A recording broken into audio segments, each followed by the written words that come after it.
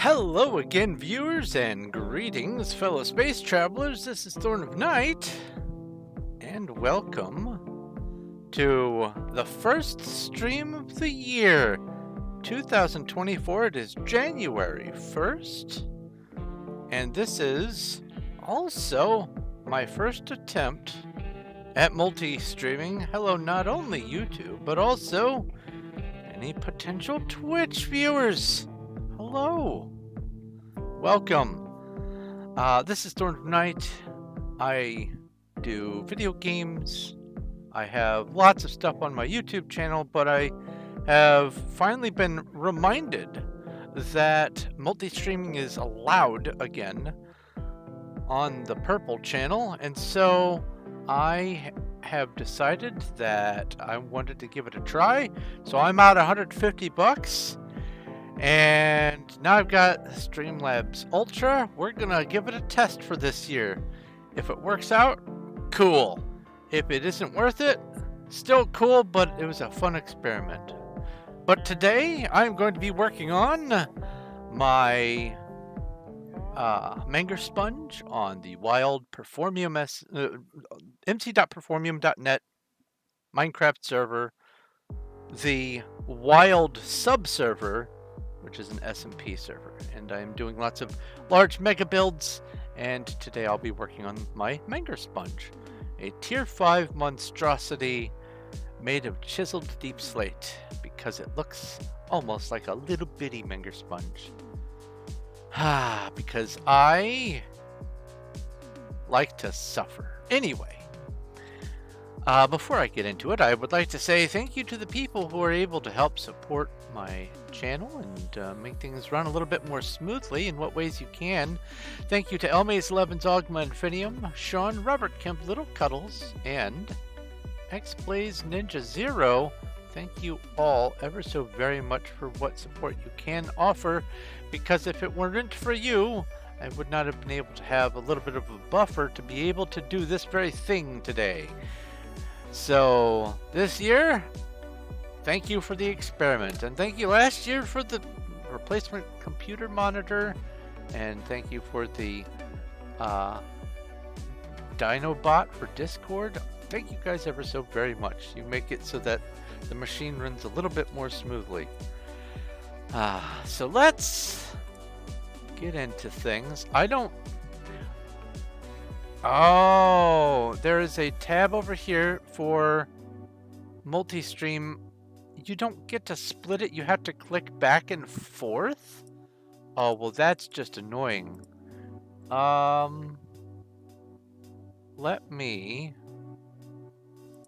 know how I can find where the chat is on YouTube. Give me just a moment here. And I will follow this link on my Discord.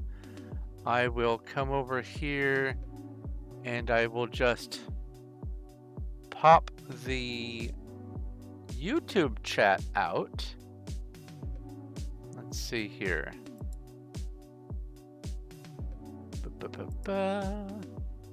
Where's the... there's the pop down. Okay. Pop out chat. Move the chat over to this monitor.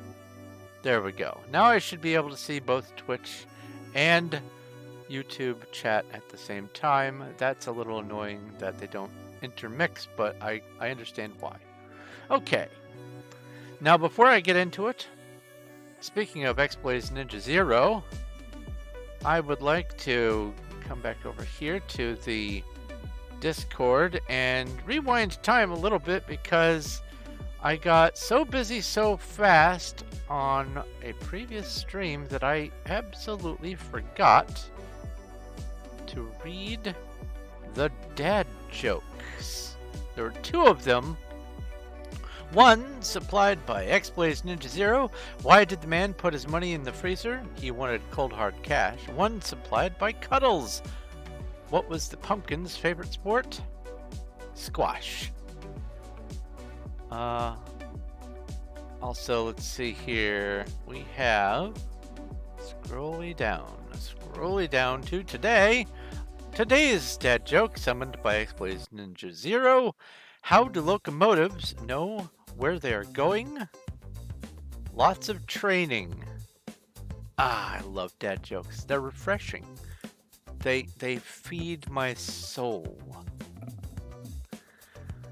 Now, I don't know how to check and see if I'm properly streaming on Twitch or... Hold on, let's see here. If I bring this up and I come over here, is it going to just go haywire? Mute tab. There we go. Okay, cool. So it shows the stream. Awesome. I'm not nervous, you're nervous. Why should I be nervous? I've been streaming for a long time. I'm just streaming new on here. Alright, let's get rid of this screen here. Hide that. Let's get into it. Oh, in the top right, you'll see a new thing. I have added a little progress bar because I've done the math, and in order to make sure I can have Dinobot and Streamlabs again for next year, it's gonna be before the fees that come out of Streamlabs or Patreon. It's gonna be about $30 a month, and so I have a progress bar now. Trying to be like a, you know, one of the other kinds of Twitch streamers. Where is my icon? Where did you hide? My icons sometimes shuffle around. There we go. Also, I need to grab the links to make a post on the chat. Let's do this and go over here, grab this one. Come chill with us on YouTube or Twitch as we build a Menger sponge. Put that and grab the Twitch one, put that, and then copy all of it and paste, and then let's come over to Candy SMP, minimize this window, bring the YouTube chat back up, come over here, and go paste. And back to wild. That's funny. Advertising Van Thorn. Okay. Oh, hi! We have a guest. Hello, it's Cuddles. Hello, Cuddles.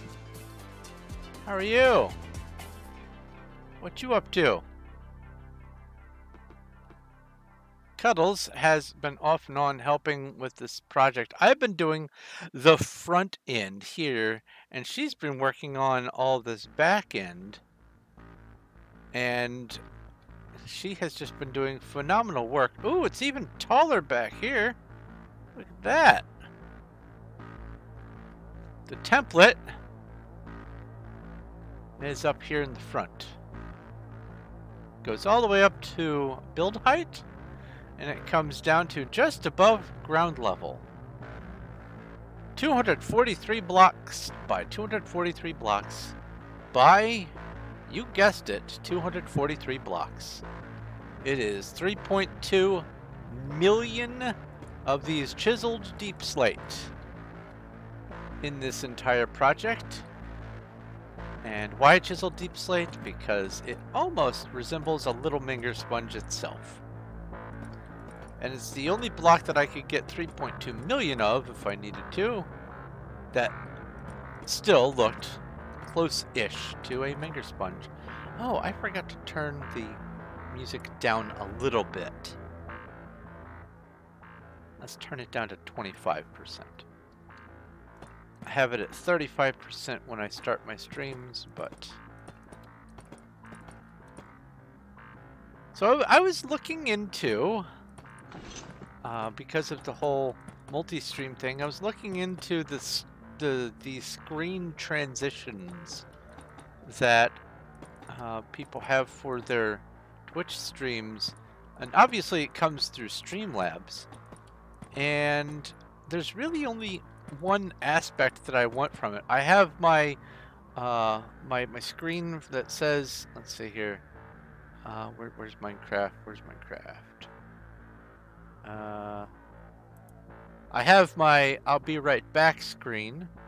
I have all my startup and all that kind of stuff. What I need, that I'm actually missing, is the screen that oh, I forgot to P time at noon and P weather clear. Is the screen,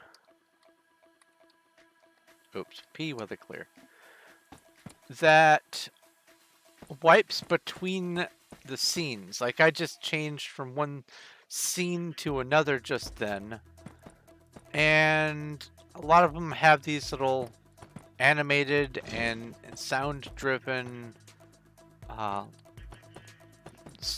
like wiping screens that cover up the existing window, allow it to change in the background, and then reveal it. And what I was thinking was looking into making one of my own.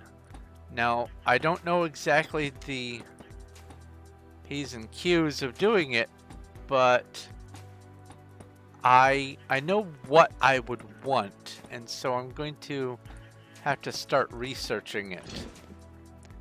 And the thing is, my logo, if let's say that this here is my logo, and it says Thorn of Night. If you do this, it says Thorn of Night again. So that's called an ambigram. So if I could figure it out, what I want to do is have it be just the Thorn of Night pop up there, and then have a non-transparency follow this across the screen until it's all the way 180 degrees, and it has wiped it into the gray background that I use, and then take that gray and wipe it into the new scene, and then make the Thorn of Night disappear. That is what I'm going to try to figure out how to do as a scene transition. I think it would be pretty neat, because not a lot of people are aware that my logo is an ambigram that I designed, and I am pleased as punch to have made it myself, so I like to show it off. And I can't think of a better way to make it right in your face than have a screen transition. So I'll have to get that figured out. Lots of new buttons for me to click on the dashboard now for Streamlabs. And a whole bunch of other little bells and whistles going on that I don't know how to use them just yet. Or they are malfunctioning or something. Like, for instance, when I clicked on the Go Live button, it brings up a window like it always does for me to fill in the thumbnail and the description and the title and all that kind of stuff. And then there's a section for Twitch now. And the thing says that I can't use the tags until I re-log in. So just to cover my bases, I logged out and logged back in to both Twitch and also Streamlabs. And then I clicked on the Go Live button, and the warning is still there. So I don't know what gives. I will probably reboot my computer between now and the next time I stream. Maybe that will do it. Oops. We'll see. But learning curve. Nice little adventure here.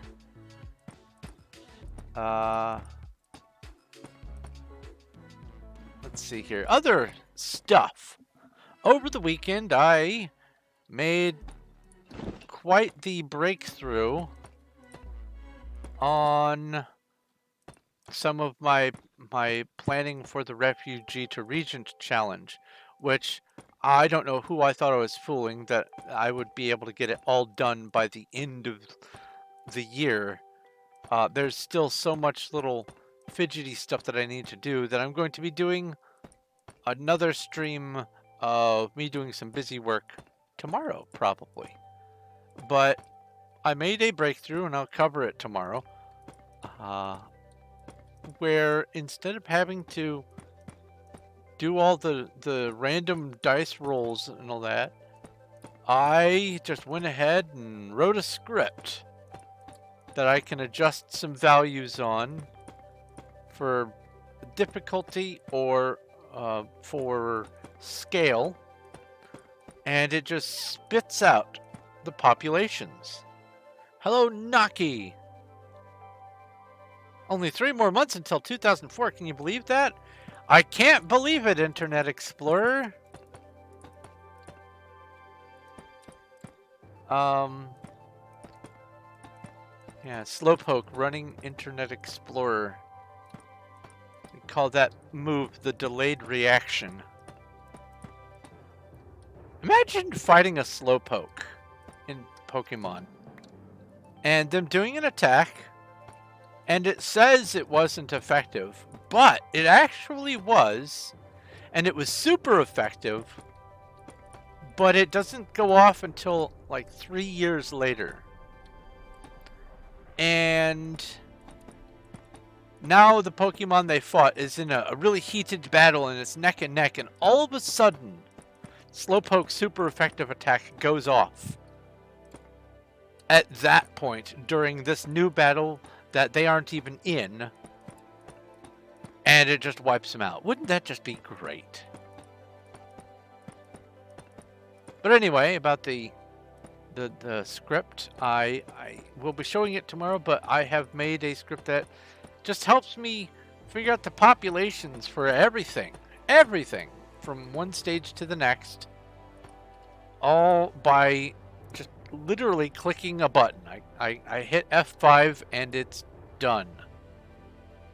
F5 is the button to run the program. I haven't made it into an external program yet because what I want to do is give it some bells and whistles and make a program so that other people can use it if they want to do the challenge themselves. But I had quite a lot of fun and heartache, as coding goes, with giving the script some spit shine and polish. It's a lot smaller than it started out. It's really efficient, and now I just have to figure out the output. So I'm just having it, for the moment, output to the console, which only really helps me and doesn't help anyone else. But baby steps. Baby steps. Oh, also on the note of Refugee to Regent and other things, Oh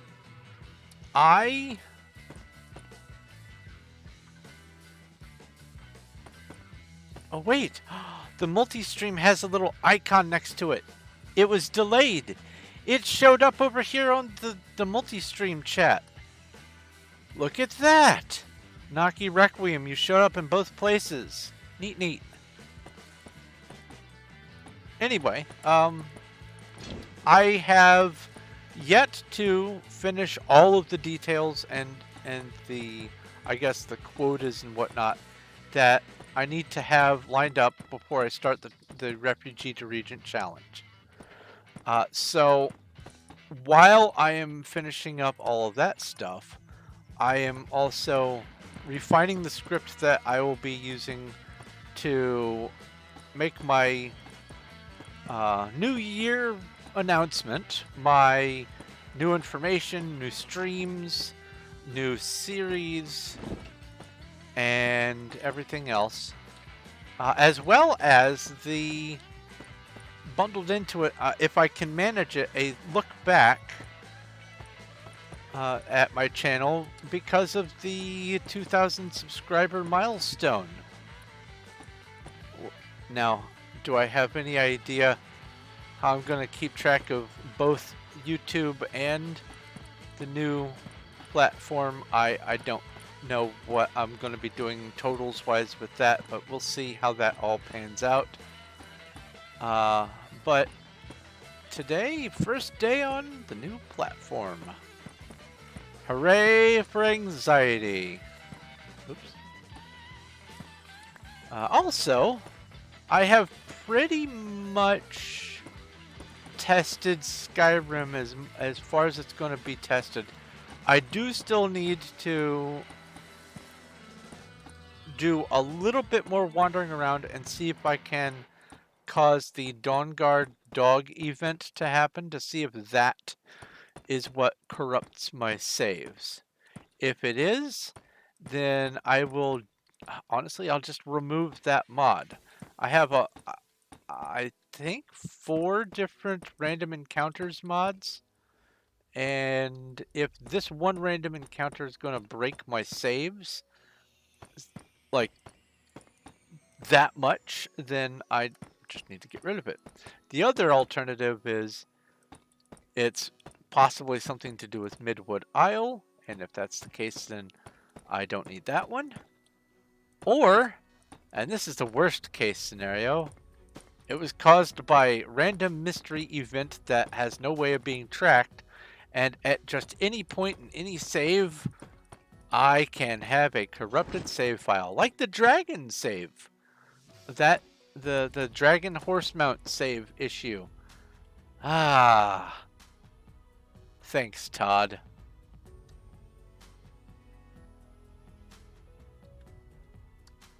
Okay.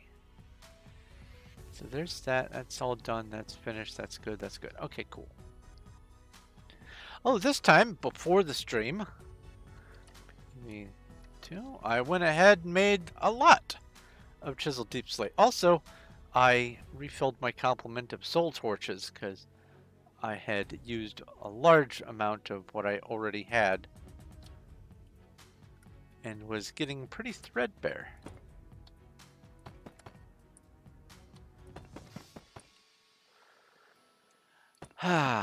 But let's see here. I have a number of things that I'm going to be covering in my update video. A bunch of new news, some old news,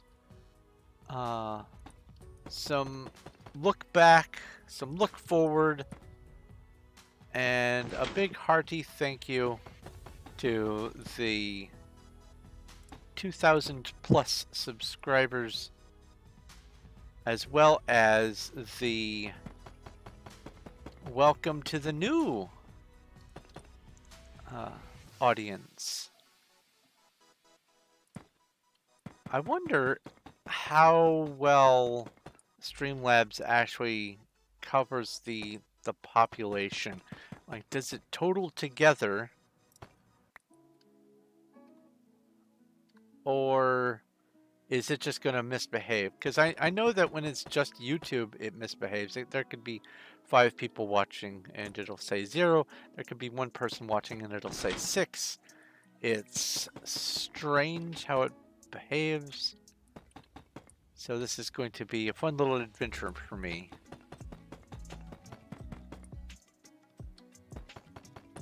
But I suppose, since this is going to be my first, I guess, I presume it automatically VODs. That's what I put it as a setting. So if anyone goes back and watches at least the beginning of this stream on the new platform, then I guess I'll explain a little bit what's going on. A long time ago, I decided, well, a long time ago, half a year ago, I decided to start building a giant monument to math on a survival SMP. And yes, I am flying. No, I'm not cheating. I have gems.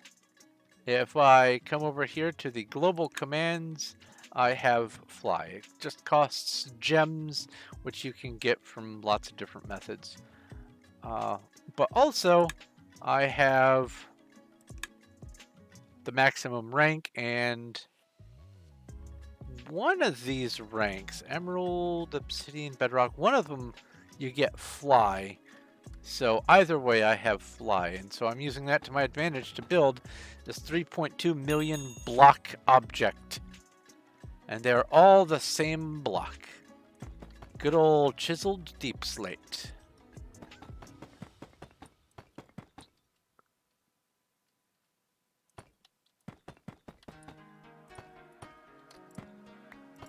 Oh, my mouse button got an extra click. Okay. That is... Oh, obsidian's when you get fly. Thank you, Cuddles. One piece of... Why aren't you loading? Oh. Because I thought I was on this end. Here. Okay.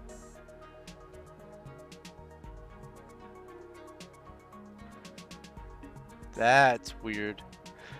One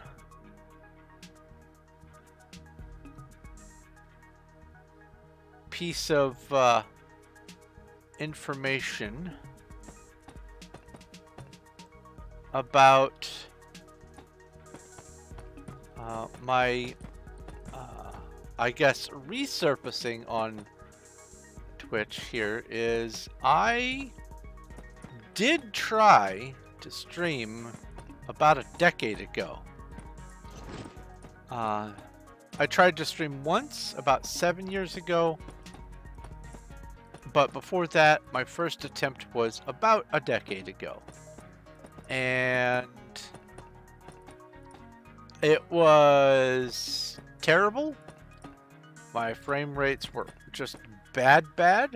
I did not have the connection to do it well enough. And even though I could have just kept on doing some really low pixel density streams, I could not bring myself to allow that, so I stopped. And then, like I said, about 7 years ago, I tried again, and it just didn't quite work out, again, for similar reasons. And so it has only been very recently that I have begun streaming again. And shortly after I started streaming, when I was in the midst of looking into doing multi-streaming through Streamlabs here, the Purple Channel decided to say, you know what, we don't want to allow multi-streaming. And that's where I thought everything stood. I thought that they had just completely disallowed it. And then I found out just a week ago that they pulled back on that. And they said, oh, okay, yeah, we'll allow multi-streaming. And so I decided, well, let's give this a try. So I guess technically this isn't my first time, but this is my first time this year. It's also my first time on this new computer. It's my first time on this particular subserver. So it's it's not so much welcome to Twitch, welcome back to Twitch. I have all of 12 followers last time I looked.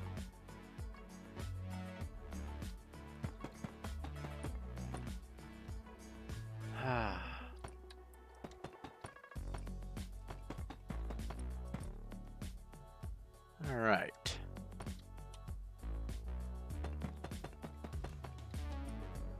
Let's see here. I have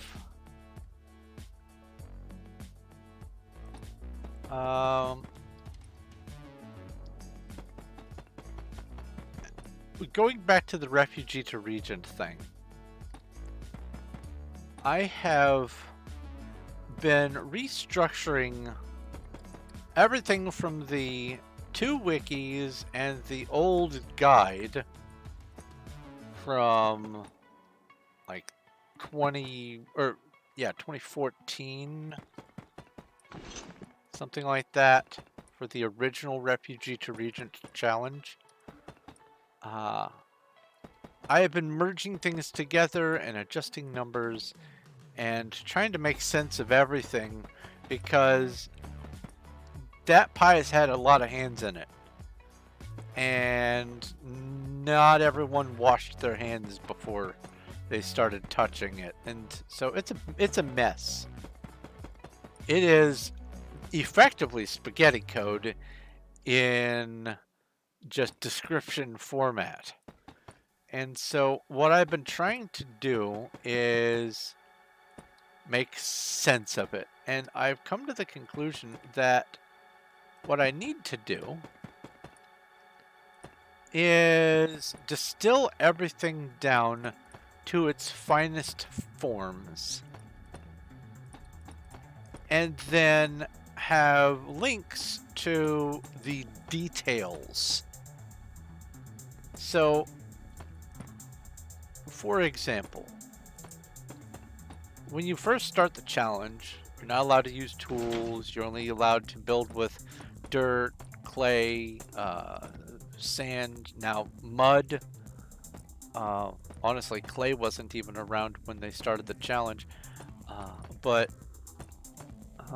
dirt, clay, sand, mud, gravel, anything you can actually dig the whole block with your fist, you can build with that. Logs, you can build with logs as support. So if you make a large room with more than 3 width in any direction, it has to have support. Oops. And the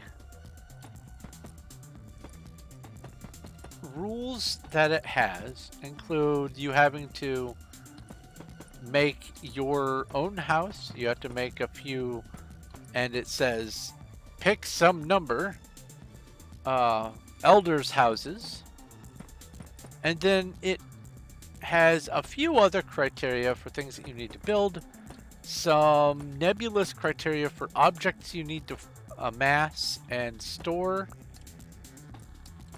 and a few other little details. But all of the information is told in these big long paragraphs of requirements. And what it ends up being is, instead of a list of requirements, it is a list of requirements with descriptions for what these requirements are. Wow. Description for what the requirements are. And so instead of saying build a player house, it says build a player house. Right now, you can only use these objects, well, obviously. And so you need to build these rooms here, and they need to have these specifications, and they need to have this. Unless you're doing this part of the challenge, in which case you need to do... Dude, that's too much.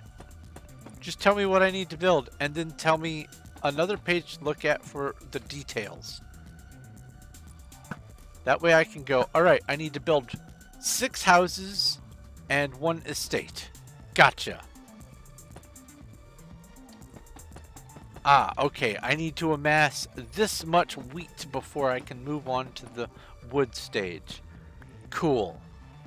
Just tell me what I need to do and then give me descriptions.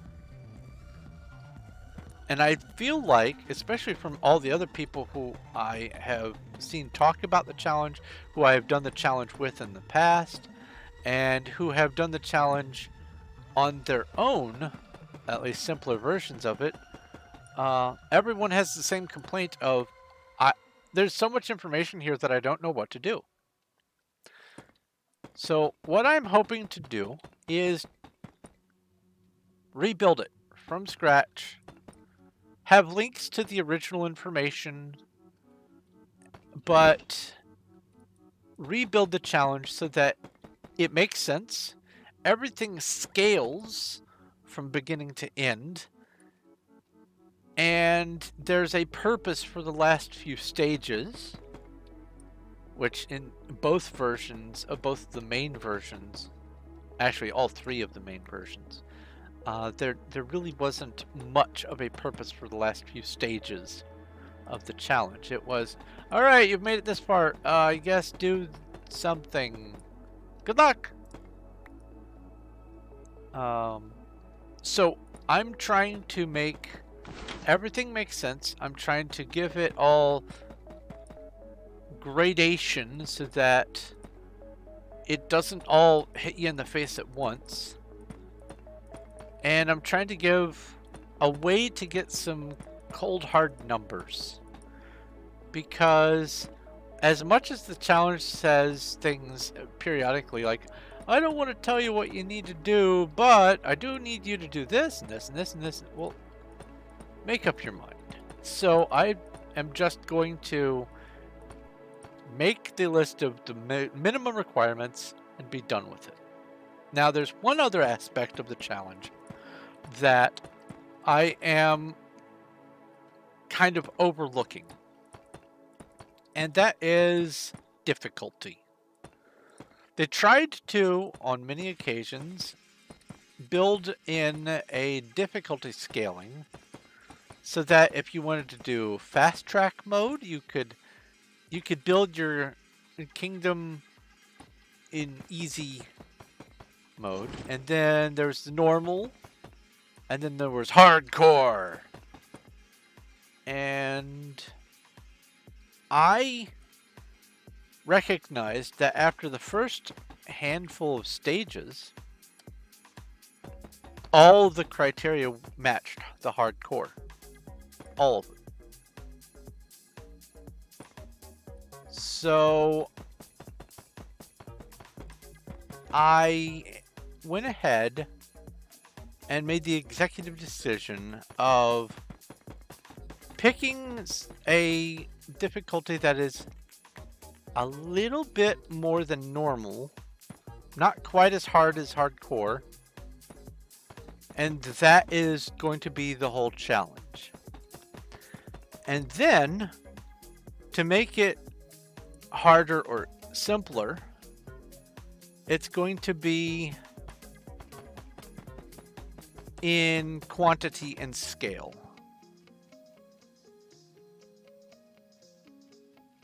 Oh, there's people asking questions in chat over here. I've been watching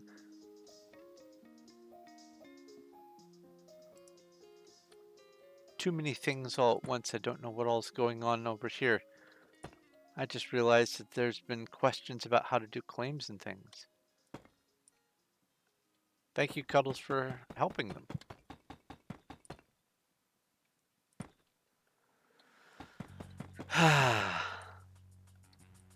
But the challenge? Hello. Aha! Hello, Emma.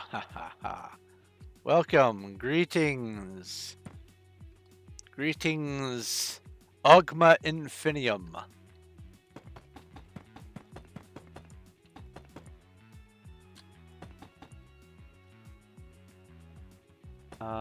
But I feel like I have stumbled upon a nice even ground to work with that, at least numbers-wise, matches the original intent of the challenge, and instead of having just absolutely bizarre random growth of the different categories from one stage to the next, I'm giving them all a reason to be started when they are started. I'm using all of the original stages for the reasons they were divided into those stages. And then now all that I need to do is basically hammer out the smaller details. What rooms do you need to build onto the player estate per each stage? What are the specific requirements, the minimum requirements for this kind of structure in this kind of stage? And I'm trying to take all the bluster out of the descriptions and just distill it down to the smallest grain I can. Then, once I get all of that done, and maybe also write a program to help people decide on their populations, I'm going to try to republish it as my very own wiki of the Refugee to Regent Challenge.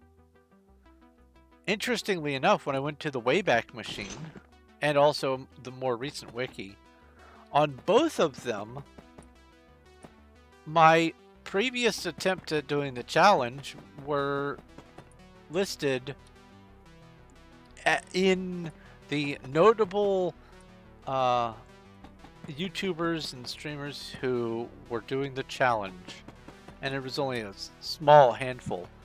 And the reason why it's only a small handful is because, boy howdy, there's a lot that you need to do. When you go into the challenge, you think, oh, I'm going to start easy, and then I'm going to build a kingdom, and then it's not. There's nothing easy about this challenge. It's called a challenge. By the time you're done, you have built a kingdom with no fewer than 10 extra cities. Oh.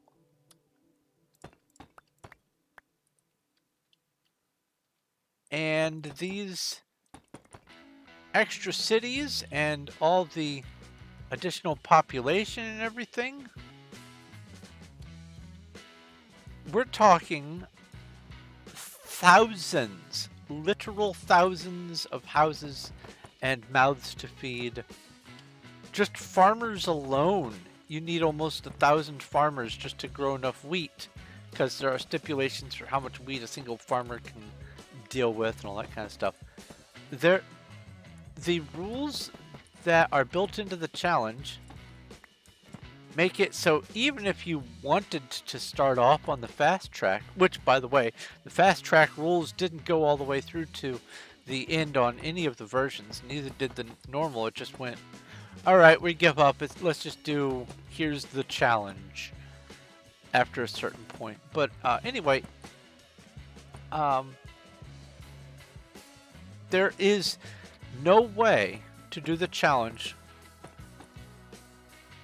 quickly. There just isn't.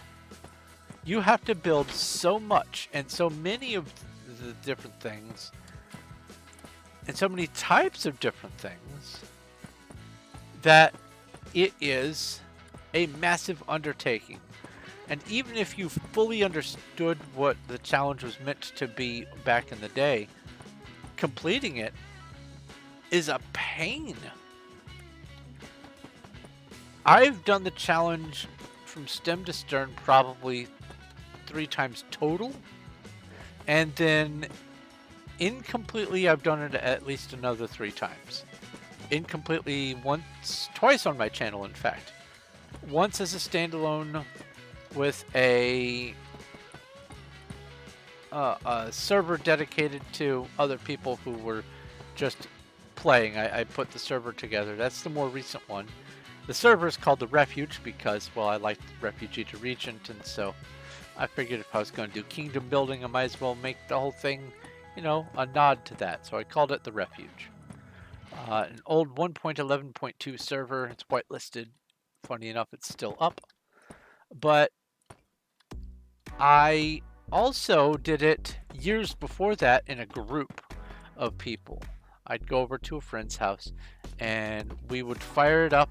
It was modded and we were all playing on the same map together, and I would do all of my recording while we were there, and it was good times. And both of those attempts just kind of petered out. Mostly because of just interruptions, problems loading, like the one that was the multiplayer at a friend's house. The save file became inaccessible for a good couple of months, and then when it was accessible, it was corrupted. And on the Refuge, I sort of got to the stone stage and went, no one's playing on here really all that much anymore. I'll just hold off and see what happens. And there it's at. And I've decided that I want to do the actual whole challenge again. I miss it. It's fun. It is, well, challenging. And I want to have fun with it. So I'm doing an awful lot of setup so that I know how many things I'm going to need, but I'm also doing the setup so that I can make it more accessible to other people, because right now the only options that people have for being able to see what you need to do for the challenge are to go to the incomplete wiki, to go to the Wayback Machine and get the incomplete files from there, or if you're on my Discord, I also, back in the day, downloaded most of the files that were, or most of the web pages that were related to the challenge, and now I have them on my Google Docs and people can access them via my Discord. But all that stuff, also there was an in-between one, a version 3.1 or something like that. All that stuff is woefully incomplete, to the point where if you wanted to include some of the more modern Minecraft stuff, there's no chance. None. Because now we're in 1.20. 1.20.4? 5?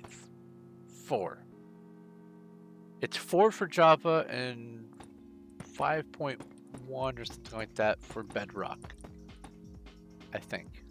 So I'm going to call it 1.20.4. There's new stuff.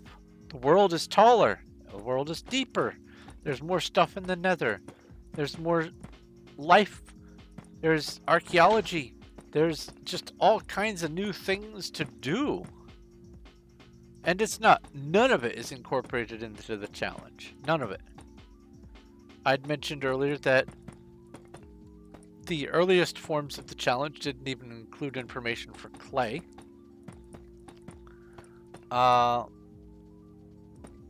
The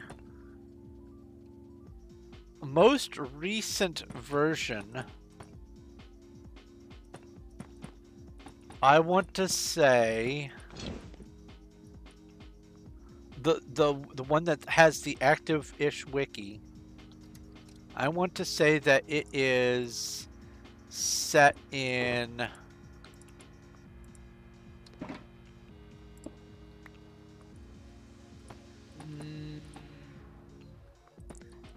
it's a hodgepodge of somewhere between the inception of concrete. So I guess that's 1.12. And then they had their feelers out for some early snapshots for things that were being worked on for future versions. So they implemented some rules for some later stuff than that. But there's not even mention of concrete anywhere in the guides. And just everything is just in dire need of updating. So in addition to trimming the fat, I also have to make it gain a little bit more weight again, because now there's new stuff to worry about.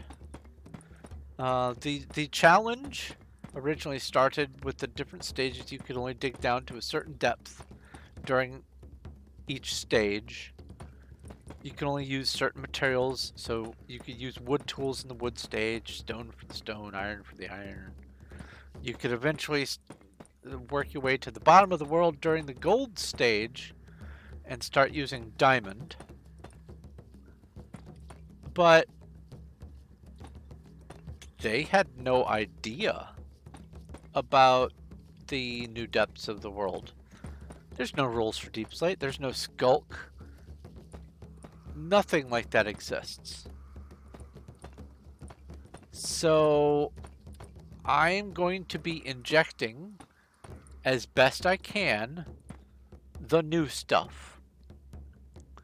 And if I can get it to work in some sensible format that I feel I can reasonably feel comfortable publishing as a wiki, then I will do so, because I have been doing all of this background work on a local wiki maker. It's called Zim. I found it recently. It has made my life so much easier. ZIM. Right now all the information exists as just text documents on my hard drive, but if I can get this all sensible, then I'm going to make my own wiki and just upload all the information. I will have my own version as its own standalone wiki, and then I will link back to the previous versions, including the Wayback Machine link, or links, plural. All the ones that I found on the Wayback Machine, by the way, they didn't have all of the files for any of the versions back then. So I just kind of have a hodgepodge of information. And it is a mess.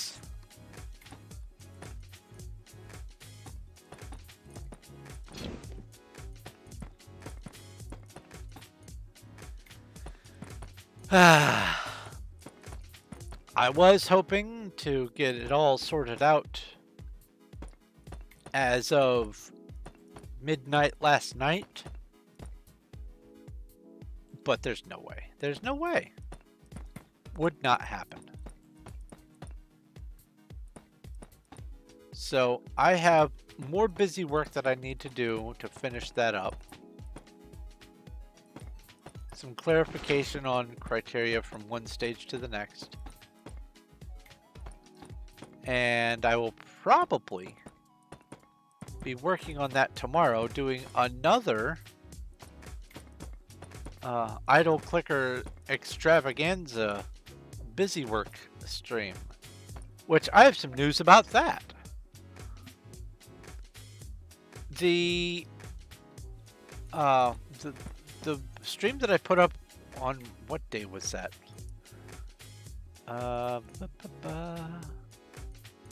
we have the 27th of December. So most of my streams get anywhere between about 50 and 100 views. I have a video recently that I put up that has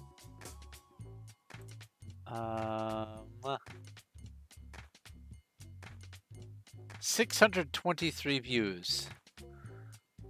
Oh, apparently I have a dislike on it. Why would you? What's to dislike? Is it?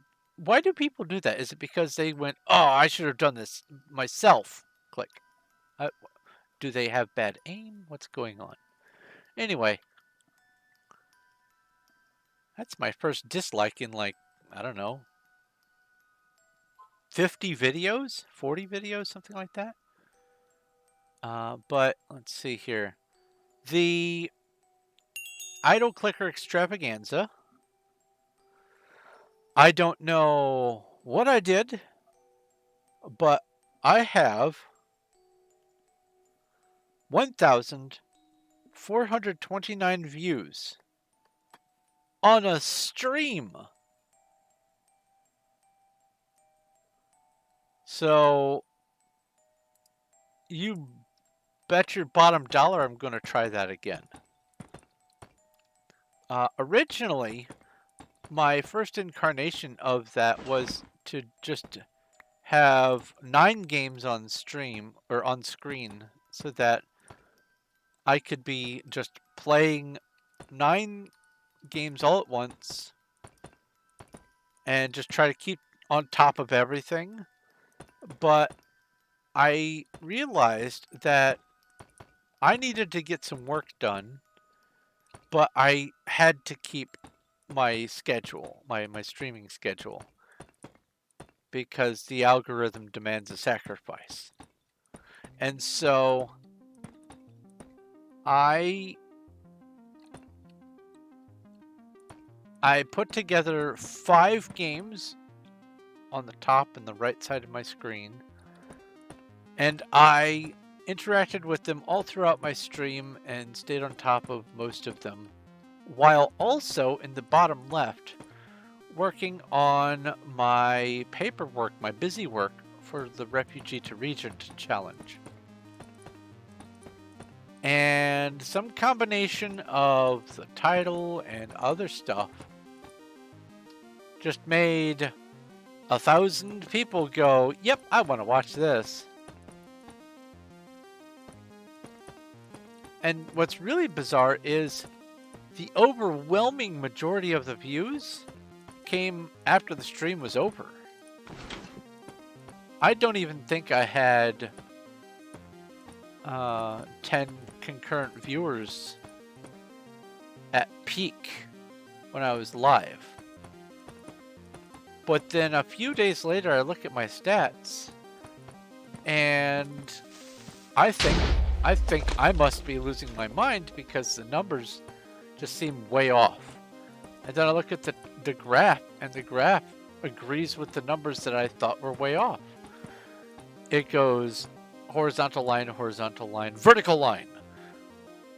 My views just skyrocket.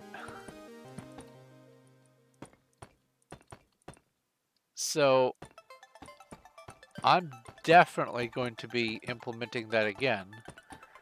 I still need to do some more busy work. So it's the perfect opportunity for me to have another ADHD idle clicker extravaganza stream tomorrow. Because I really do need to finish that stuff up. In fact, I'm going to be working on more of it tonight. But there's not enough time even tonight to finish it up. So it's going to be done during the stream, 4.5 or 5 hours tomorrow, and then after the stream tomorrow as well. And then I guess Wednesday I will probably be doing the Skyrim testing some more. And then it's looking like next weekend I should be able to finally start clipping together all the different parts for my look back, look forward, New Year,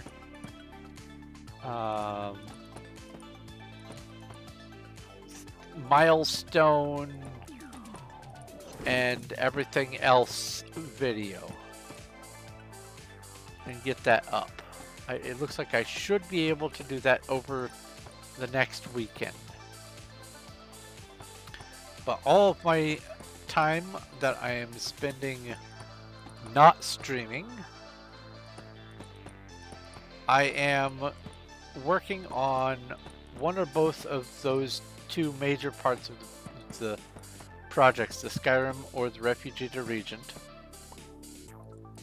And frequently I am doing it while on Discord and streaming the process on Discord. So that's if you want to see me suffer through all that, then come visit me while I'm on Discord. I have the link down below for that.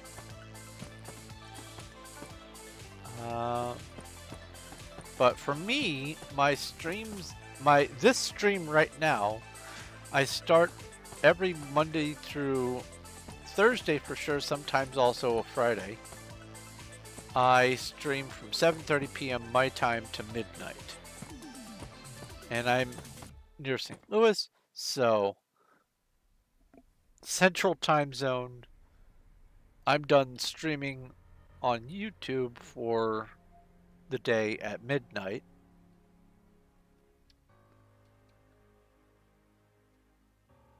I just realized something terrible.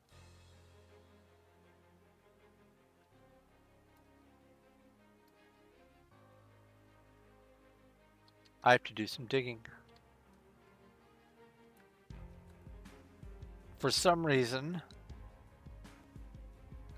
I thought I was here again. Oh, this is terrible. Well, at least it's not a whole lot of time.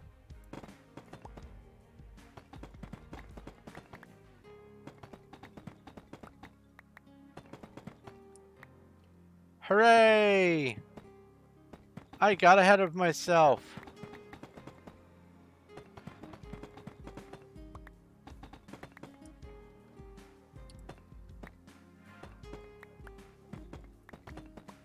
That's alright. It happens.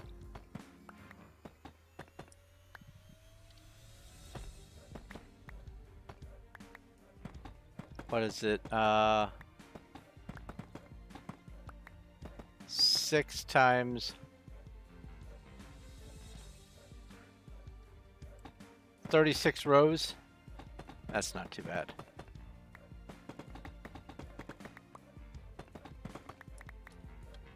I saw you, loose block.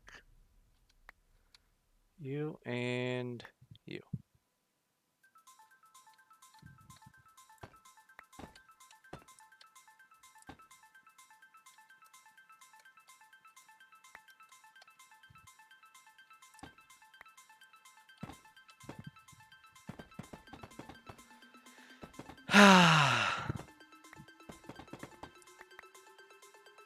So anyway, it is New Year's Day, and I have a New Year's resolution. My resolution remains unchanged from the previous year's resolution,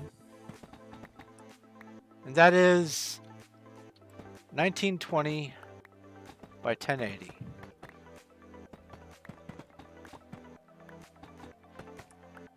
Because that's just about the only size monitor that will fit comfortably on my desk.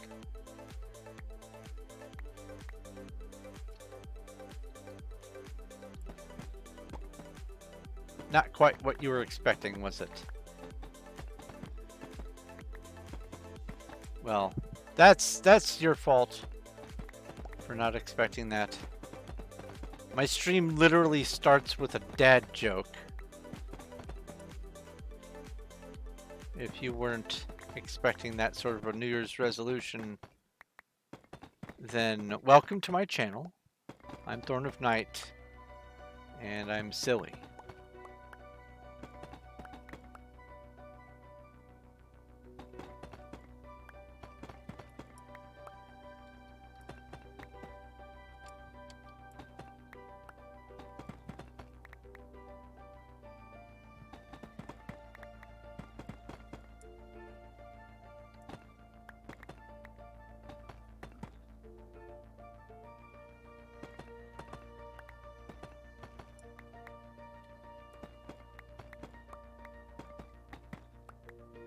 So now that I have evidence that I'm able to actually stream over here on both platforms, I think next Saturday when RGA does his stream, near the end of it, I'm going to try to get one started of my own and see if I can get him to raid me.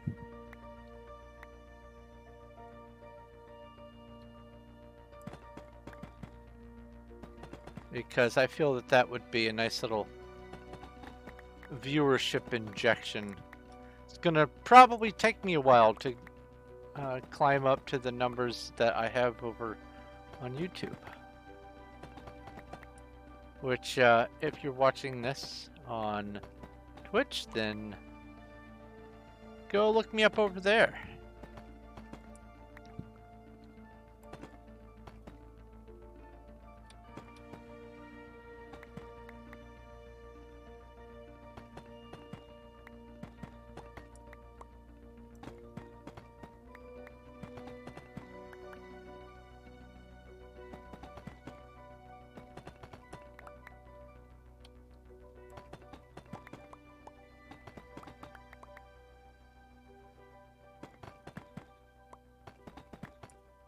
Oh, and by the way, Cuddles, I know you're watching. If you ever needed any more evidence that I also have large swaths of oops in some of my steps on here, this is all the evidence you'll ever need.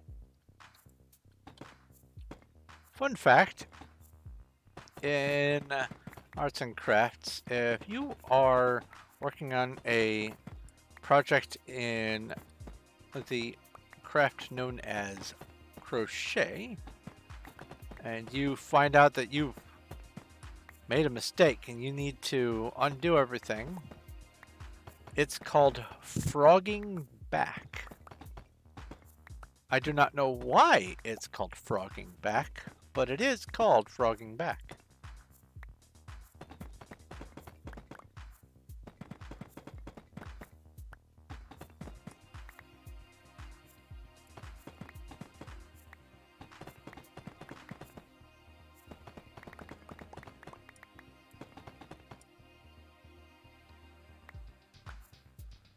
Ooh, imagine doing all of this cleanup without fly and without the really powerful pickaxe.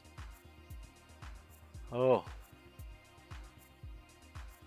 Ew. That would be awful.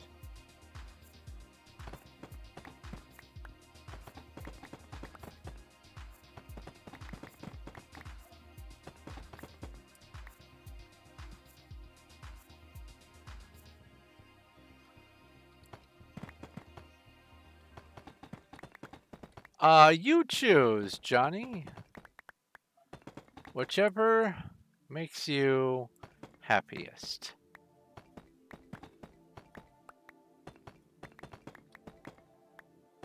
I am still trying to get my YouTube numbers up because I am about 100 hours away as far as the measurement over for the the last 365 days is concerned, I'm about 100 hours of watch time away from being able to open up the memberships and whatnot on YouTube. So I guess if I had a preference, it would be the YouTube. After all, that is my primary place. I'm merely doing this to try to capture a little bit slightly wider audience. All right. Let's do this. Yeah. This is, I need to be working on this level right here. That is the downside to not having the wall to go with the back end of the build is I was sort of relying on that a little bit as a guidepost or a guide wall. I'll just have to be more diligent.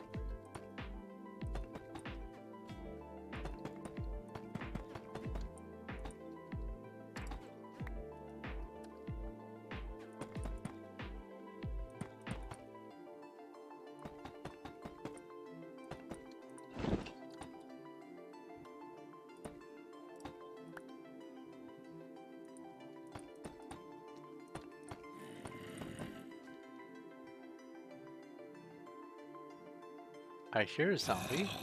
Hello. Goodbye. All right.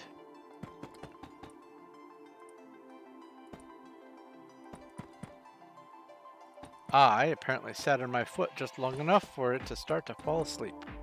And now my foot feels hilarious. Which is to say, it feels beyond funny.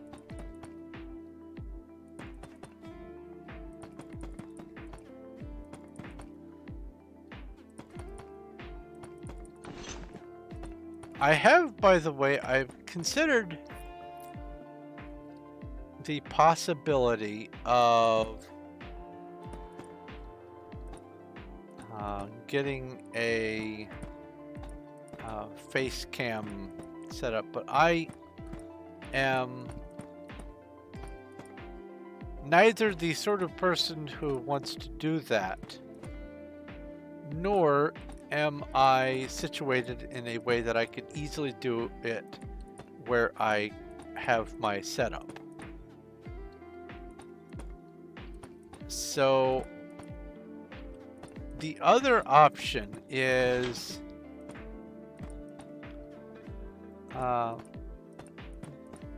there are two other categories of stand-in avatars. One is called a VTuber, and one is called a PNG tuber.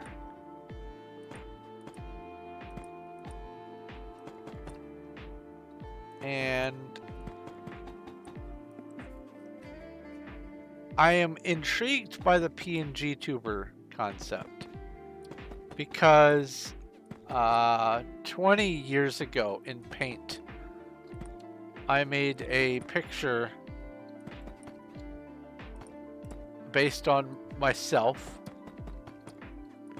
that I did in Paint pixel by pixel.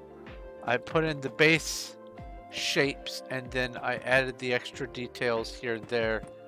And then I got a background of varying circles to add a little bit more oomph to it. But beyond that, the rest of the face was my doing. But it's just a picture of how I used to look and be dressed and all that. Instead of top hat, it was a cowboy hat. I had a lot less beard, but I figure I put a lot of work into it. I could see if maybe I could convert this into a talking sequence and then run that through a whatever it is that the PNG tubers use to do their thing. And I've only been introduced to these concepts, the VTuber and the PNG tuber, very recently. So I don't have really any solid information yet. But it is a possibility. I guess between that and my screen transition animation, I have a little bit of Photoshop in my future.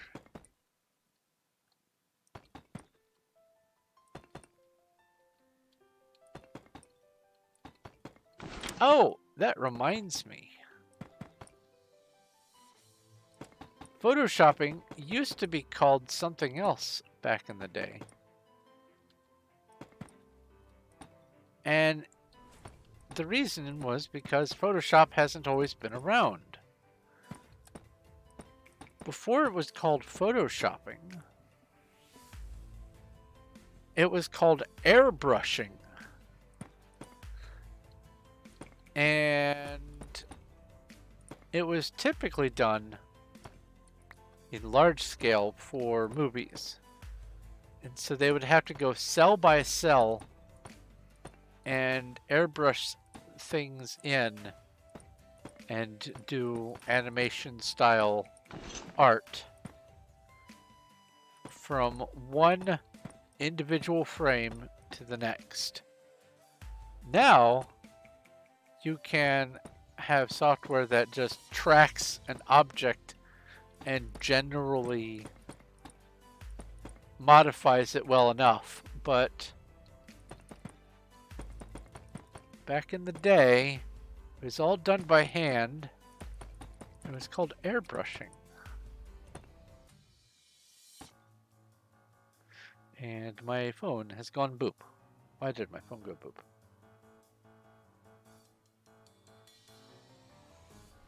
Oh, okay. Unrelated. Well, partially. Oh, my phone's about to go off on an alarm in about 2 minutes. I don't think I need to deal with that alarm today. We'll see.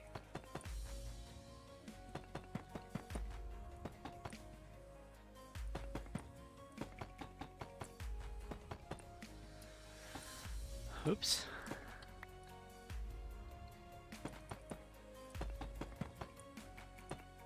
Okay.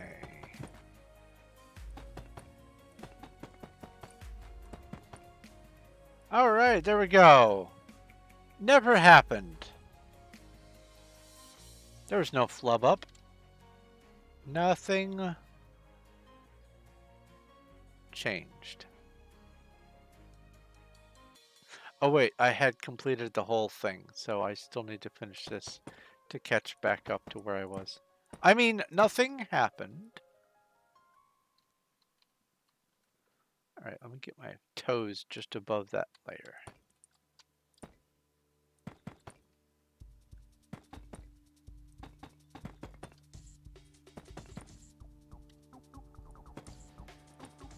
Oh, there's the alarm. I knew it was coming and it still made me jump. Hooray! Oh, there's a small concern that I have. It shouldn't be an issue, but it is a small concern.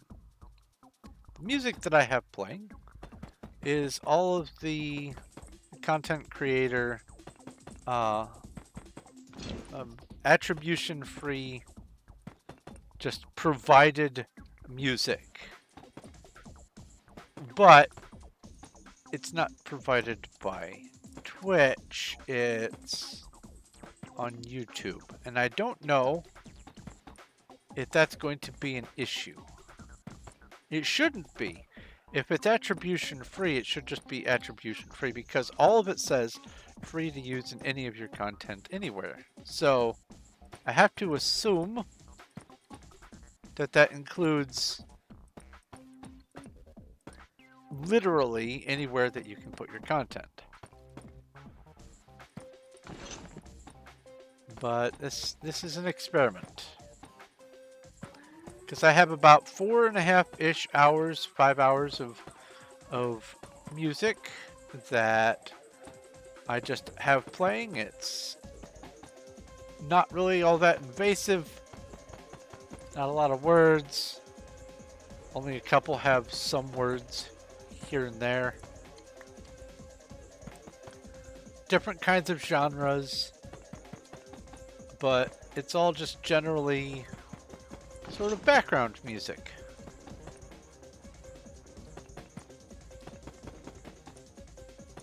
And hopefully it will be passable on the new platform.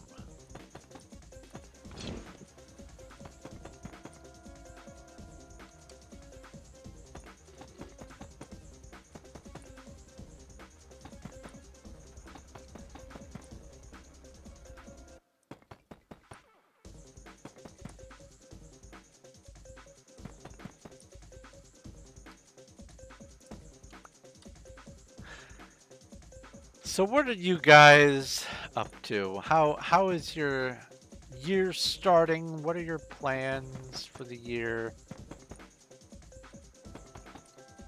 If you could go nose first into a project, what would it be?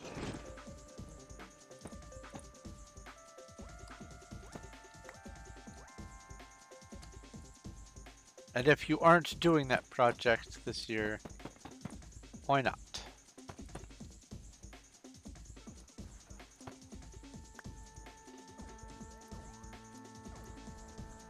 There we go.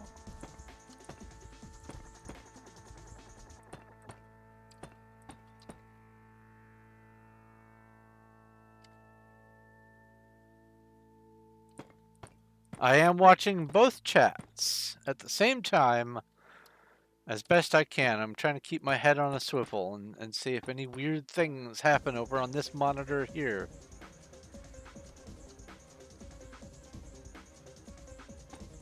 Yes, that's right. You are also joining the Twitch stream. Seems like a perfect opportunity.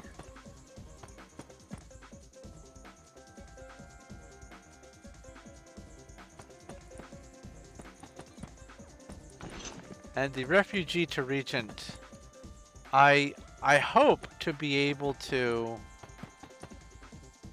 set up a program where just anyone can run it and say, all right, I want to play the challenge on this difficulty, and I have no idea what I'm going to do. So please, numbers, tell me what I need to do from one stage to the next. And it just spits out a file, and it's going to have to be a file, honestly. It can't just be, here's a message box with some stuff, because there's way too much. Because you're building a kingdom. Your population is in the thousands by the time you're done with the challenge. So it can't just be, here's a simple message box screenshot, let's go. It's going to have to be a file. Huh. That changes some of my plan for the software.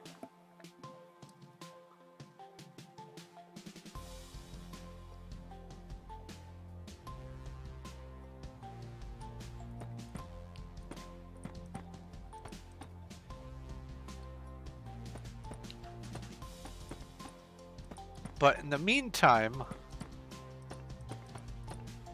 if you'd like help with the numbers, I can gladly just run my script and manually send you the numbers through Discord.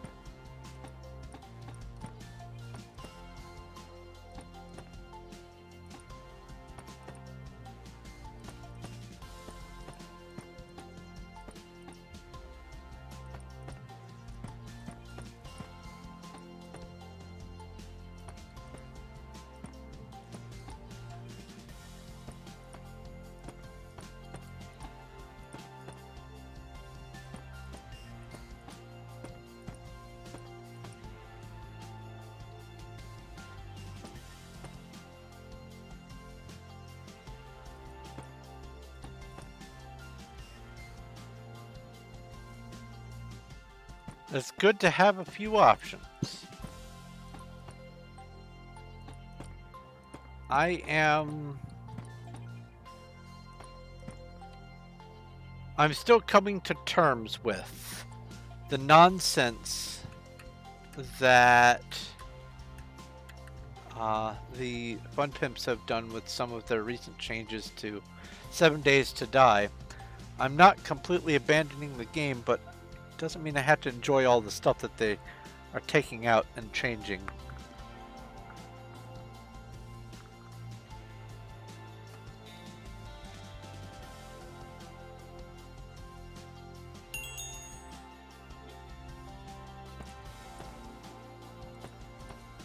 And also, let's see here, Naki Requiem. What style of Saturday morning cartoon we talking? Because I remember quite a lot of variety when it comes to Saturday morning cartoons. Also, I have a much longer database of memory. Some of my Saturday morning cartoons included live broadcasts of the Jetsons and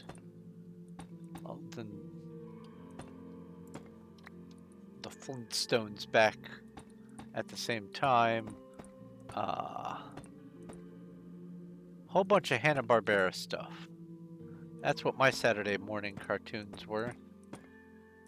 But I've also seen more recent stuff. Some of the, like the Young Justice League or whatever it's called, DC comics, cartoons. Seen a bunch of that stuff in Saturday morning. Seen a bunch of semi-anime kind of stuff.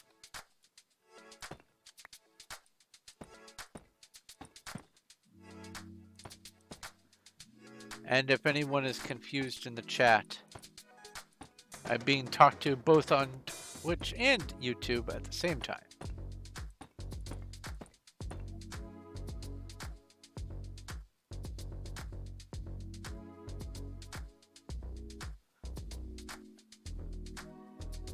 Ed, and Eddie. I remember a few episodes of that. That was an interesting show. There's a lot of subtext to that show that people missed. They covered some interesting topics in their own special, unique way. But some of them, they really did give it the old try. They definitely tried to like fully cover subjects that were a little hard to talk about, but do it in an interesting, if not entertaining way. A lot of it was sort of beating around the bush, but still.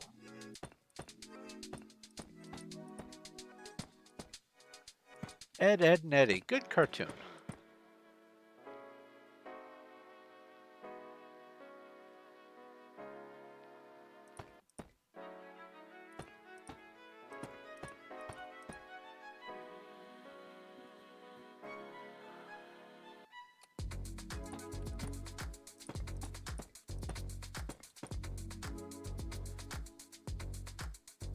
Oh yes, I absolutely do remember. I greeted you as Ogma Infinium.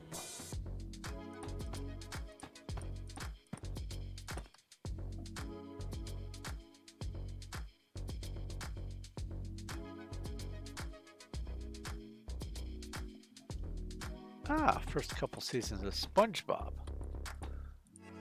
So, the classics.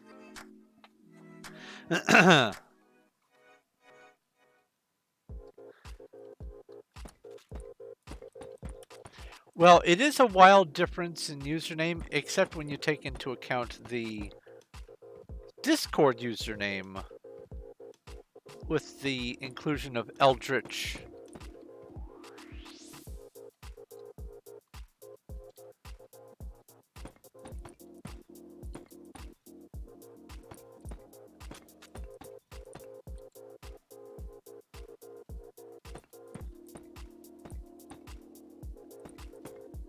Oh, I suppose I should ask. Because I can't really afford to have me watching my stream at the same time that I'm doing the streaming. I don't really have the bandwidth for that kind of thing. I don't know how they do the multi-streaming. I presume it just gets uploaded to a single point and then distributed to its destinations from that single point. And it's just treated the same way as a single stream, only multiple destinations. But how is the texture of the stream? Is it too grainy? Everything seemed to be in order. Am I somehow magically having better graphics than usual? How are things with the stream?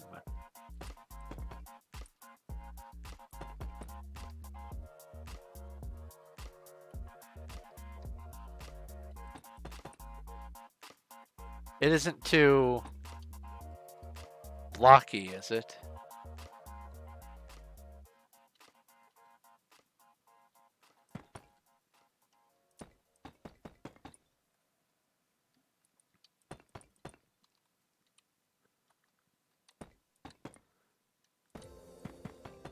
Oh, come on.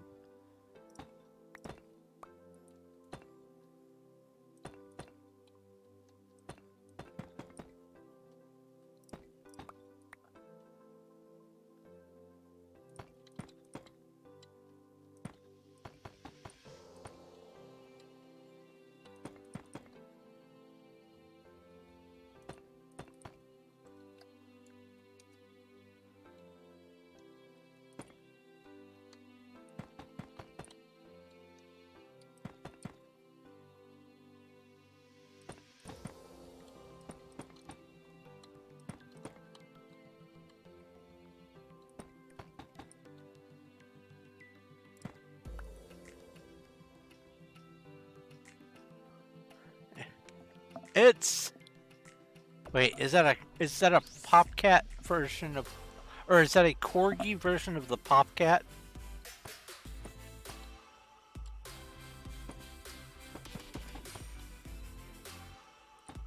Which sometime over the weekend I got sucked into a vortex of watching a whole bunch of Popcat videos. Just it was very refreshing.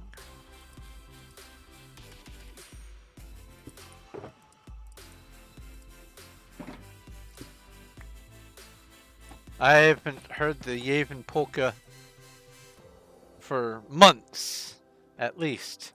And then here it is in a compilation of Popcat music. Good times, good times.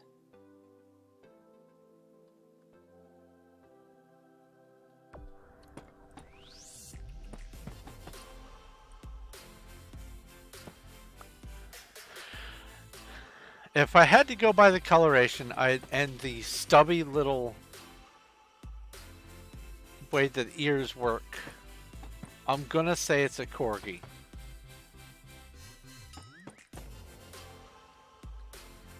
And either it's meant to be barking, or it's trying its very best. 14 out of 10. Good poppers at doing its impression of the Popcat. Nice. It is the Popcat. Awesome. Pop Nemo. Aha.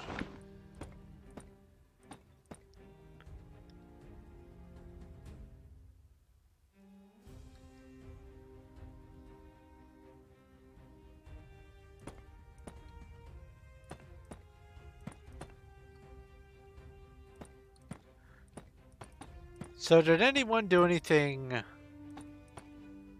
interesting but mentionable for the New Year's celebration?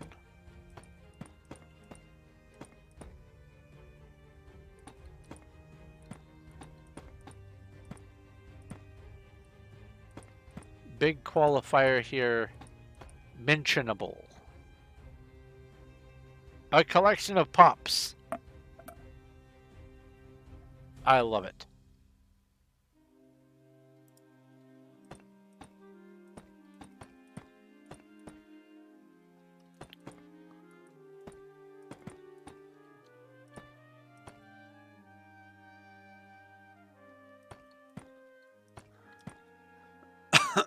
Excuse me. That'll teach me to drink my drinks.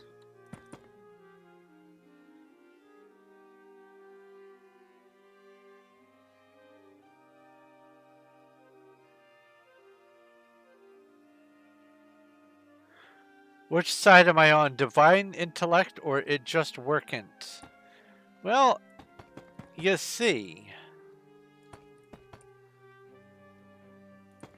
you're going on the assumption that it just workn't is separate from divine intellect.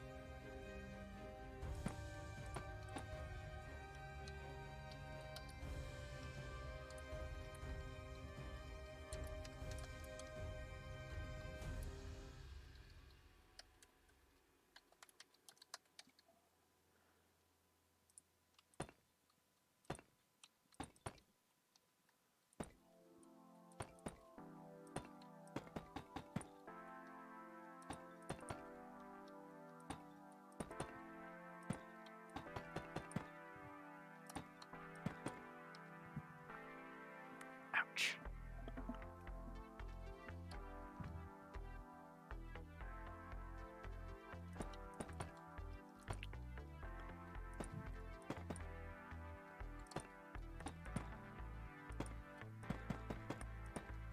Oh, and by the way, on the subject of it just workn't.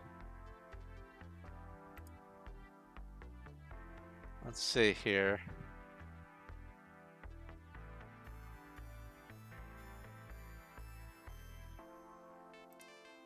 It just workn't. Behold the Todd.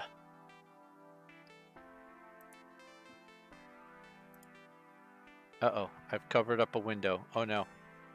Where'd it go? There we go.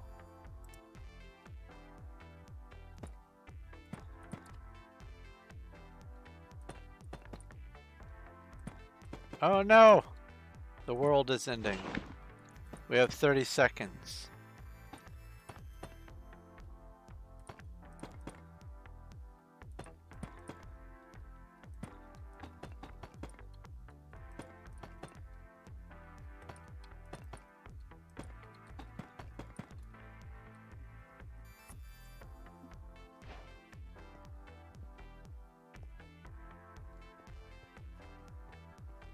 All right.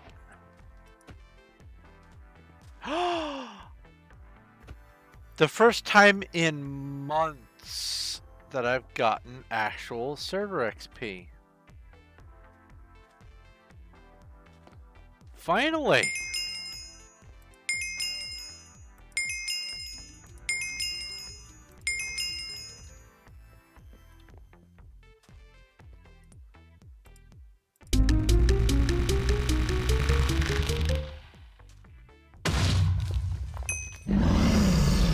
Legendary dust.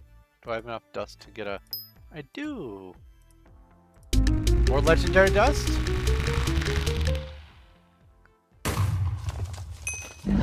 Legendary dust! Hooray!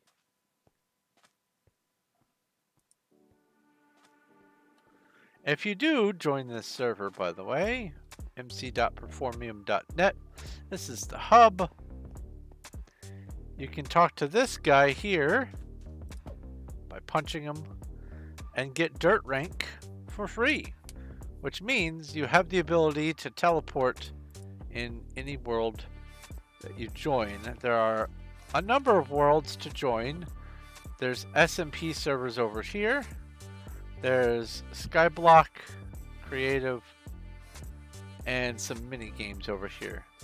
There used to be, well, honestly, there used to be tons more servers, but they've cut back to make room for other things, and this is what we have left. And this is the Wild SMP. The new one is 1.20.1. It is Candy SMP, and it's almost exactly the same thing as Wild, except it has cherry trees and better signs.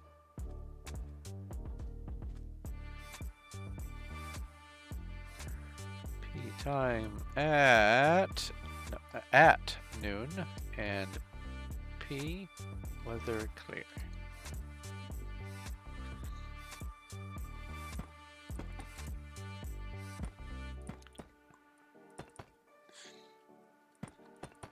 But in trade for the cherry trees and the better signs, you also have to deal with phantoms, which you do not have to deal with on Wild.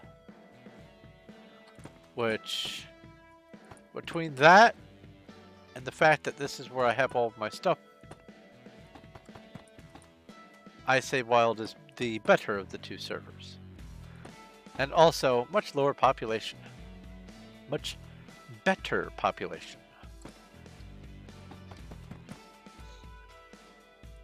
Speaking of population, Cuddles Internet has derped and will not be available until about 1 in the morning, so probably the rest of my stream will be without Cuddles. So whoever you lovely 6 viewers are that are not Cuddles,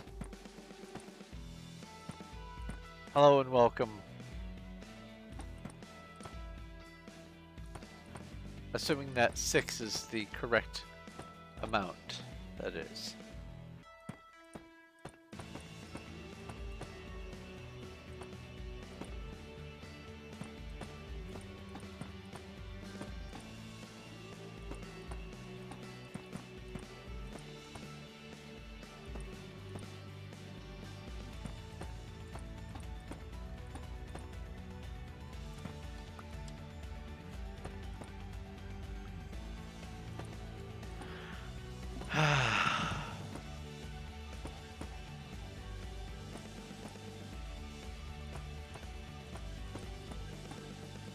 I have just had a lot of stuff going on lately.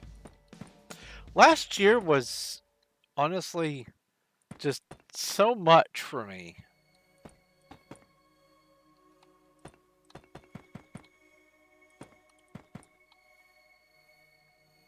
Had that I guess back in March, had the Omicron variant brought here during a visit from my dad. Laid me up for a good while.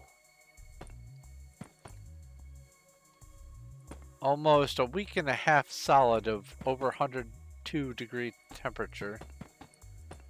And then a good couple of months of no sense of smell. That was the most depressing part. I couldn't even smell chocolate. I couldn't smell cologne. I couldn't smell coffee. I couldn't smell a thing.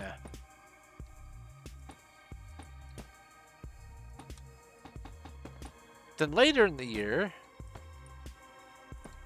my body finally said, we are not designed for being under this much stress for this long, so we're going to send you to the hospital.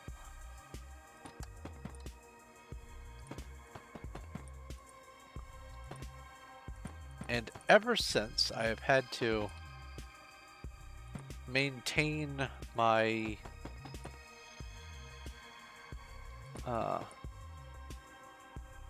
my stress levels differently. And then right on the heels of that, I got the news that that as of this year, most of the modern platforms,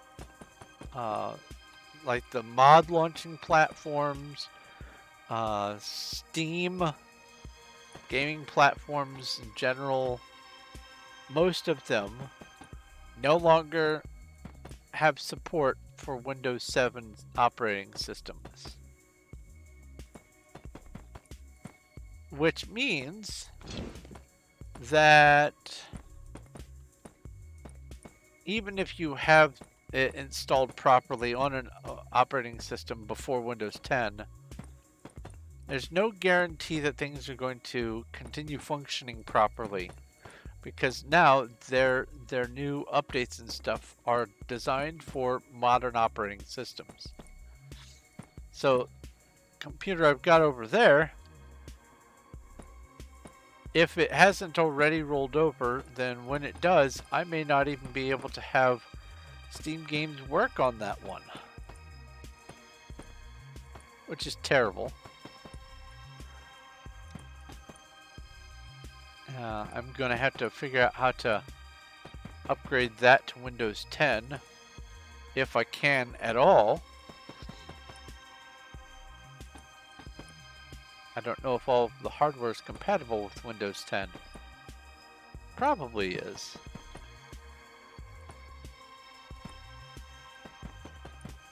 But had to put a new computer together. And I'm glad I did, because look, the AMD Ryzen 7 7800, it's a GeForce RTX 4070 Ti. All the new fancy bells and whistles. Glad I have them.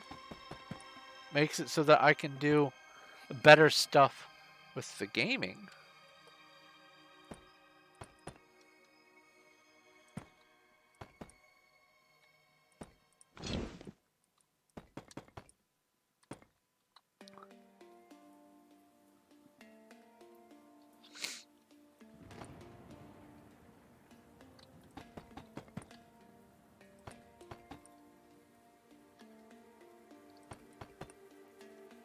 But yeah, having to put together a whole new computer, having 2 large sicknesses, a bunch of other little stuff. Last year was something else. It is my hope that this year I can sort of kind of fall into a better routine. And that's a lot of what this work with the refugee to Regent backend and the Skyrim modding backend that I've been doing. All of that is to try to make it so that I have content that I can work on in as no-brain as possible way.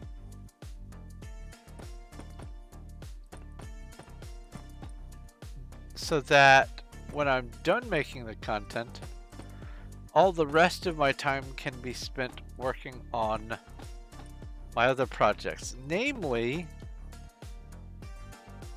if I do have any sort of New Year's resolution, it would be to get at least 1, maybe 2 new books published this year. I have 2 already, but I have so many more that I want to finish and get out there. So I want to be able to dedicate more of my time towards finishing those up. And by the way, anyone who supports the channel through Patreon at the Lapis tier or above. If they wish, they get a free signed copy of any new books that I publish. Yeah, there we go. This is the correct layer.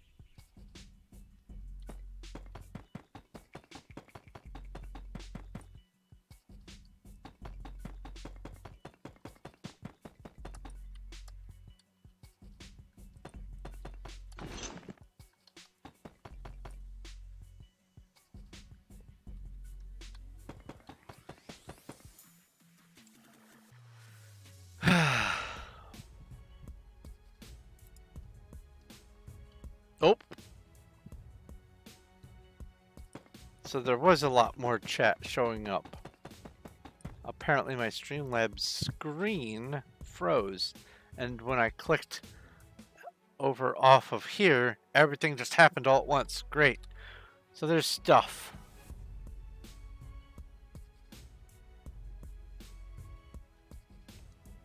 Ah, it's using the proper logo. Thank you. Thank you for testing that.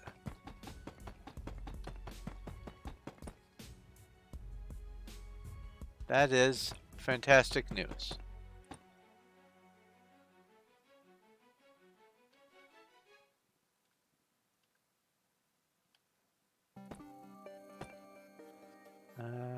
This one.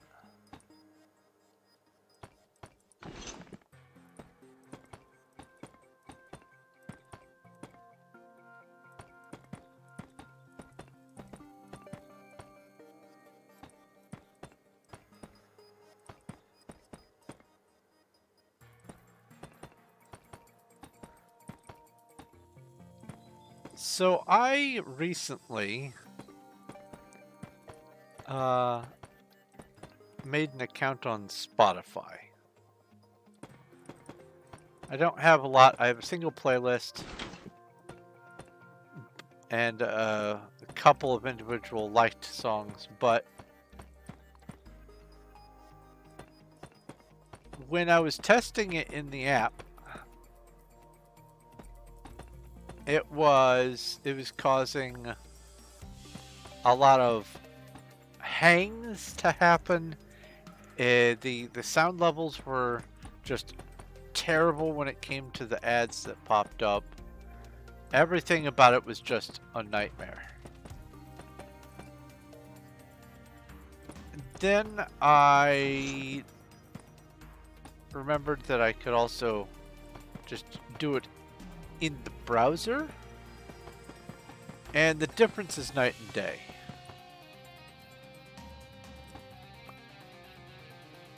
It doesn't stop working for no reason. I don't get ads. It is beautiful. And I think the stopping working issue is because it's trying to load an ad, honestly. And I am so glad that I am able to prevent those from showing up, because now I have at least a little bit more of something that I can have going in the background instead of trying to load videos to play music all the time. I can have Spotify. But where I'm going with this is when I am listening to it and I join a voice chat on Discord, it says what I'm listening to, and other people can listen to the same thing. But I have learned that in order for that to work, you have to have the paid version in order to listen along. Not to play, just to listen along.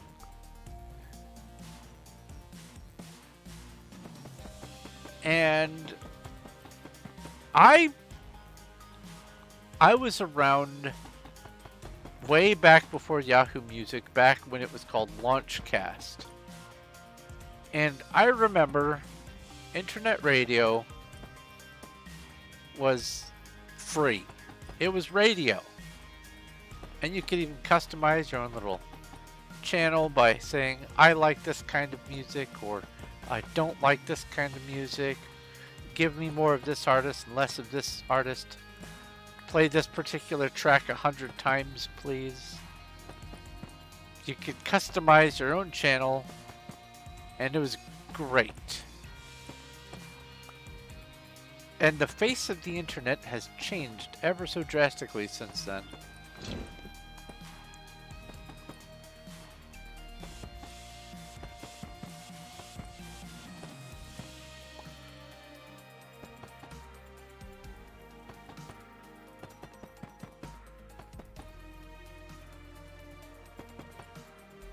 So my curiosity, by the way, is that I wonder if by the end of my stream, which is going to be going for another, what, 2.5 hours? Yeah, 2.5 hours. I wonder if I'm going to break the 10 concurrent viewers at the same time mark. Wouldn't that be lovely?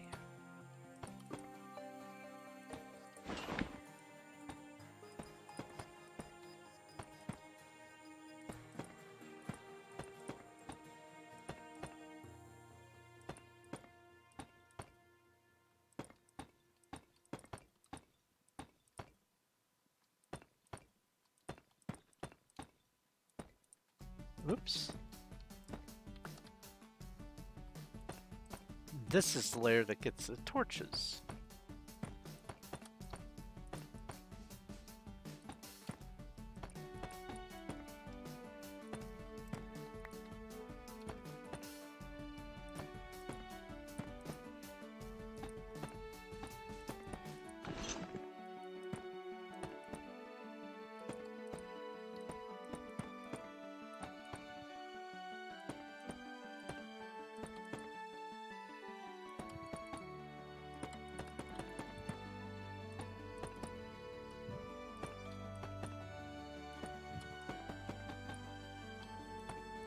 I forgot who it was. Someone who was watching my stuff a lot. I think it was Monkey. Didn't realize that you could place blocks in Minecraft by holding the mouse button down. They thought that every single block had to be placed one click at a time. And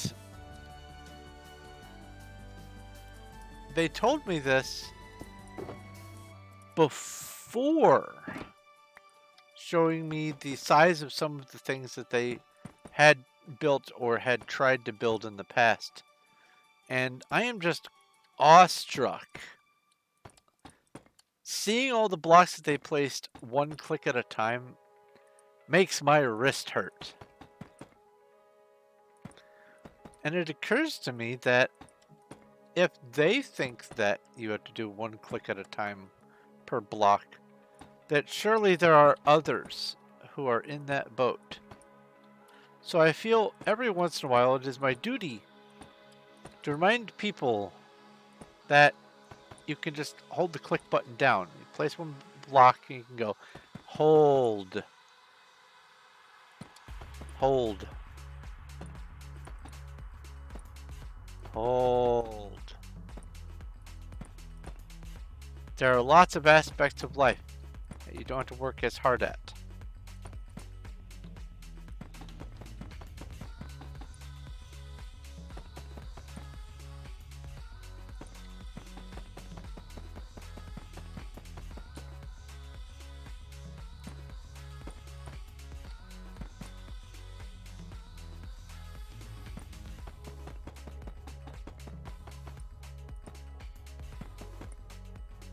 Also, if you have items in your inventory and you want to select that item in your hotbar, or if you want to switch to an or have an empty hotbar slot be filled by the item from your inventory,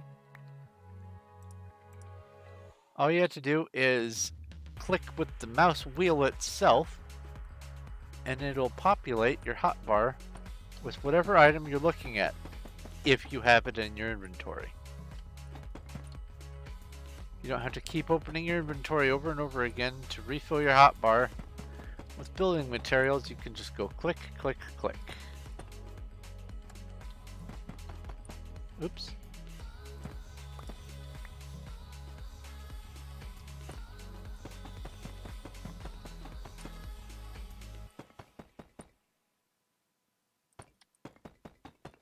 Pro tips.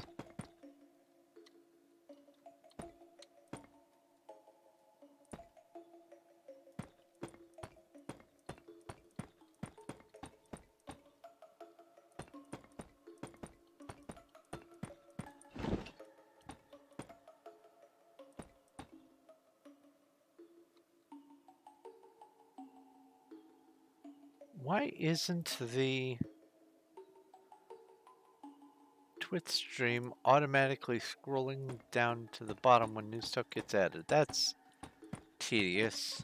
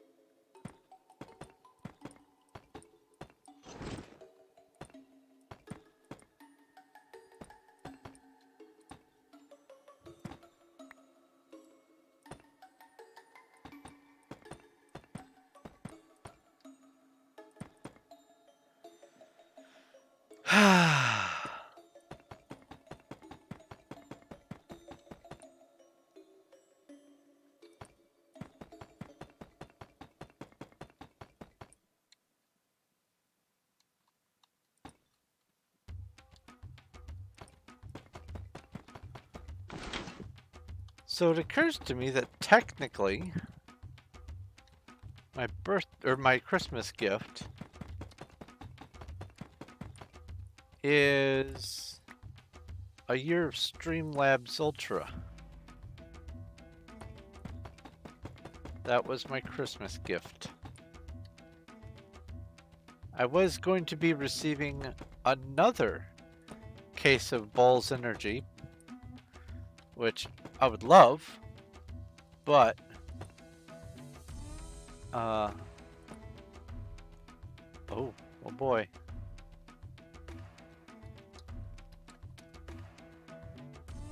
Here comes Ziploc.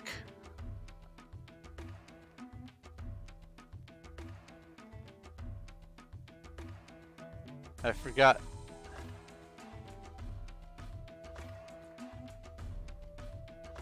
They didn't have instant teleport. Anyway,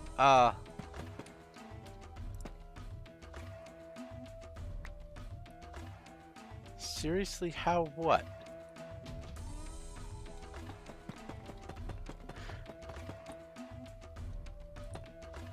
I've gotten distracted from what I was... Oh yeah, but instead of getting the sodas, the money went toward this.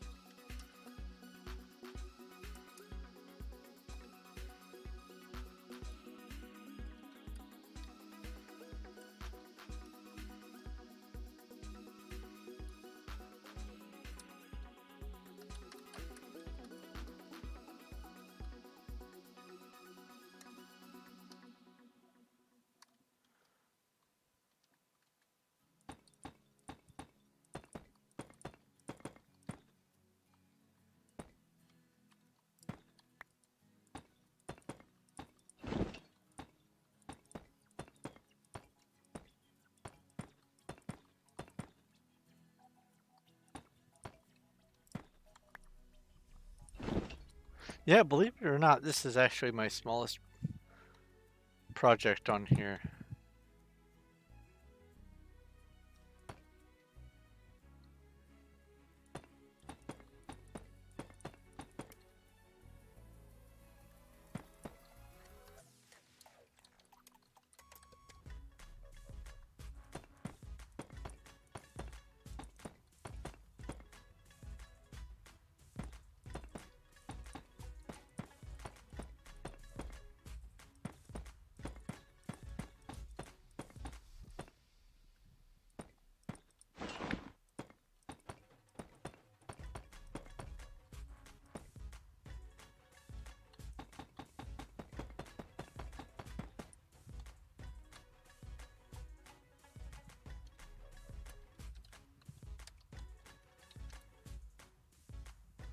Um,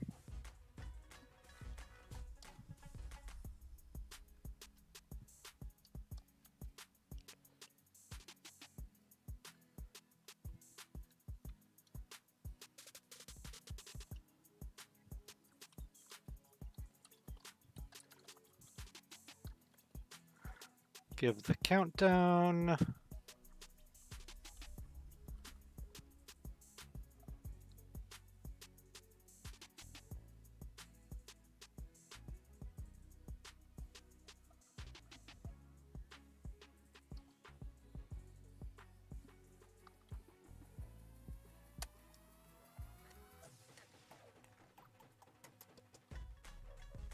Oh. It's faster if you let me teleport you to me because it's instant teleport. Now you have to wait 10 seconds.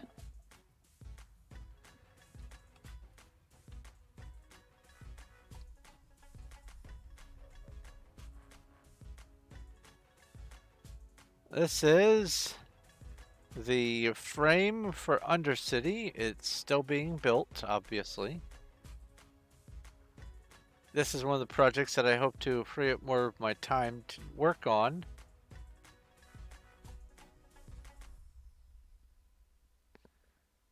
And the most stunning thing about this... Oh, I scrolled past Shears while I was sprint flying.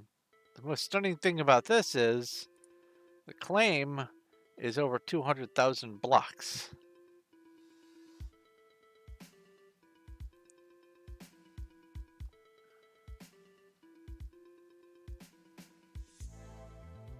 And this is much larger than the Menger sponge. Much larger.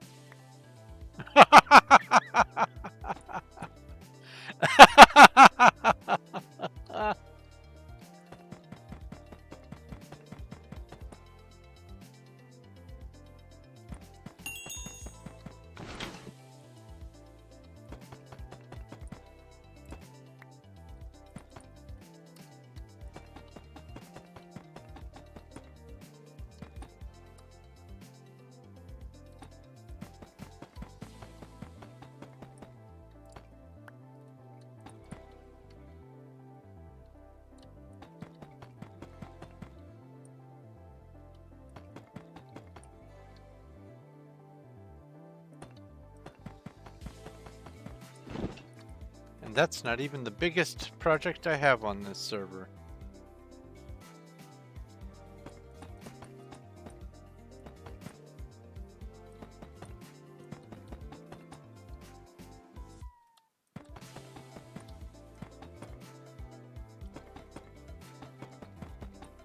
I don't do things small.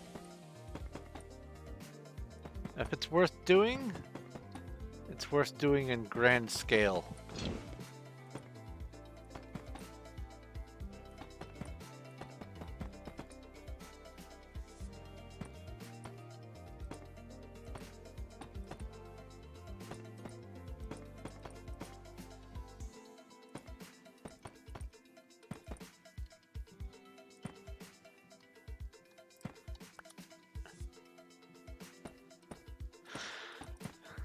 My biggest project is so big on here that I can't even claim it all.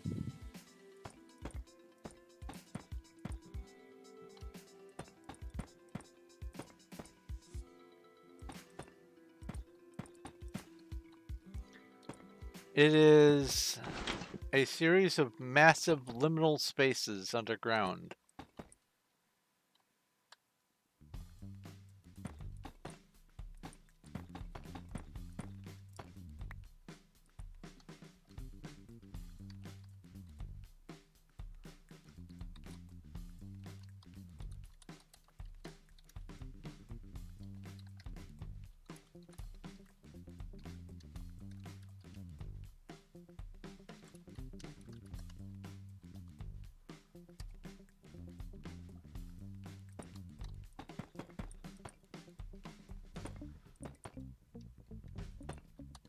What's really sad is these are just tiny little projects for me. I mean, time-wise, sure, this one takes a while to do. But really, this isn't that big of a project for me.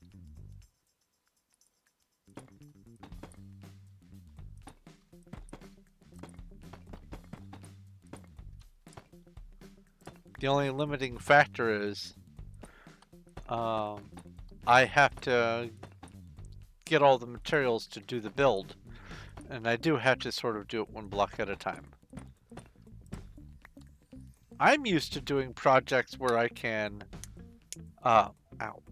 just use world edit to change entire biomes to suit my fancy, so that I have a canvas on which I can build.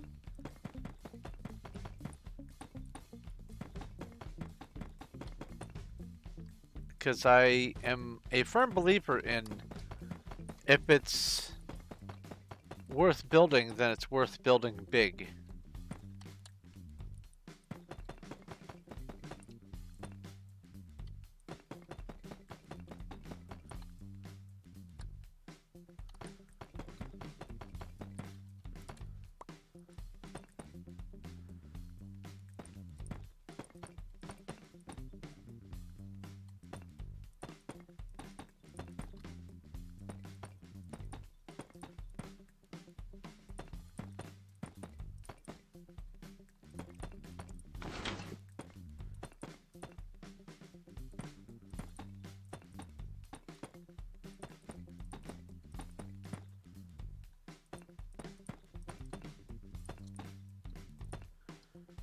I really hope this isn't coming through. There is someone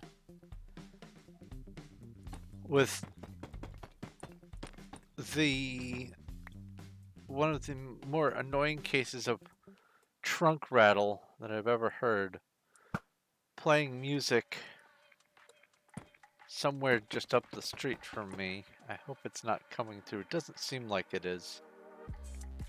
The mic isn't responding to the sound, so hopefully it's okay, but I feel concerned for how awful their sound is.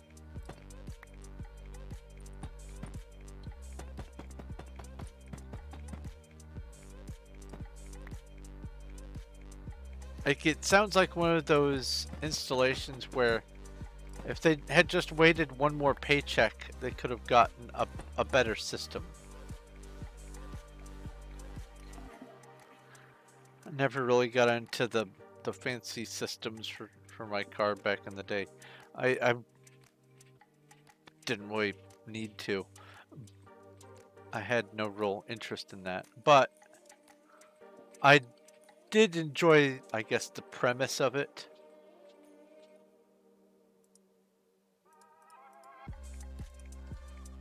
That should be enough.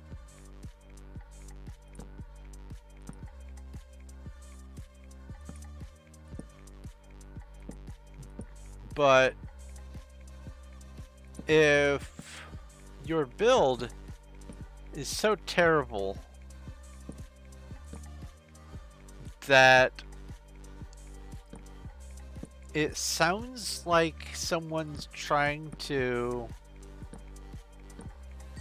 I guess, knock on your door, like your house door, while scraping their keychain across your window at the same time,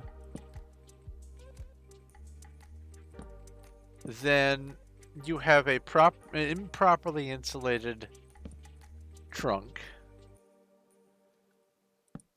and something is loose, which is causing it to go brrr, instead of just being a bassy muffled sound with when you have all the windows up and everything. Everyone has to suffer through your, it's not even music at that point, your sound.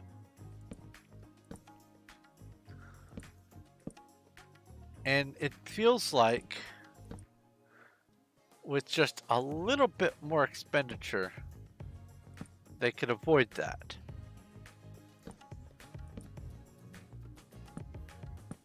Because I'm sure the prices have changed, but back when it was gaining popularity, back when I was driving around listening to some music from time to time, a proper setup for dampening and soundproofing and sealing, like putting in the foam seals and all that kind of stuff. A lot of places would run $80 to do your trunk. Something along that scale. About $80. I'm sure the price has gone up since then, but can't have gone up too much more. And if you're going to invest the kind of money it takes to make an obnoxiously loud radio in your car, spend the extra the extra bucks. Wow, the extra money. I tried to say bucks and money, and it tried to come out as bunny, but it just came out buh because I stopped myself. Hooray, brain! Spend the extra bucks and soundproof your car. Everyone will be happier. They won't be happy that you're going boom, boom, boom down the street, but they will be happier that you're not going down the street.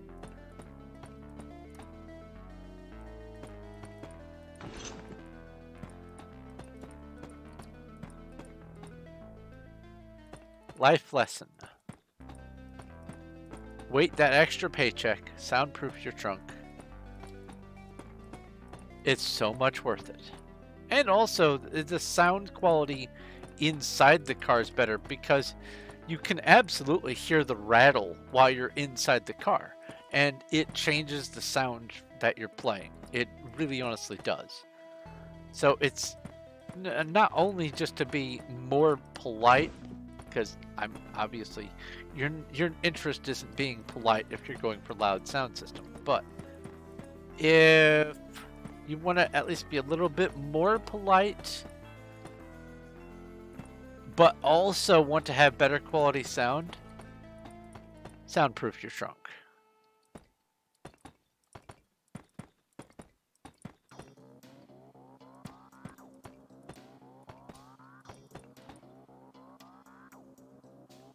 Oh, I didn't realize I was standing on this soapbox. I swear this soapbox just follows me around.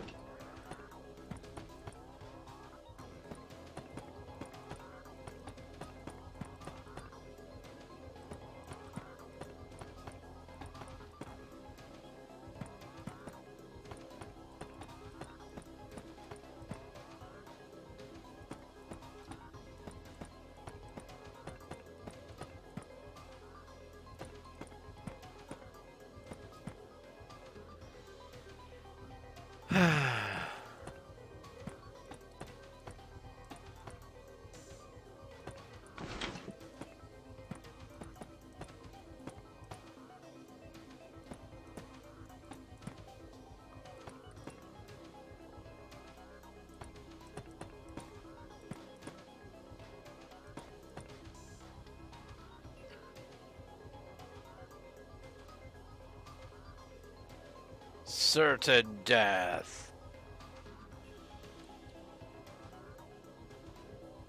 Huh.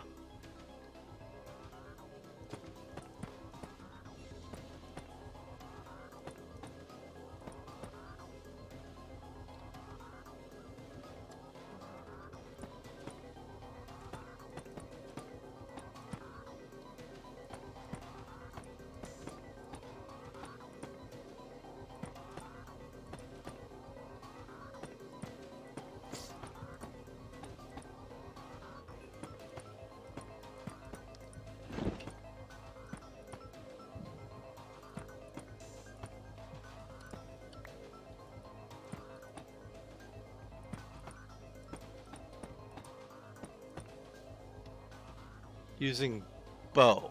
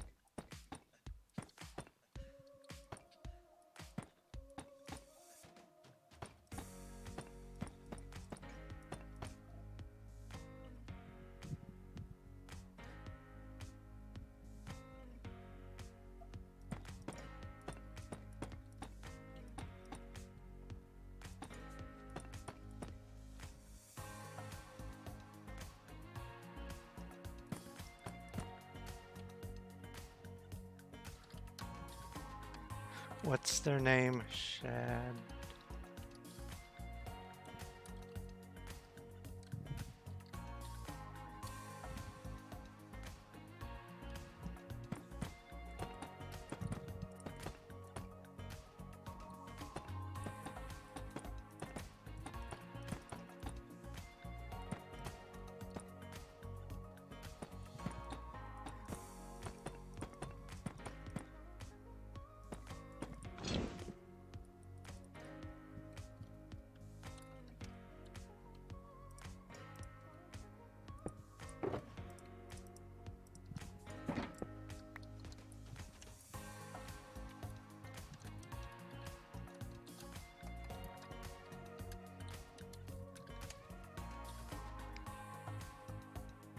Meh.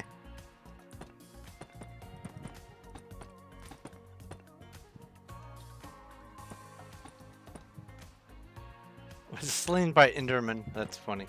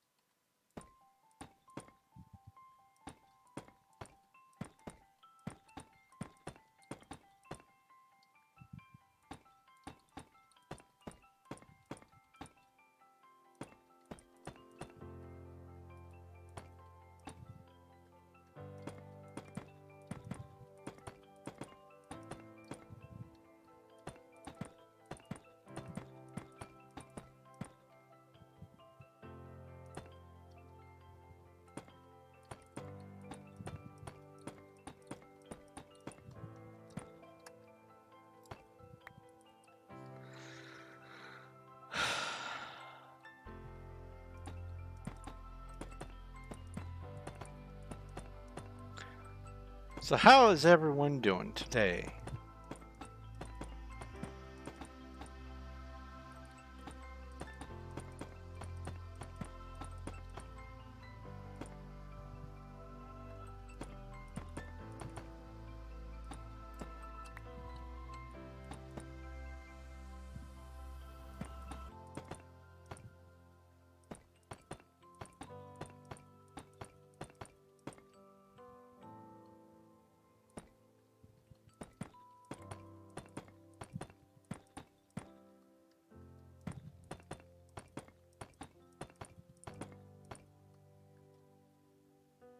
Oops.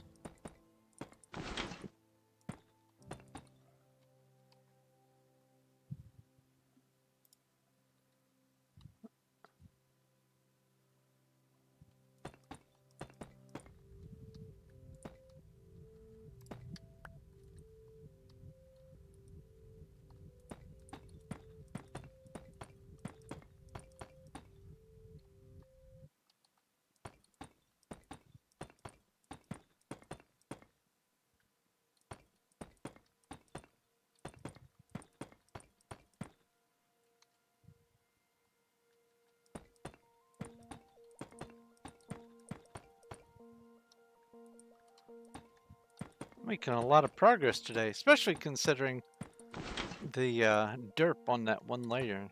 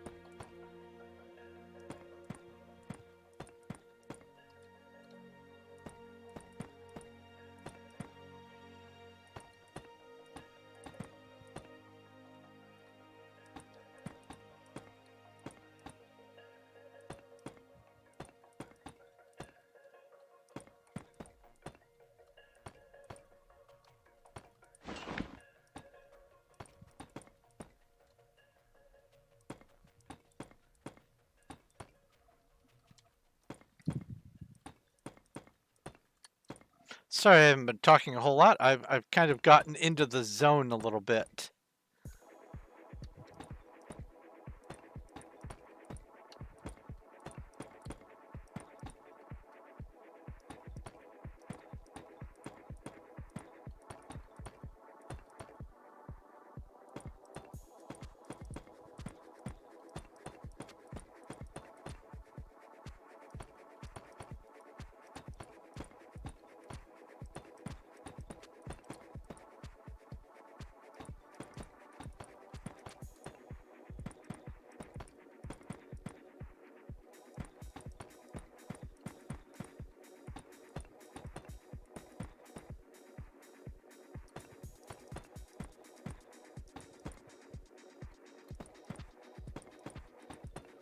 Would you like to play a game?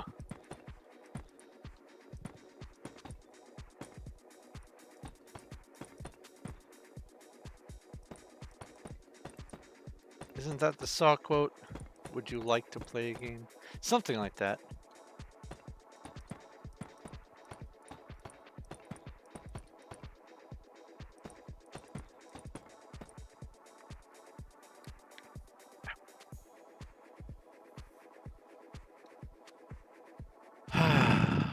Alright, that's more like it. Once again, it looks like a giant computer heatsink, which I think is neat.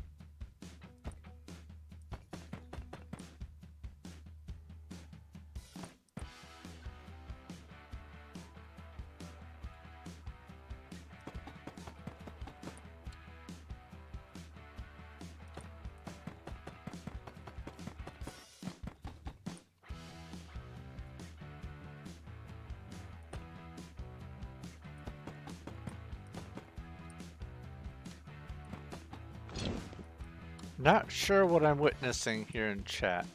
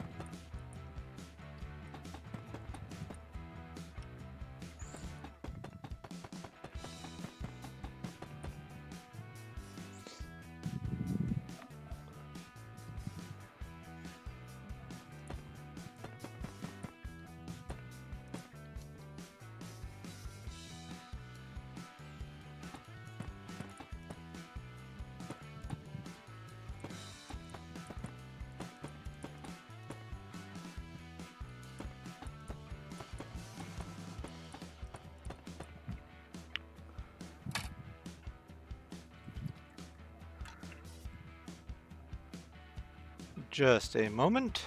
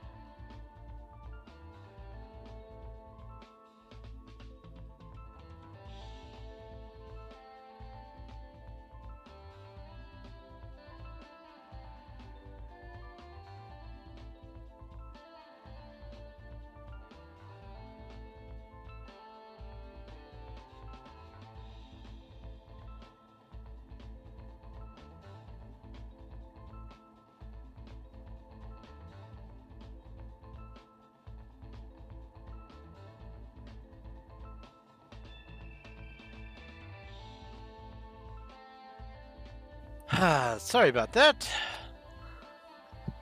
I needed to top off my drink. Oh, I also need to turn the heater on.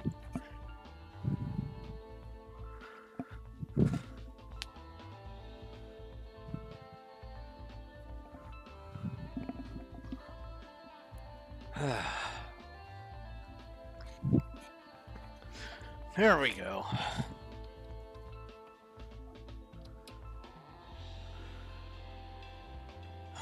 So which I was doing this. Oh, come on. Again.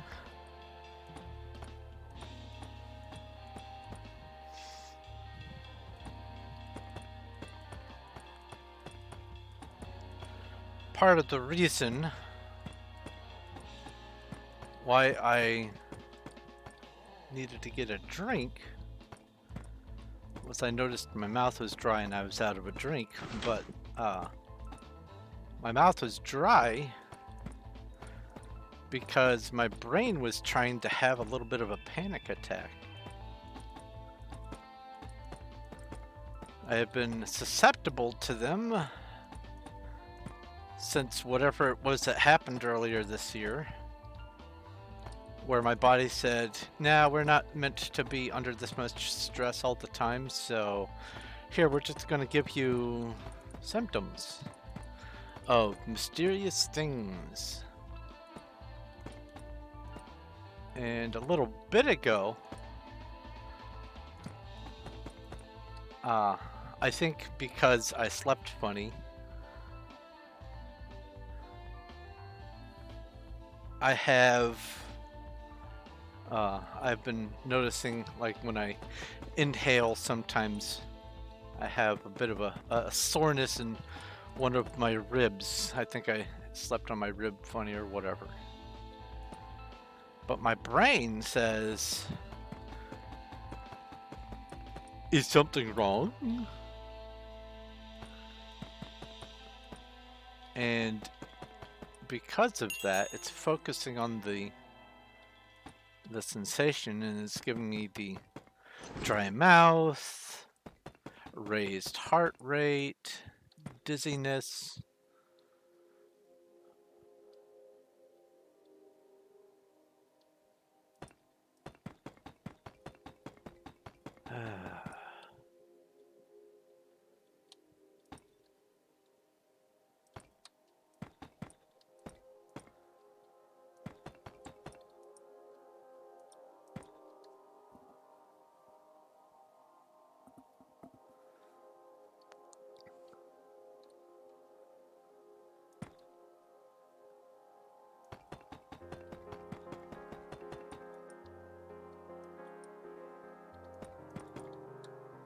And then add to that the new compounded stress of doing the multi-streaming for the first time, and then all the stuff that I've been working on behind the scenes constantly.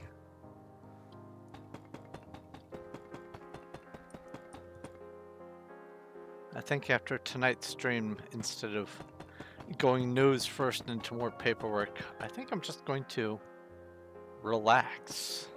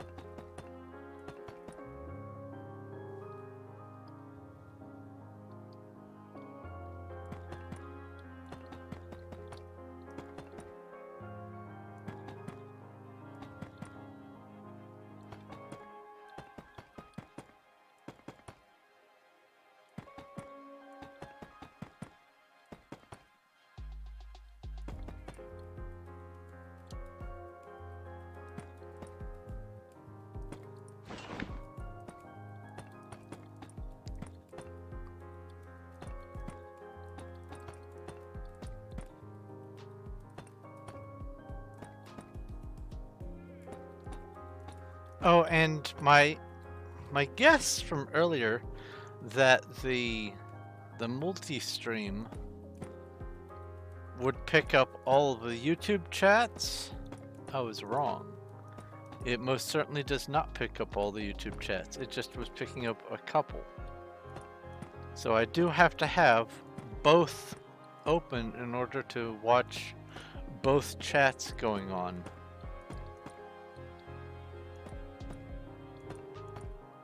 Which, that's weird.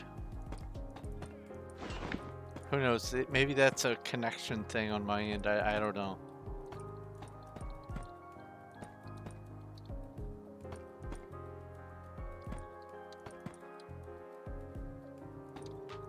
What I do know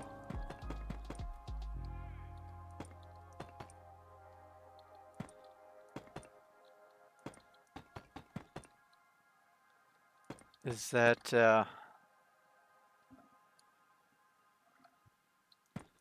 I think getting the drink and turning on the heater has helped a little bit.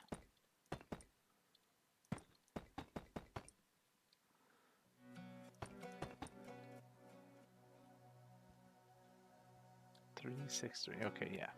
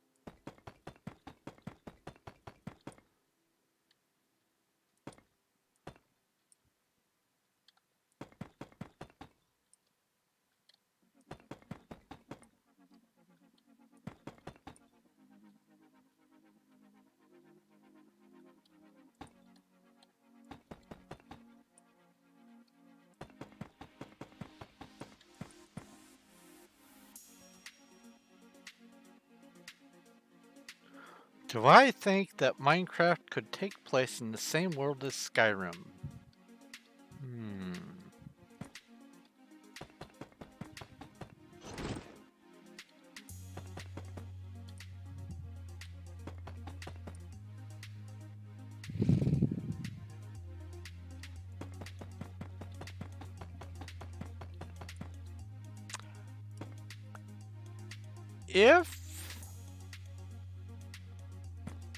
If it were like that, then that would mean very likely that, let's see here, Minecraft would manifest as a realm of oblivion. To whom? I'm not sure.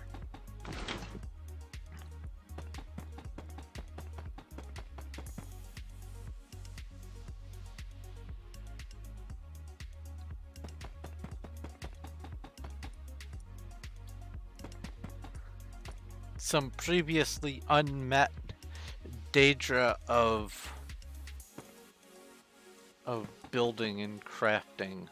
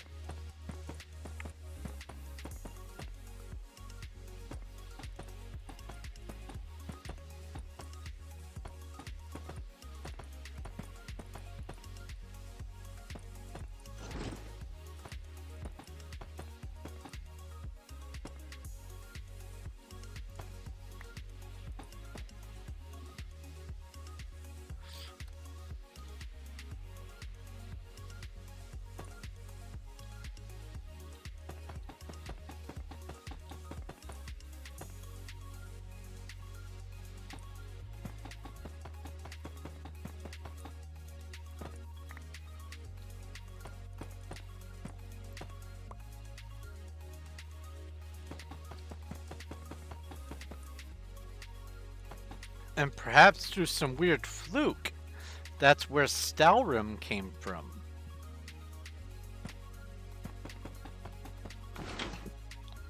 Which is why you have to have a specific kind of pickaxe in order to break Stalrim.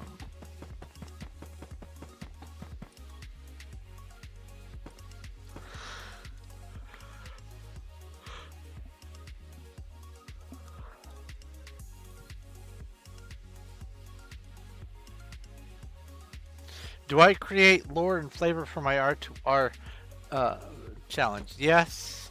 Yes, I do have a bit of a story.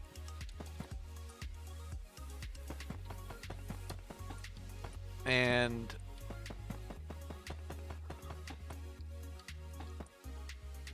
the brunt of the story for the challenge this time is that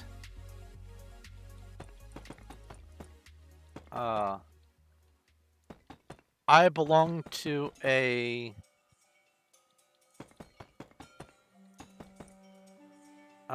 race from another world that has had to flee that world,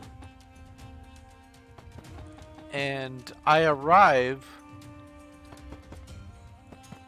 as one of many who land on the new Minecraft world, and I start putting together a town and a community, and more of them find me and join the city.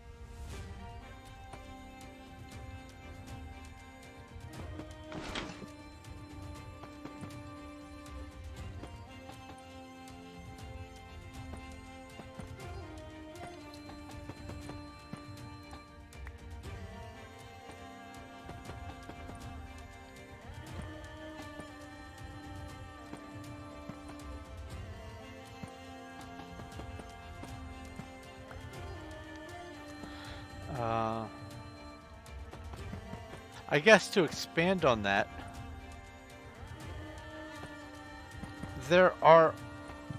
I have plans for there being, I guess, some potential races, like dwarves or whatever.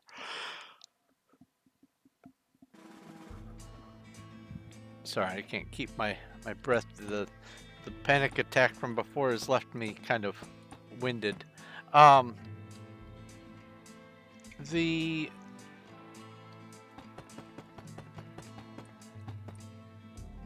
I have a progression in mind, and a lot of it revolves around what is possible with the data packs that I've installed, but some of the story is there latent, and it is going to be apart from everything else, and it's going to be part of what's driving it. And I don't want to reveal some of the details until I actually get into the challenge. But yes, I do have a sort of a lore to go with it.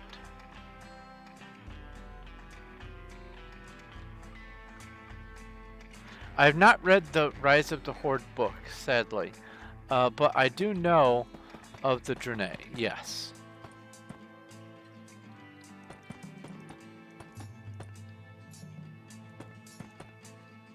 And their basic two-way subjugation thing that they had to deal with.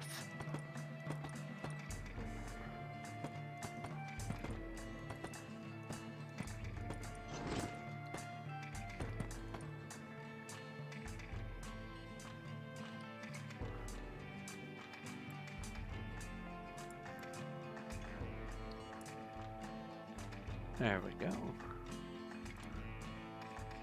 Move that over there.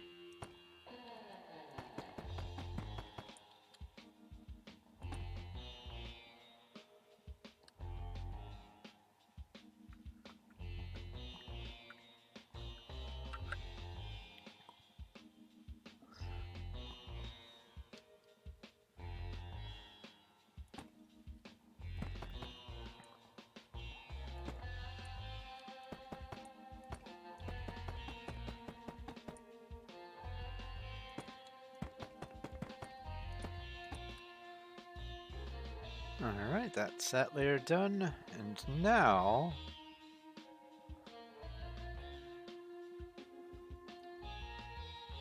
it should be another one of these layers here.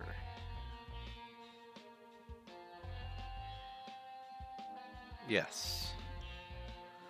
Alright, big full layer this time.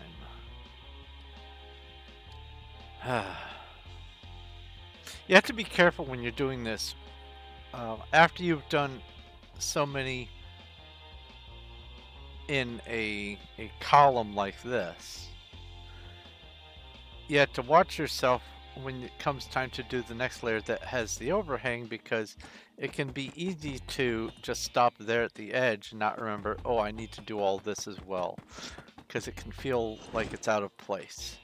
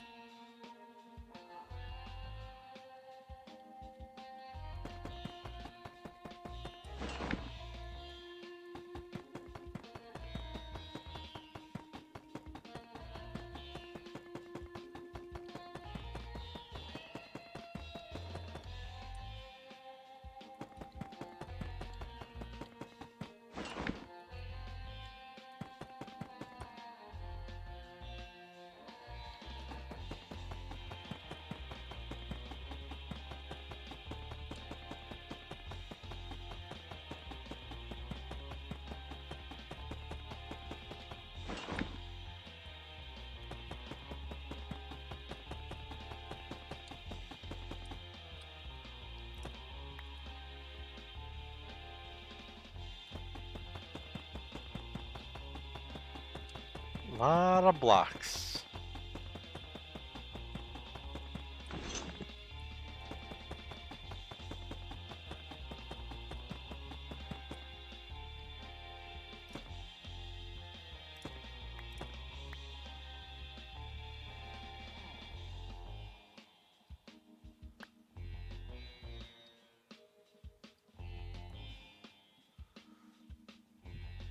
Yes, tier 9 million squared.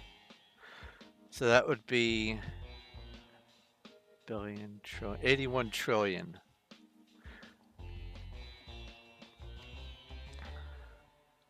A tier 81 trillion. Oh, this wasn't the edge anyway.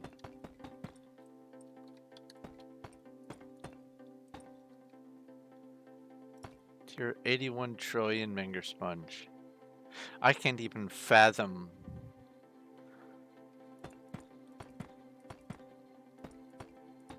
how many units that would be.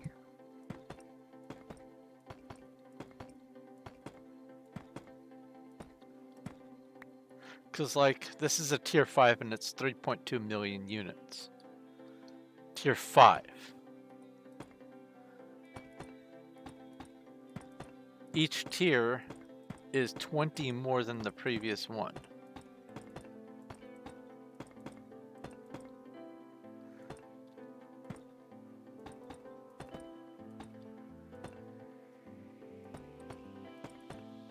I have a hard time envisioning even what a tier 10 would be like.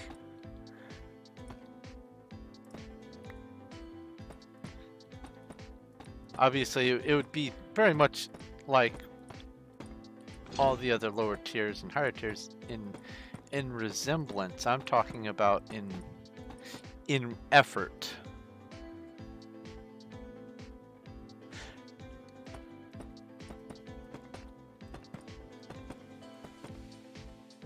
It does tend to make the misplaced blocks look invisible. I have noticed that.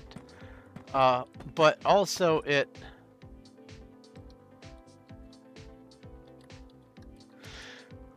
also makes it so that sometimes just regular, you're doing a row and half the row is just invisible until it decides to, you know, blow its nose or whatever it's doing.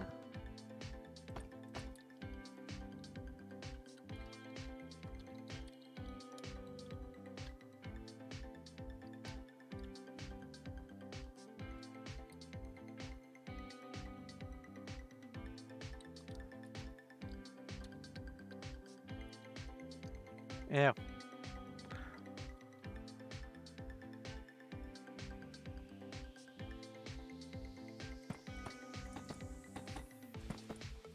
I was gonna say something, but might as well just put the paste.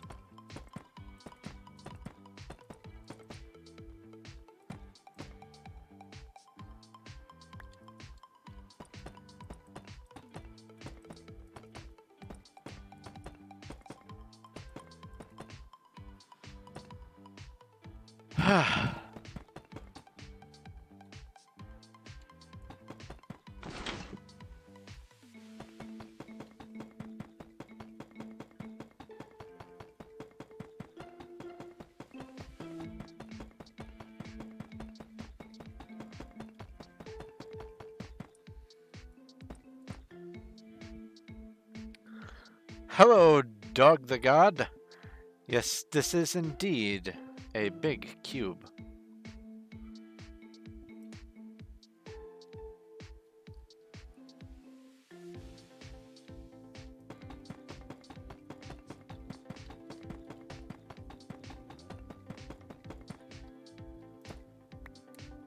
Oh. I might have to put my wrist brakes back on. That's another thing that happened to me this year. I don't know exactly the nature of the cause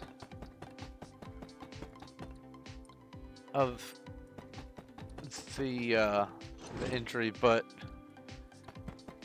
it had much the same feel of the connective tissue injury that happened to my foot a year or two before.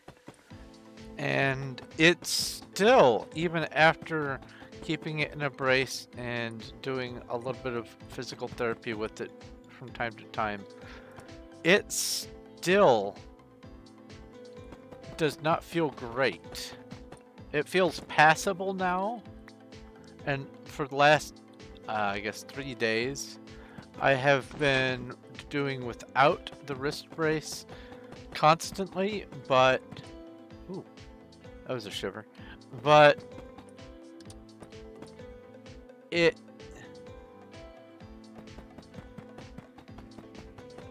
doesn't like all the button pressing, I think.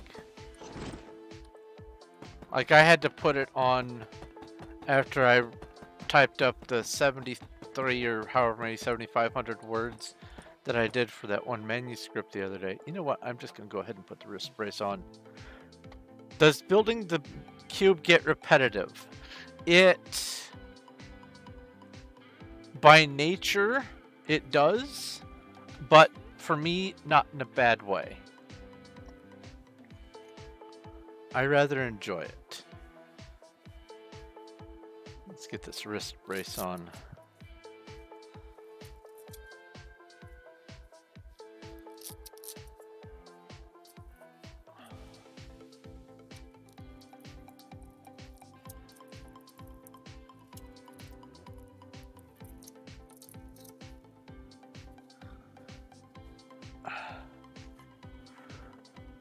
Yeah, that feels better.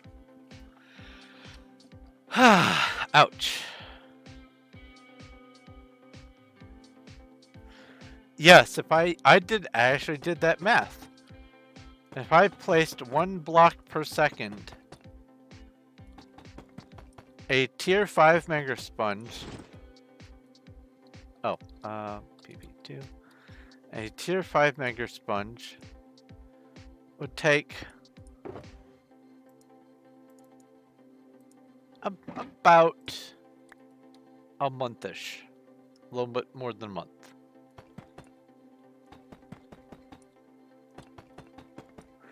Wait, something counted wrong. No, that was right. Oh, because I went halfway through.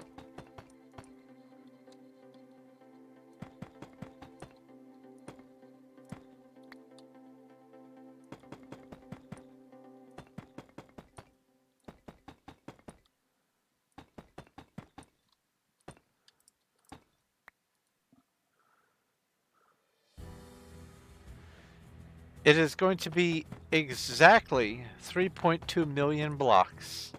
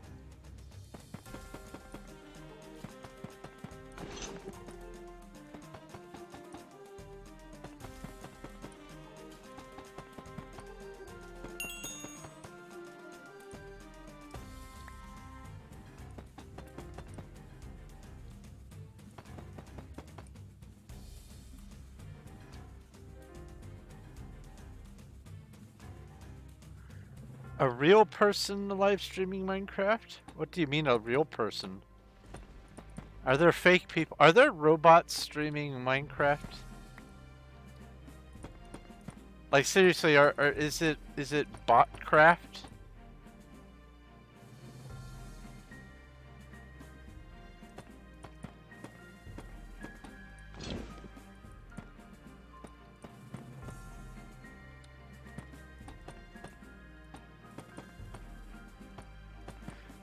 Well, if you enjoy Minecraft, be ready. This year, I begin a rather large project. Puts this tiny little thing to shame. I'm doing a challenge called the Refugee to Regent, where I start with nothing and slowly build up an empire. And I have assembled about 85 data packs, and I am going to be building in a little bit of a story to it. And I have some big plans. By my estimate, depending on how it goes, the entire challenge should take me between 1 and 2 years to complete.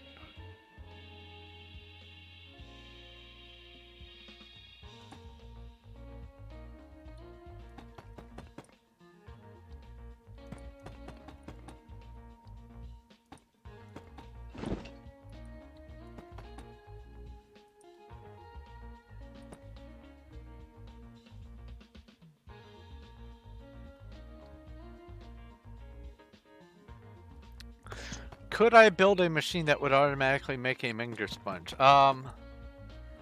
Well, honestly, yes, actually I could. But it would, what would have to be is an area that already is full of blocks, and then the machine would dig, it would be a flying machine that would dig out the stuff that isn't supposed to be part of the Menger sponge. So instead of building the Menger sponge, it would carve the Menger sponge.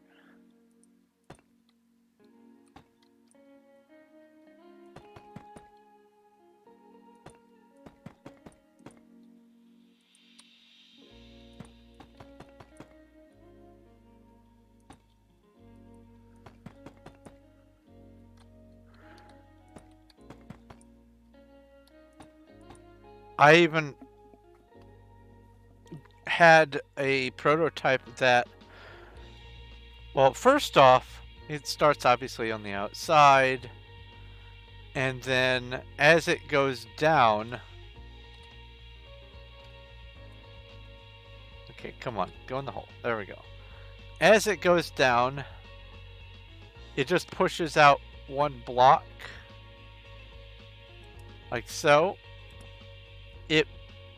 It makes room for itself and the contraption by clearing out this block and this block. It picks them up and puts them out of the way, and then as it finishes going down, the last step, it grabs the blocks that it moves out of the way and pushes them, or pulls them back in. But that only matters on the top, and then afterward, it, or no, wait, I had to do it this way. It was same principle.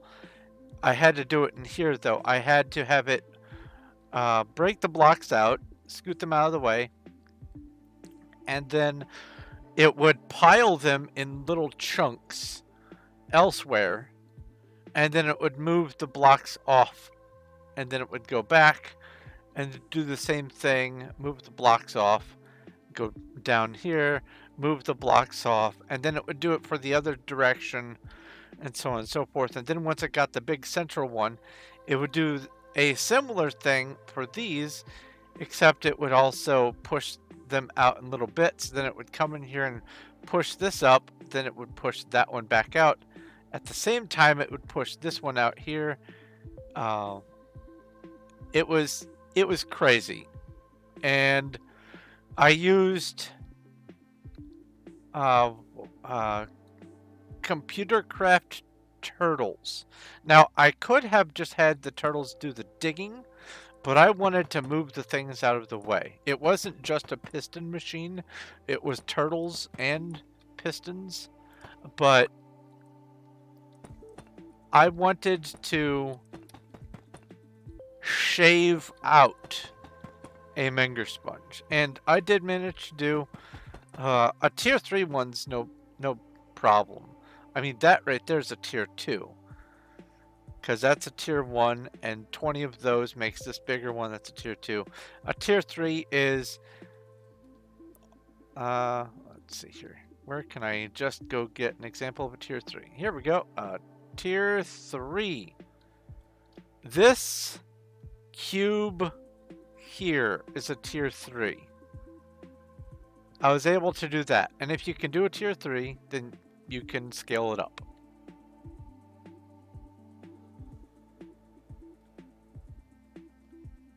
Did I scale it up? No, I was too lazy. But if you can do a tier 2 or tier 3, then for sure you can use the same routines to do the bigger ones, because the only difference is in the middle of the bigger ones you've got bigger holes. So it's just a matter of clearing out the bigger holes. Competitive Mengering.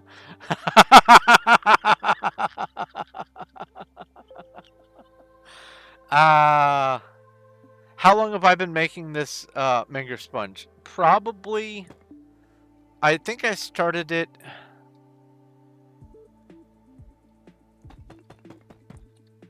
in June. But I have only been working on it a few days a week.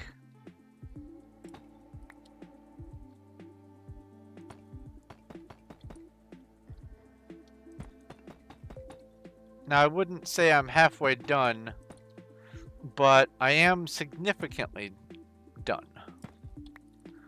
I've done that right there is a tier 4. The bottom layer down here is also 3 tier 4s in a line. So that's 4 tier 4s, and there's 20 tier 4s in the entire thing. But then you take into account all the work that's already been finished back here, and there's probably 3 more tier 4s. So there's probably 7/20ths of the way done.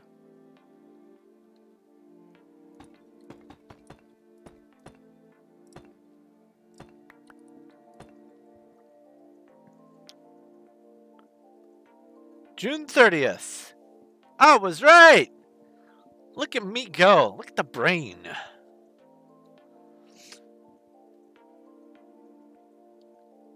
You're gonna sleepy now?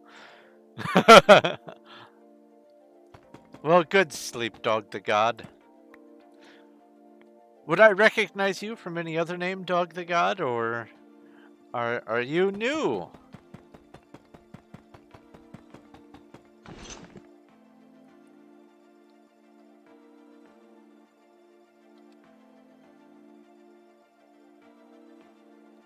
Well, welcome to the channel. I do Minecraft, Skyrim, lots of games. I have lots of huge projects. I love stories and lore. I'm an author, so I try to add stories to everything I do. I have a Discord. Most of us are just lurkers. But I have literally over 600 YouTube channels being piped in all the time to my Discord, so there's never a silent moment. There's always something to look at, all kinds of nerdy stuff. If you like nerdy kinds of things, or video games, or just lurking, then boy, have I got a Discord community for you. Just follow the link in the description and pick a role. If you don't pick a role, you don't get to stay joined. A lot of people make the mistake of popping in, never picking a role, and then they leave again. And by the time everyone waves and says, "Hi, welcome," they've already left, and they will never know that they're being waved at. It's so sad. But I have learned, based on the log files that I get, that I have prevented no fewer than 30 bots from joining my Discord, because in addition to some of the other stuff I've got set up, I've got this list.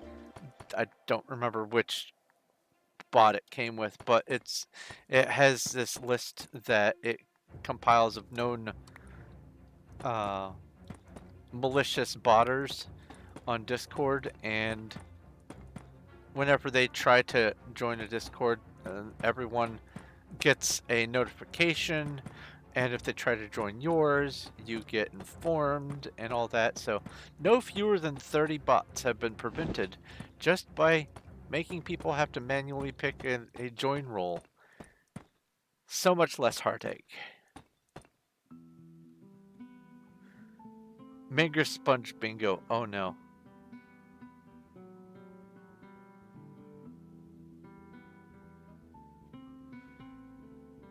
Please disencourage you from it. Ha! Well, good night, Dog the God. Thanks for joining. Nice chatting with you.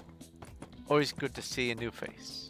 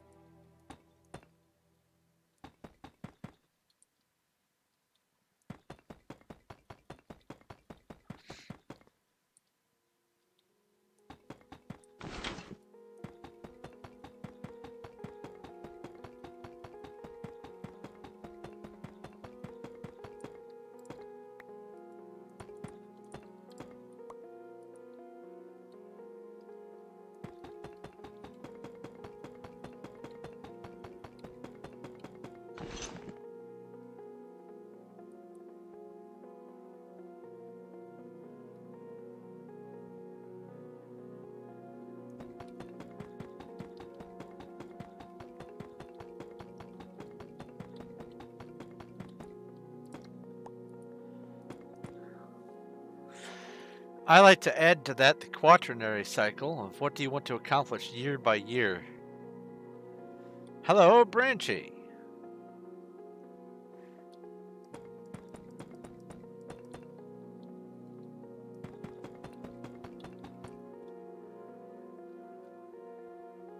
Is this the right? Yes. Yes, this is right. Okay.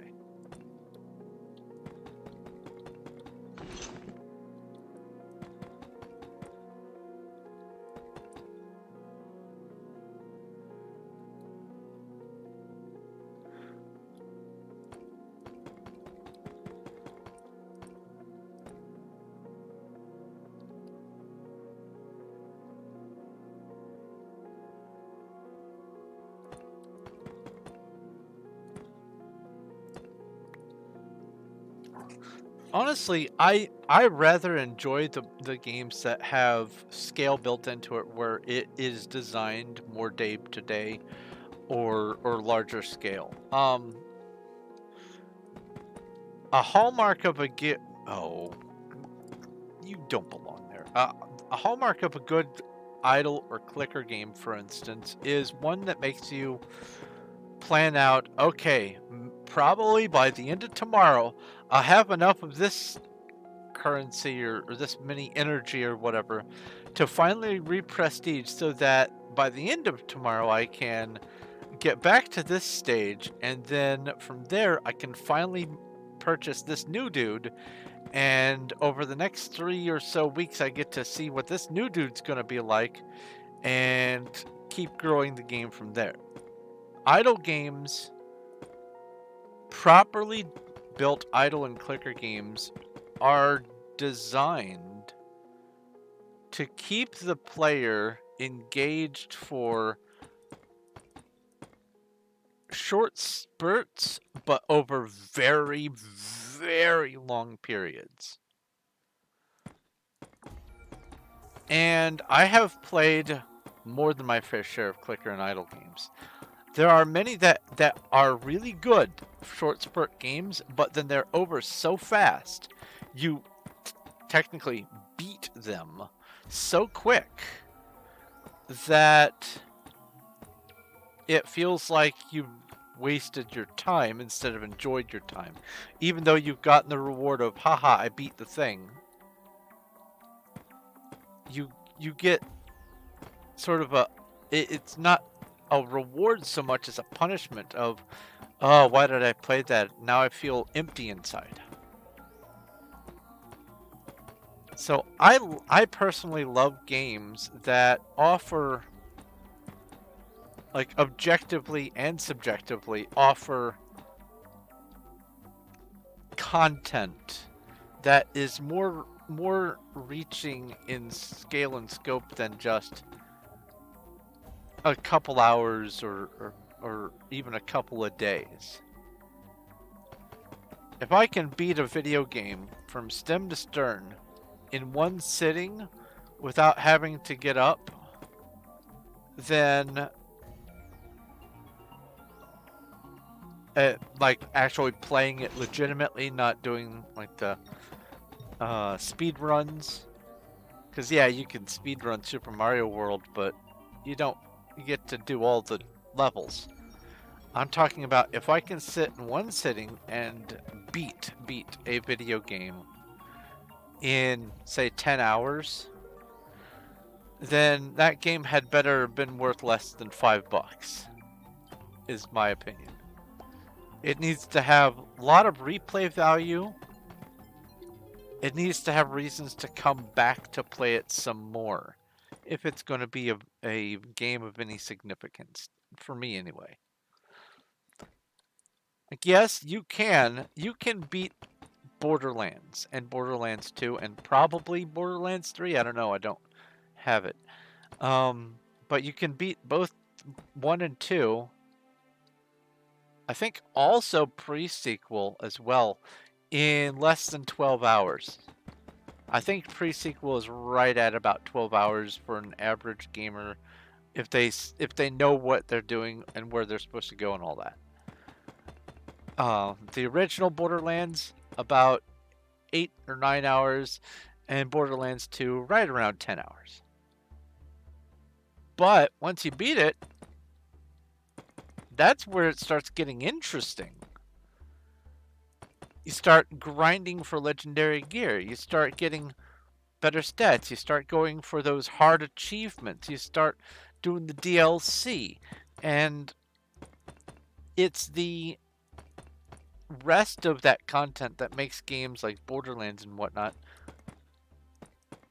more long-term viable, more day by day. And that's the sort of thing that I look for in a video game, is longer scale. Is it enjoyable, and do I want to play it tomorrow? And there are a lot of games that I can fire up and in the first like half hour go, yeah, this is a fun game. I'll never enjoy it. Me personally, because it doesn't have any continuation value. I like roguelike games, a bunch of them, because particularly difficult ones that are still fun and challenging, not just annoying and challenging. They make you want to go, oh, I can do better than that. Here, let me spend my points this way. Maybe I can get past it in this way. And you finally get past something, and you're like, all right, cool. Now what's next? There were some of the invisible blocks again.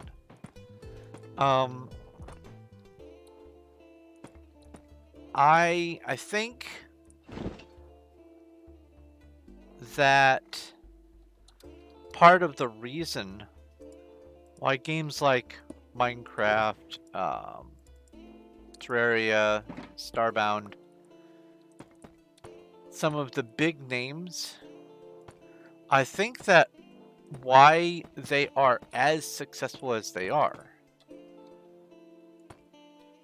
is because, sure, they've got the building and the survival and the crafting mechanics, yes.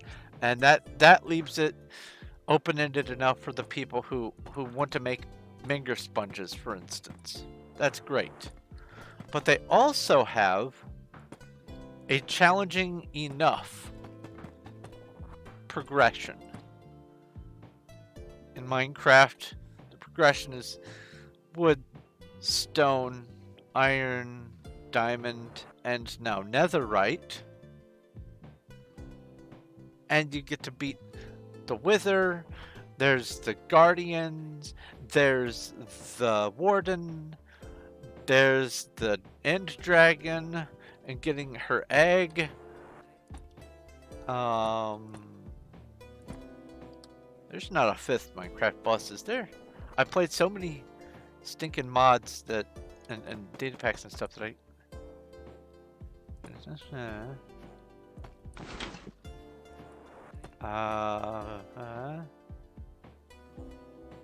yeah, that's it. It's just Wither, the Warden, the Elder Guardian, and the Dragon, right?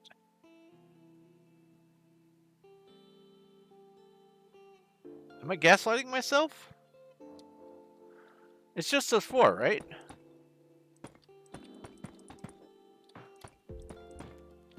It feels like it's just those four. Anyway, even with just those four, it's still challenging. Not as challenging as, say, the progression of bosses in Terraria. That game right there was so surprisingly good. I was so glad I got that when I did. And when Terraria did come out, it was during all that early access, alpha, fool me once, shame on you, fool me twice, shame on me era, where game developers would promise something and then never follow through. Terraria not only followed through, which was a piece of candy for the people who got the game in early access, but also they developed a fantastic game that has so much replay value and enough playstyles. Oh, that's another element I look for, is no matter how good a game is, it can always be better if you can accomplish the same game with different ways of playing. Rip.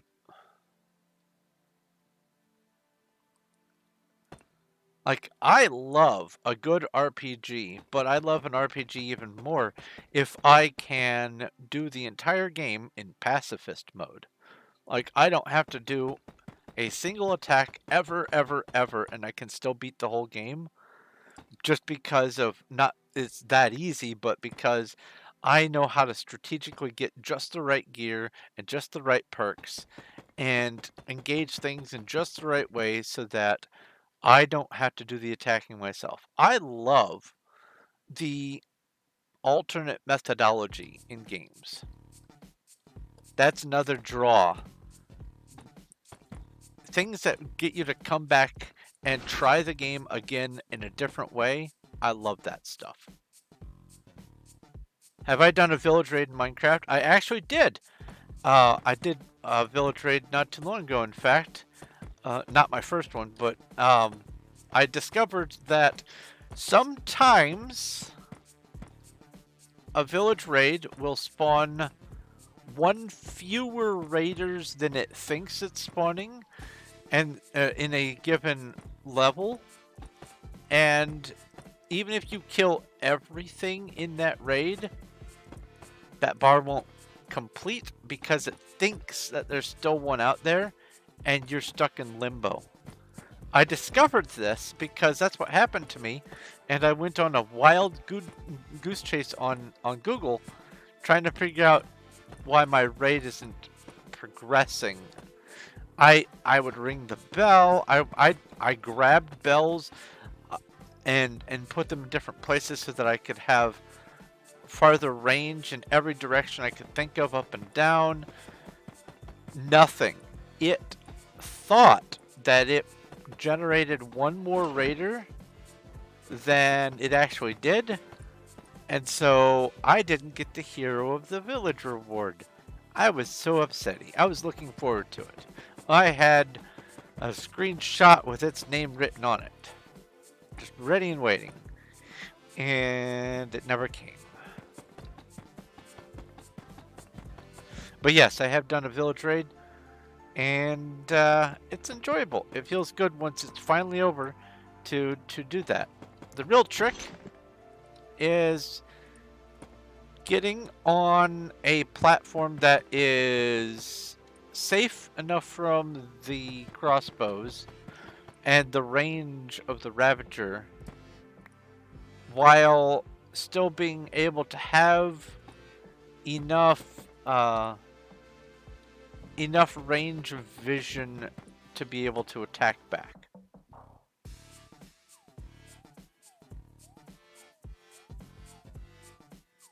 Undertale or Undertale Yellow, I have built on, I have heard of Undertale, and also, did you know they also put out a game uses the exact same letters as Undertale called Deltarune. The thing I love about Undertale is literally all of your choices matter. You wait around, it matters. The game keeps track of you sitting idle. You save and exit a lot, game keeps track of that. Cheat, game keeps track of that. It knows. I love what they did with Undertale. Someday I eventually intend on maybe even playing it. Undertale for me is one of those games that I don't want to get for myself. If I have it in my library, I might try it, but I am terrible at QuickTime. Like I have the worst reflexes. But also, I don't enjoy games where all or most of the story is just you're playing a graphical novel. Now, I know that there is skill to playing Undertale. Don't get me wrong. And I don't even have all the skill probably to beat Undertale. But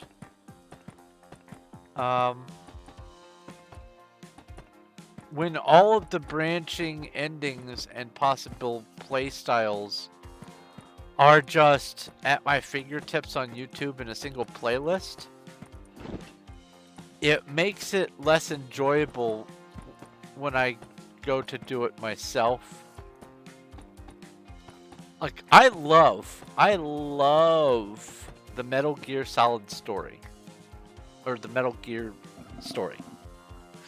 I played Metal Gear Solid back on PlayStation, and I was just in awe of the Psycho Mantis trick with the switching controller to the other plug, which that doesn't translate very well on the PC port. Actually, most computers nowadays get to that Psycho Mantis fight and kind of stall, but the game was very fun, very challenging. I played it a million times, but that was back when I didn't have access to YouTube. And now that I have watched all of the cutscenes and everything from all of the games,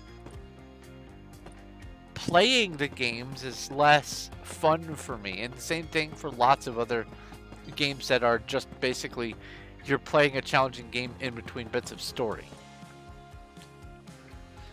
And this is largely why I gravitate towards playing games where I can make my own story.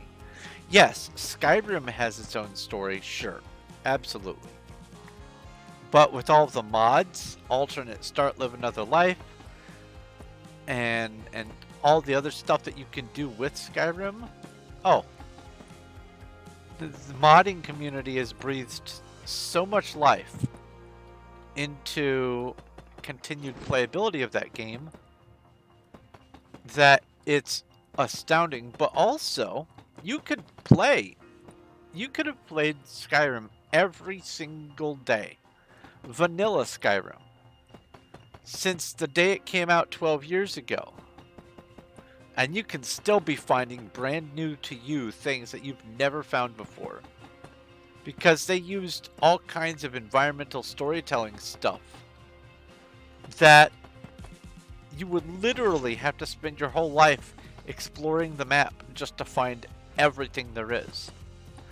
There are people whose channels are dedicated to finding the stuff on Skyrim, and they're still finding new things. Pieces of information that you only get to find out by having the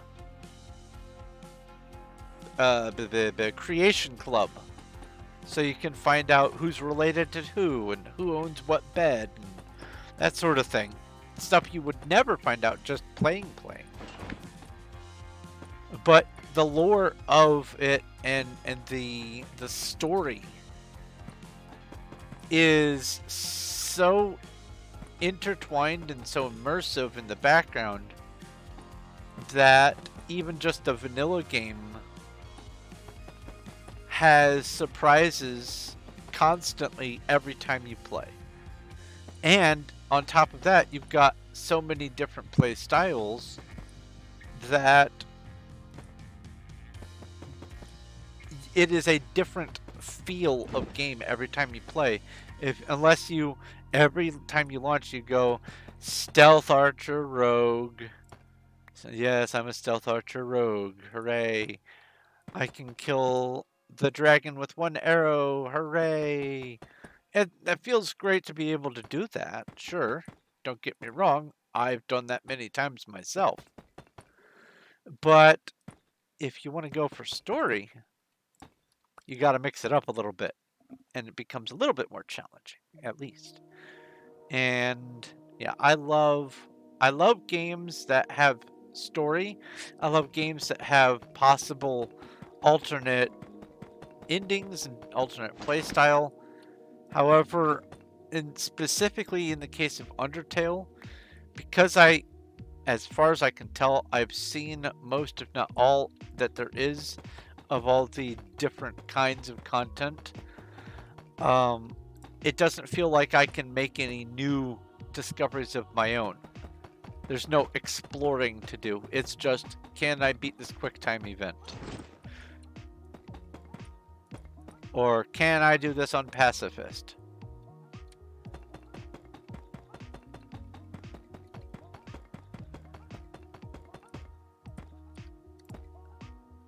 And a challenging thing is less fun if all there is challenge. For me.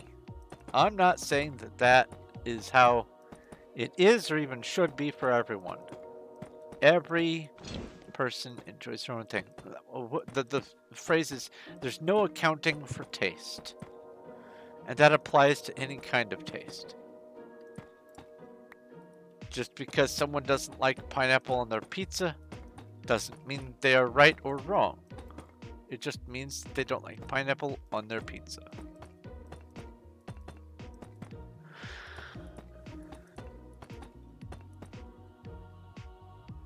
All right, new paragraphs. Let's see here.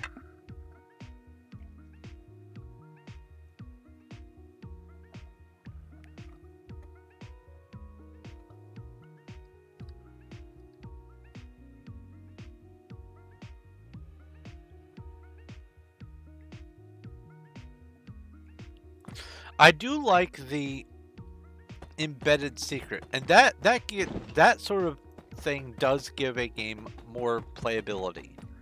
Is if the dev says, hey, you guys found 13 of the 73 possible yada yadas, and everyone goes, 13? Out of 70 something, I thought there were at max like 20. How can there be 70? And it just sends the community into a tizzy fit. I do enjoy that. That's always fun. Especially if the devs are being a little cheeky. There's a book series that I am aware of. I cannot tell you who the author is or what the series is called. It's left my mind. But they wrote it in installments, and then the ending, there were 8 different endings. They were labeled 1, 2, 3, 4, 5, 6, 8, 9. Or something like that. Like they skipped 7 or whatever, and it made people just go bonko trying to find the missing one. I love that sort of stuff. It's like you grease up a bunch of pigs and paint 1, 2, and 4 on the 3 pigs. And watch as the news has a field day trying to find pig number 3.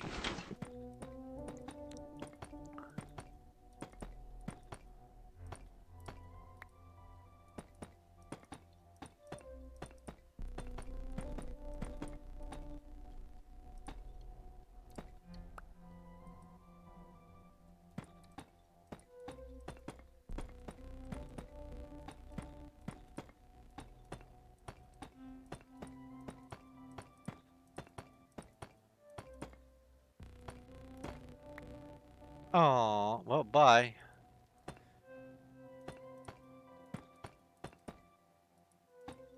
Not going after that one.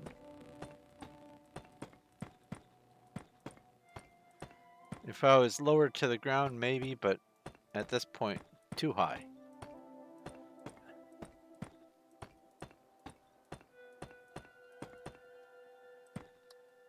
Small piece of good news. Well, 2 small pieces of good news. My wrist feels better now that the wrist brace is back on.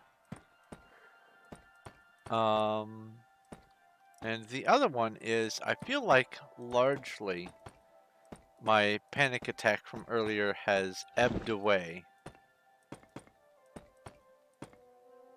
I think I just had too many stresses all at once and maybe not quite enough rest or something. But it all compounded so that when I started getting that sore rib, my brain was just fixating on something wrong. Must go into panic mode. Ugh.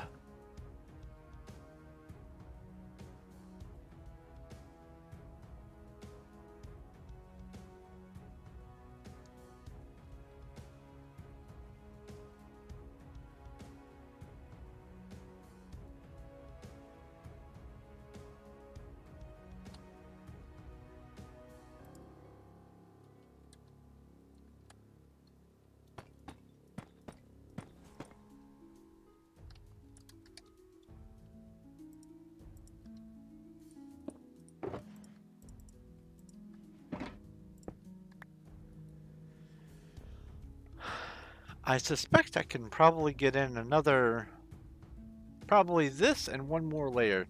We'll see how it goes after this layer.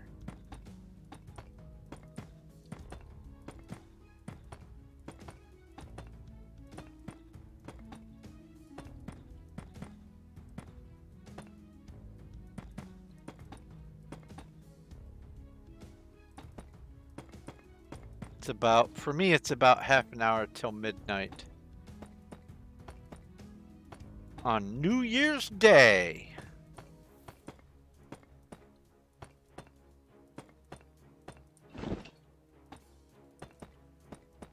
Happy 2024, everyone.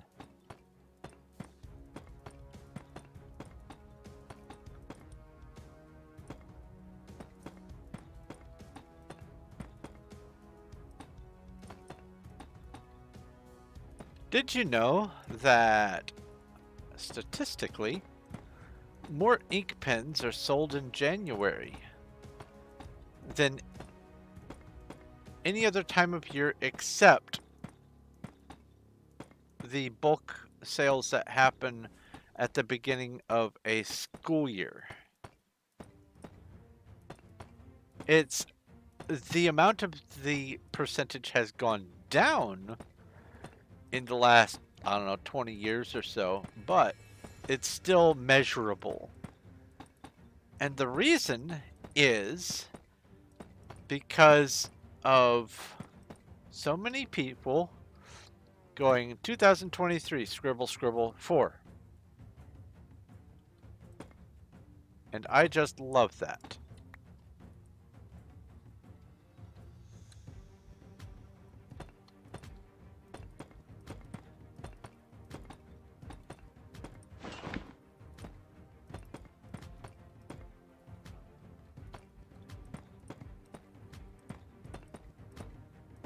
And the only reason I know about this is because of a very lengthy conversation I had with some people on a forum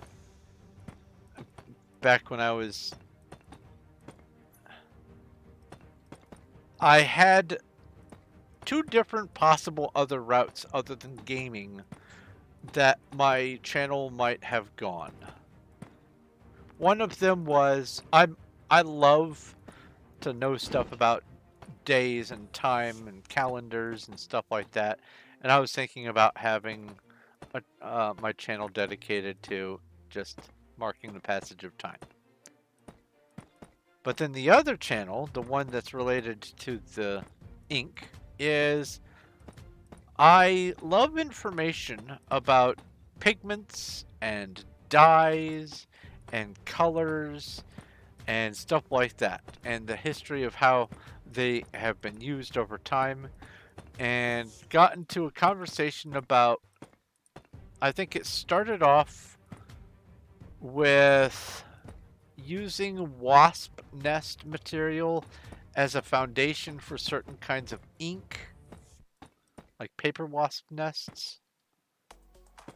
And then it got onto the subject of different kinds of pens, and then they said the wonderful information about how, because of the transition between years and so much extra ink being used to fill in and scribble over the previous year's number, it is a measurable amount of sales increase from those sorts of mistakes. And they even went so far as to say, even though it was already starting to decline in the year 2000, like, no one writes checks anymore. When, I mean, there might be someone with powdered blue hair at the checkout at the grocery store who still writes a check, but largely it's all credit cards and stuff. And even with that, when the year 2000 started, if you wrote 1999, you had to scribble out the whole thing and then write 2000. And they pointed out that even though there was that little decline, that beginning decline, there was an uptick in specifically the year 2000 in sales of like Bic pens and things like that, just because it was January of the next year. And I think that is so funny.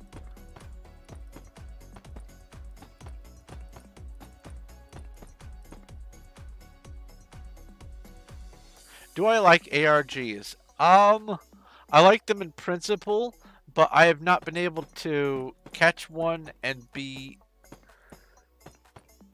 keen enough to go through with it, especially because I'm kind of behind the curve. I'm aware of all the tricks that, like, MatPat has been demonstrating in some of the ARGs that they are doing, but some of the ciphers and things like that, and some of the ways that the information is hidden, I would never be able to get it on my own. They are now, more ARGs are now more community driven than individually driven. But I do like the premise behind them. I love the hidden information.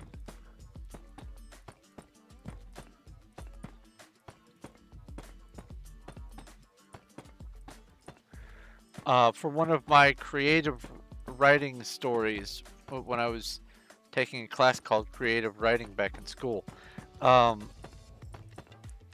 I wrote a story where every 7th letter spelled out a question that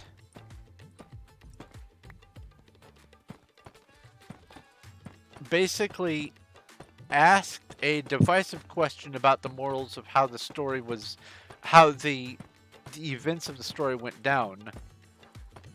And everyone was supposed to read the story, and we all got not so much graded by everyone in the class, but critiqued by everyone in the class. And I was able to find out who all actually read my story, because a couple paragraphs before the end, I slipped in the information that every 7th character in the story was a question. And they were encouraged to write their answer to the question, one way or the other, in their critique. And I was able to use this to to point out to the teacher, say, hey, I don't think that these people actually, read the stories or pay much attention to it. They just glance over them. And here's why I think this. So I do love the premise of ARGs. I just don't have the man hours to do the ARGs that are being made now, because they started off real easy comparatively, and as more people are able to solve them more quickly, they've just been getting harder and harder and harder. There are still a few ARGs out there that have remained incompletely solved. I do like that. Including some stuff in FNAF. Some of the early stuff still hasn't been solved. I like that. Scott Cawthon had a nice little brain nugget happen with some of that stuff. I love it.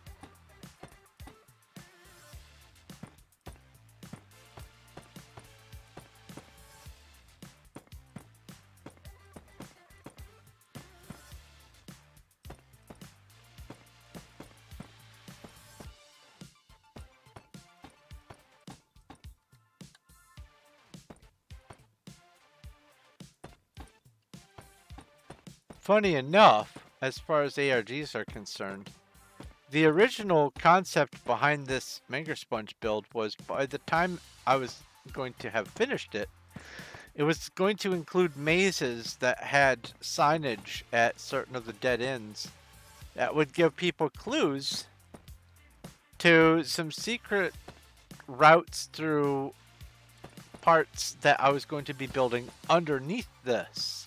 Because all of this is above ground. There's still the... bottom... What does the world go down to now? Does it go -64? So is that 128 below the ground level? Something like that. I was going to have just like a whole amusement park with little pathways to go between different places, and I was going to have people go on little adventures based on the signs. And in addition to that, I plan on having treasure hunts with clues and things, like based on, I guess a cross between riddles and geocaching on here,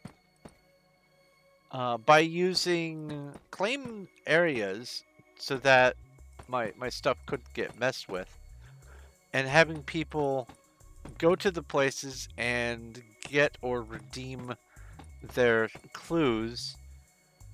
And I was going to have it span over the whole map, and the map is 10,000 by 10,000, which isn't all that big when it comes to Minecraft worlds, but if you're just one person, it's a significant amount.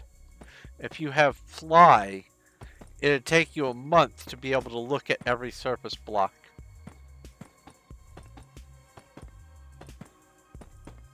In a or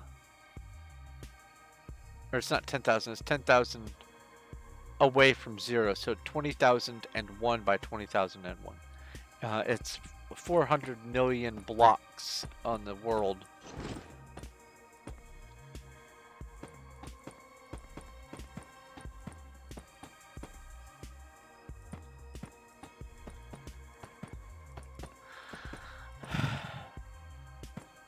And how do I know this about the flying around for a month thing?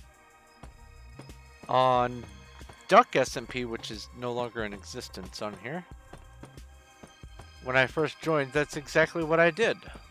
I flew around the entire world and filled a map with everything.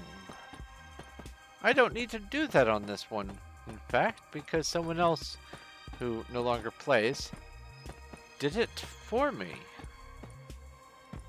I think his name was Clicky or something like that.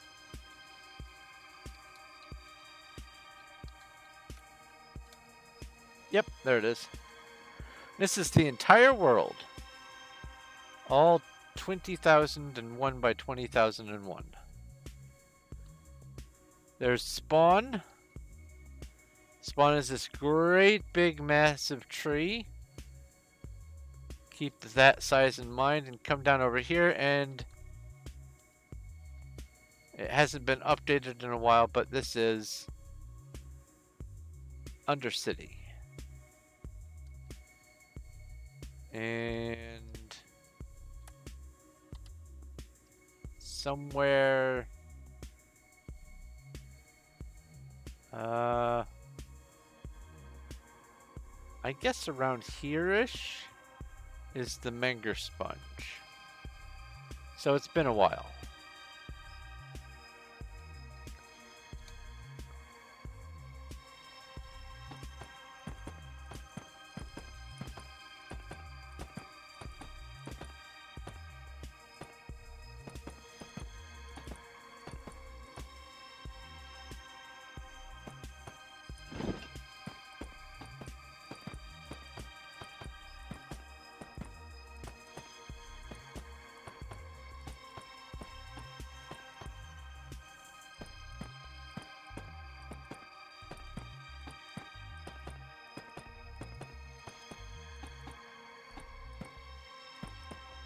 One thing that I don't like about ARGs, though, is no matter how many times people say, now if something looks like a phone number, don't call that phone number.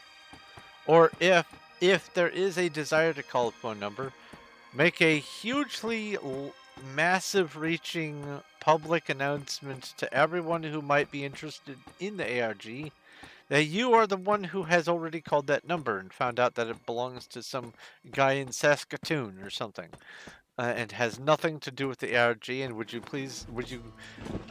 gamers please stop calling me, and that sort of thing. it is really easy to find patterns in things. Our brains are designed to find patterns, to understand the world by seeing routine. Every day at this time this happens, I can rely on it. When it gets warmer, this cricket makes more chirps per second than it does when it's colder. And it's consistent, and you can use the crickets to tell the temperature just by listening and counting. And that sort of thing. You find the patterns. And it's real easy to find a phone number if you've got, say, 10 digits. 555, 555, 5555. Obviously that's a fake phone number, or probably a fake phone number. Who knows, maybe they've dipped into the 555s. Ish.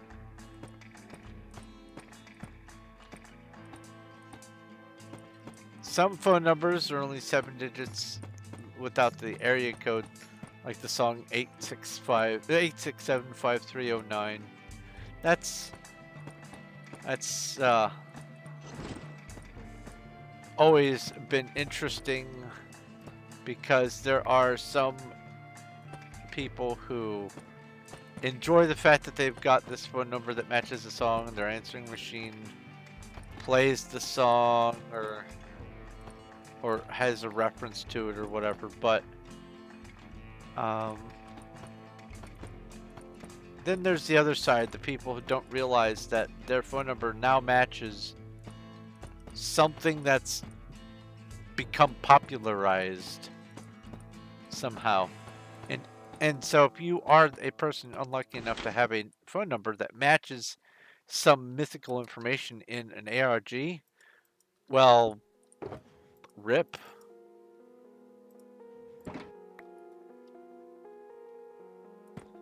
Tough stuff. You're in for either changing your phone number or a lot of unwanted contact. Because not everyone gets the memo and finds out that, oh, someone's already called this. They don't know. They're discovering the ARG on their own. They unravel the puzzle. They find the digits and go, oh, this reminds me of a phone number. And they call the phone number.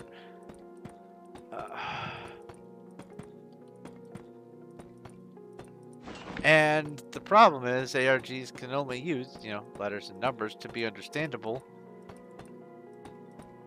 And it's real easy for a phone number to appear in the woodwork. Very unfortunate. Whew.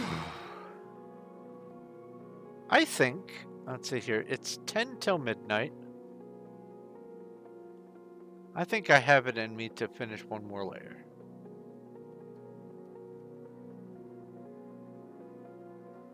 Little bit of a stressed day today, but I think I'm okay. Definitely will be taking a rest, probably a nap after I'm done with this. Who knows? Maybe even just go to bed early. I don't know.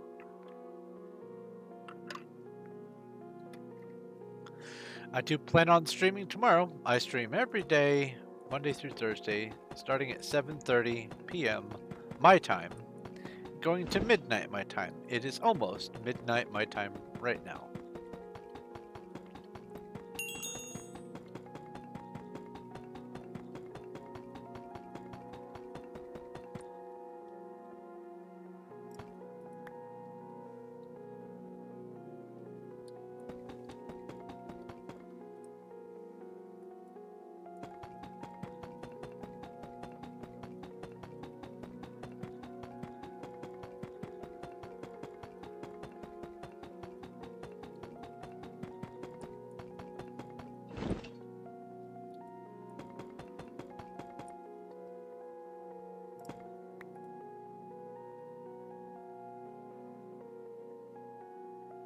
I wonder,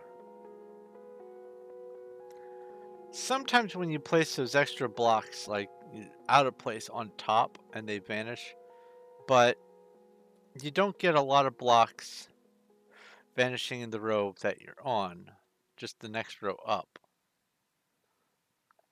But then you go up to that row and you're in the middle and you start getting blocks to vanish. I wonder if that's the bottom edge of a vertical chunk. Let's see if I can identify.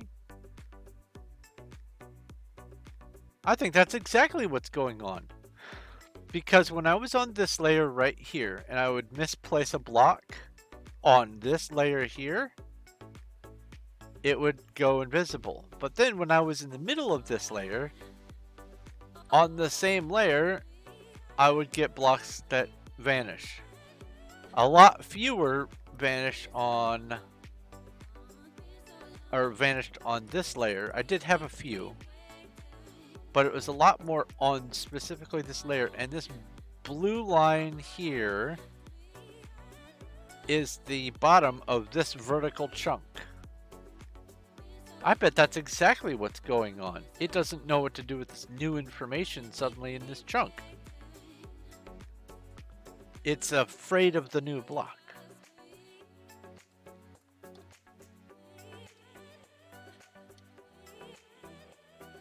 I bet that's exactly what's going on.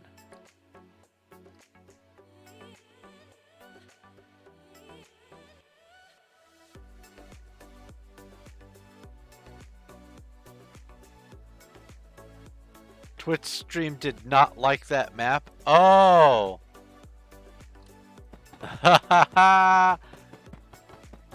I bet. There's too many colors going on.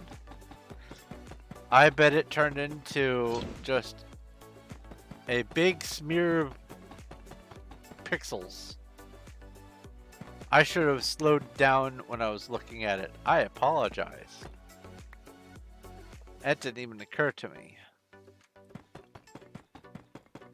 I'm still in video recording mentality, even though I've been streaming all this time. Almost exclusively streaming. I am largely video brain, like recording a video, not broadcasting a stream. And so my brain is not always geared toward pixel density has changed. Must pause long enough for it to catch up. That's actually partly why I make sure it doesn't rain. I turn weather off, well, perceived weather off, so that I don't have to deal with the rain artifacts.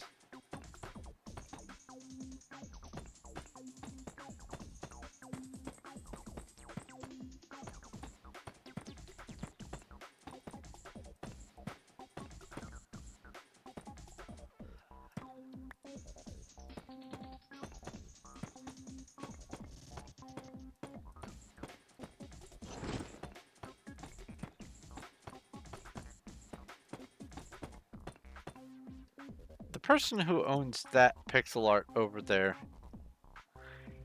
I believe they are the same person who has a map of their area, and then in the top corner it said, it has an arrow and it points at what part of this build is visible, and it says Thorn of Night is crazy.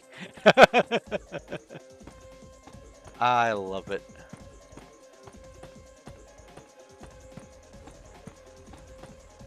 Because it's 243 by 243 footprint. It's a big structure.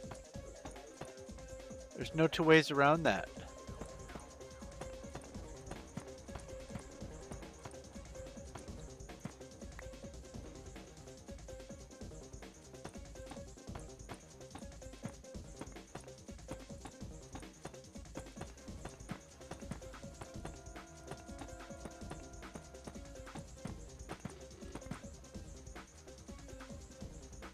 I'm gonna have to figure out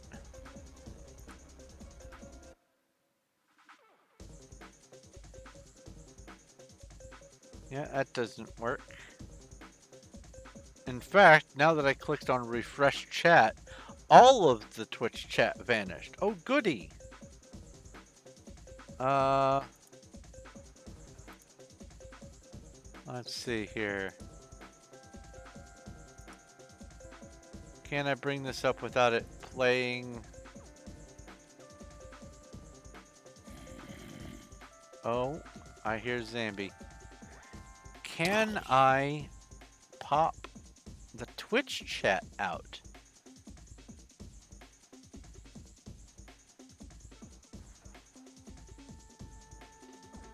I will probably be just chilling in voice. I feel better. Probably won't be napping. Can I pop just the Twitch chat out? That says collapse. Chat settings. Pop out chat.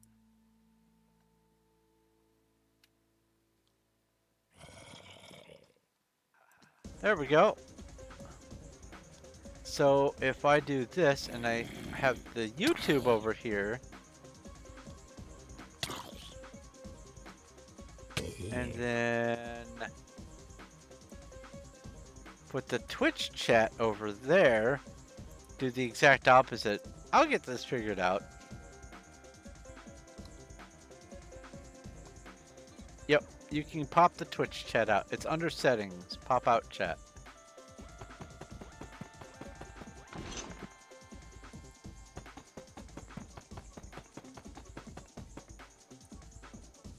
Watch, now that I've done this, now YouTube chat won't scroll down.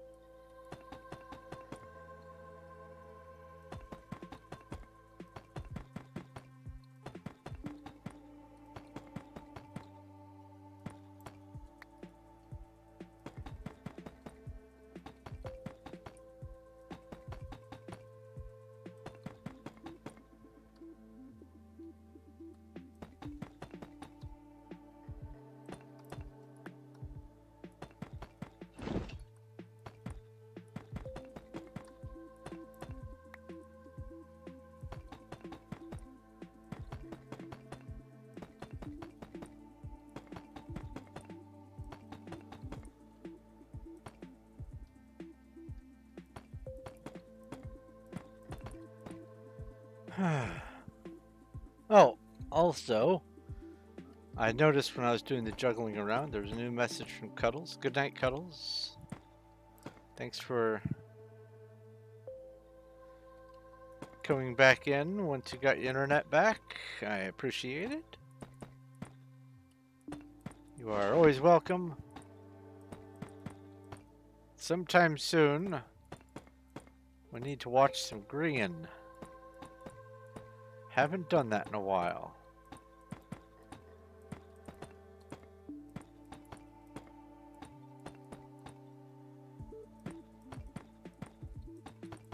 Get caught back up.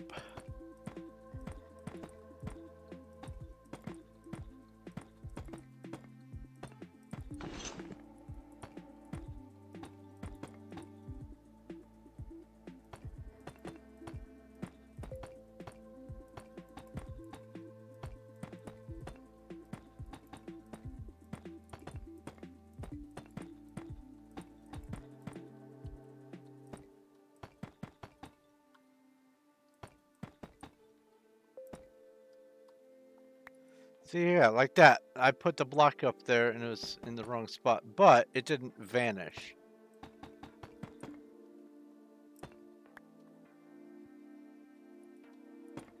I need to do some experimentation with that. And remember that for the next time I have vanishing blocks, to bring up the grid, F3 plus G, and see if that is a vertical chunk border when it happens.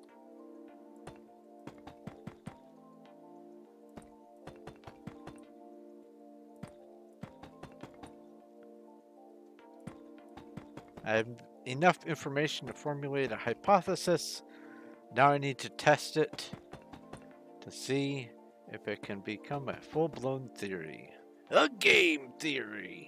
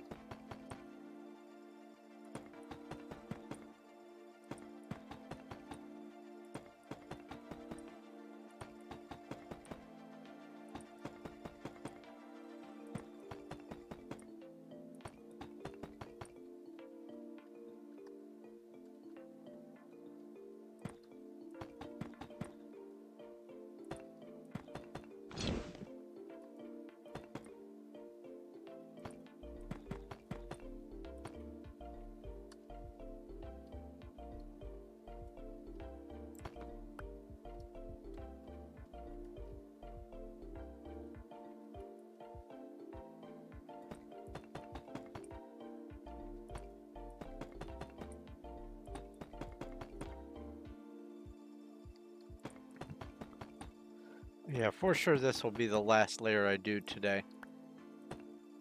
I've made a lot of progress. A lot of progress, honestly.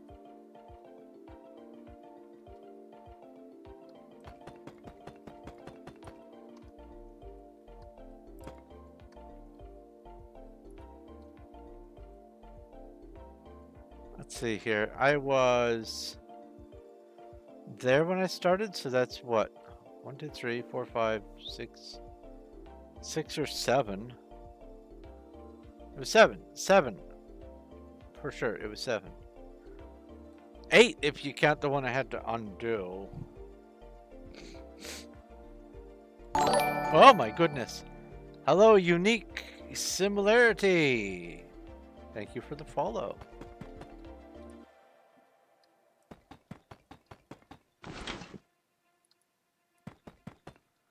And I need to change the Twitch ones to be the UFO.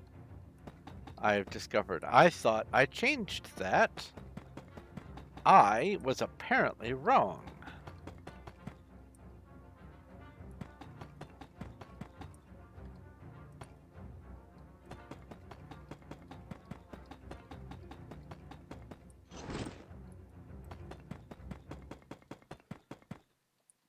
I need to figure out the whole bits thing and the other Twitch interaction stuff. There's a lot more you can do on Twitch than elsewhere, and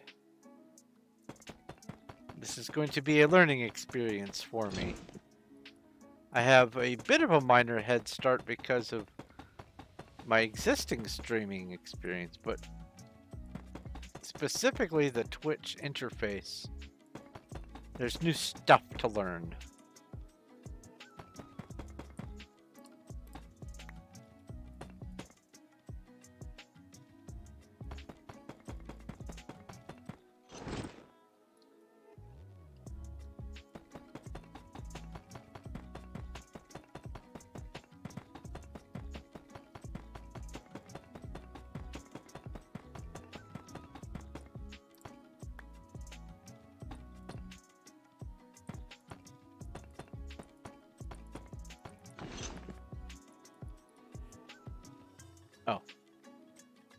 PV, PV, not P, semicolon V.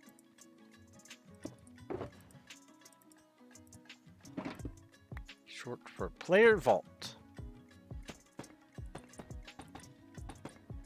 And I get a lot of player vaults being amethyst rank. Holy cow, do I get a lot of player vaults. Do you get more player vaults if you're a higher club, I wonder? Let's see here. That's amethyst maximum player vault. No, you don't.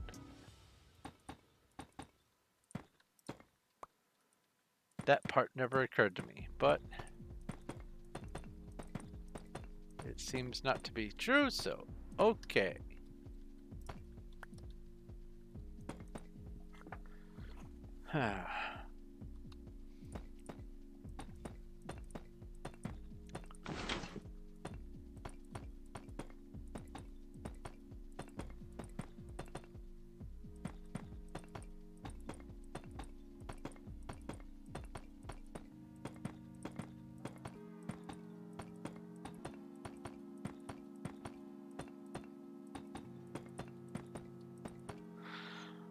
One of the things I like to tell new people on the server is if you've got something you absolutely positively don't want to get stolen, and even if you have enough claims to not let things get unclaimed, which you need to own 5,000 or more claims to prevent auto unclaiming after 60 days of inactivity. And even if you absolutely have no other people on your trust list, like if I go claims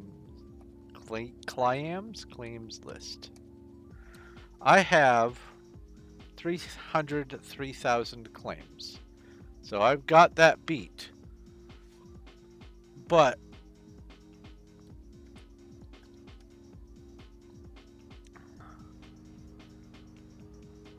I only have 2 people on here that have any level of access.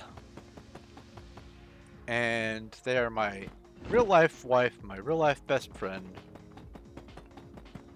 and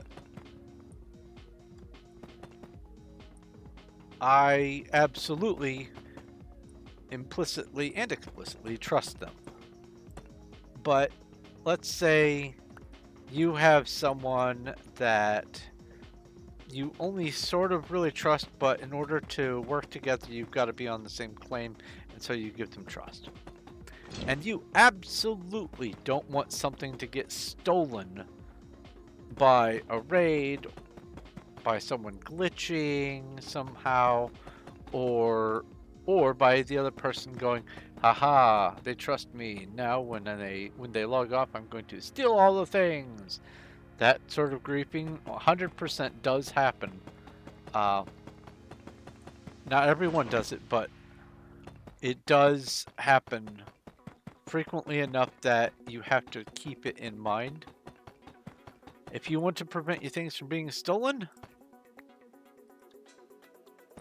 you put them in your player vault. It is untouchable by anyone but yourself. Yep, that block is gone. And when you start off brand new, no rank whatsoever, you still have Player Vault 1. You have 54 blocks of storage that you can take with you whenever you want.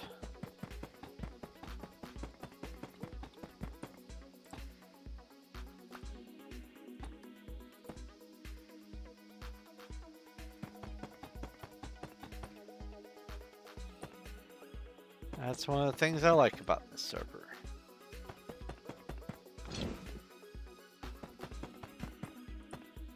Whereas many other servers would make that sort of functionality have to be purchased. This server is more driven toward, we like our players. We want our players to enjoy playing. Oh, bother.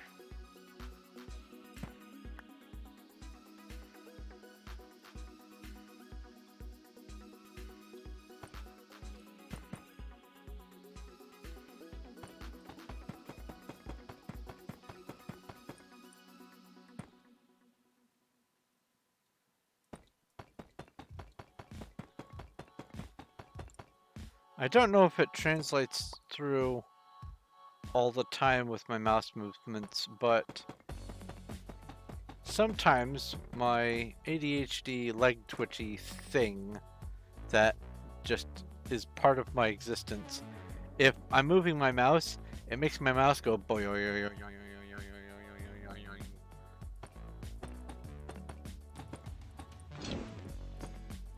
And I have noticed it from time to time. I try to correct it, but when you're nervous and you know it, bounce your leg. When you're nervous and you know it, bounce your leg.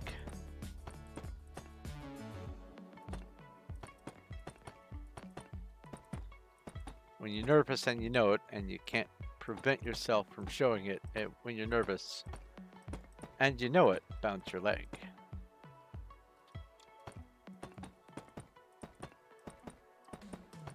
Why am I nervous? No idea. Brain just says, be nervous.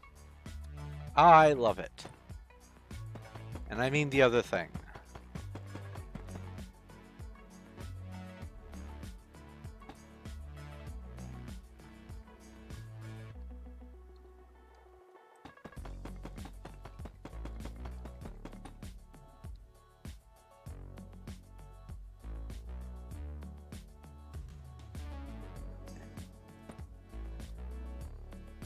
Now, when you say is friend, by the way,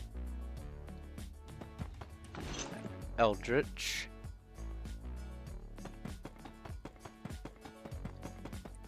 what was friend? Was it the zombie that came up to say hi while I was trying to fiddle with the menus?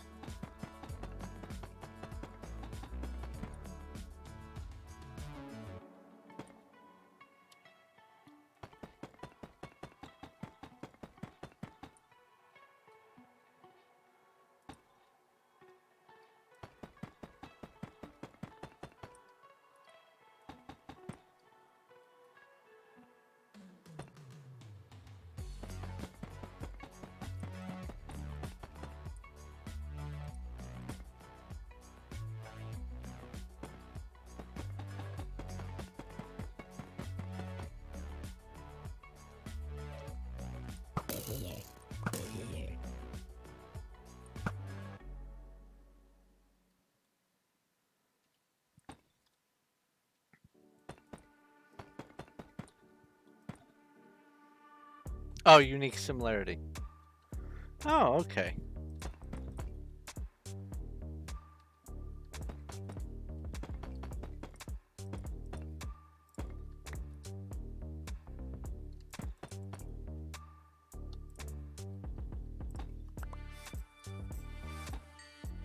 Gotta see what the fancy boots are. Just gold.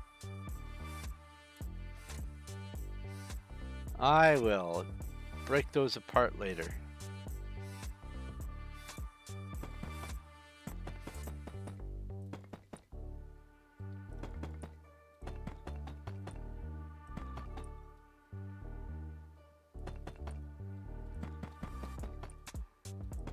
That's something, by the way, regarding my Refugee to Regent challenge.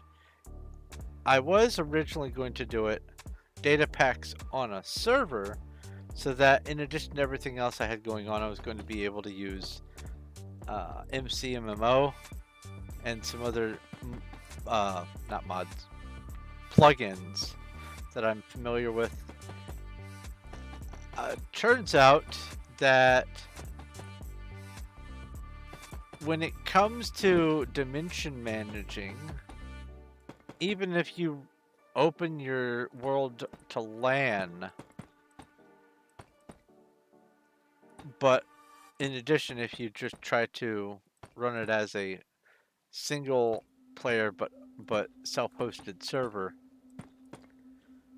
the way it manages the tick events with respect to other dimensions is so drastically different that in a world where you could very easily have 20 ticks per second, which is the normal. Let's see here. F3 plus 2? No. F3...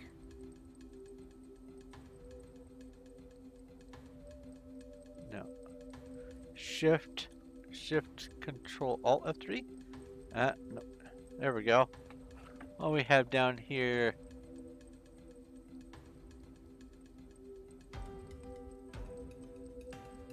That's not ticks per second. Ah. They don't have a ticks per second meter in 1.20 or in 1.19.4.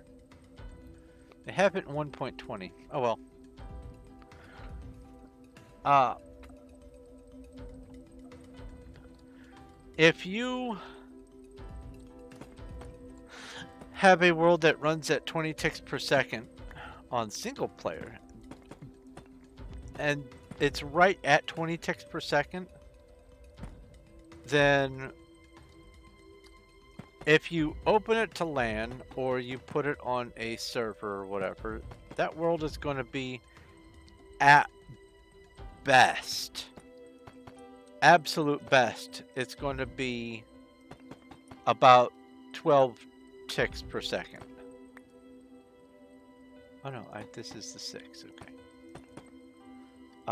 I've discovered this through lots of trial and error, and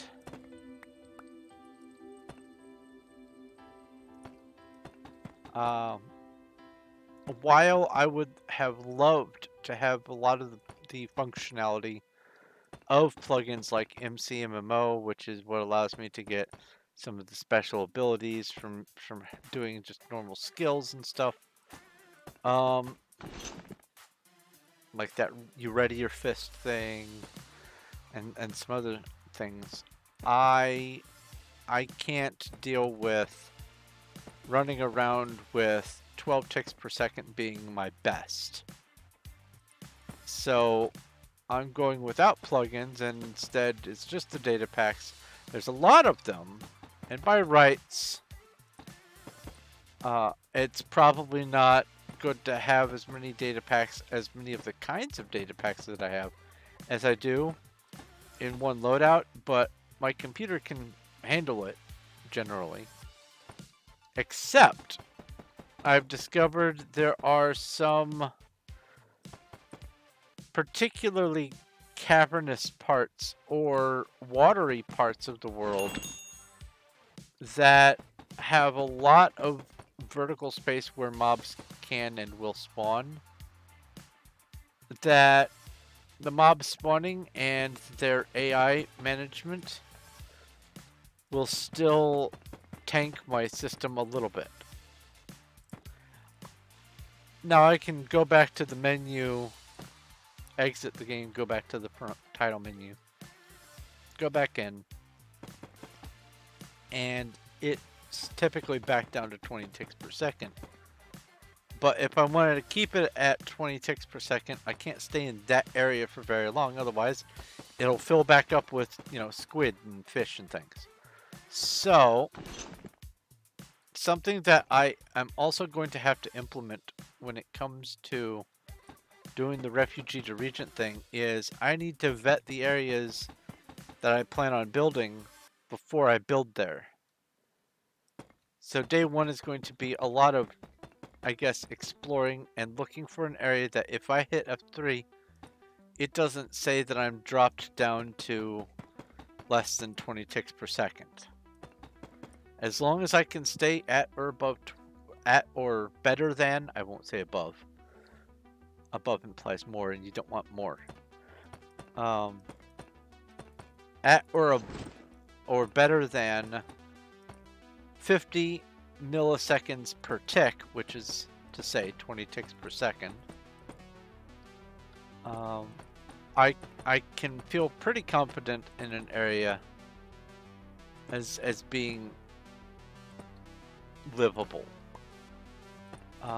Largely what this does mean is I'm going to have to build away from at the very least away from the ocean, either vertically or horizontally, because the ocean can spawn stuff at any depth, whereas you need solid ground to spawn stuff in the overworld proper. This track is so loud.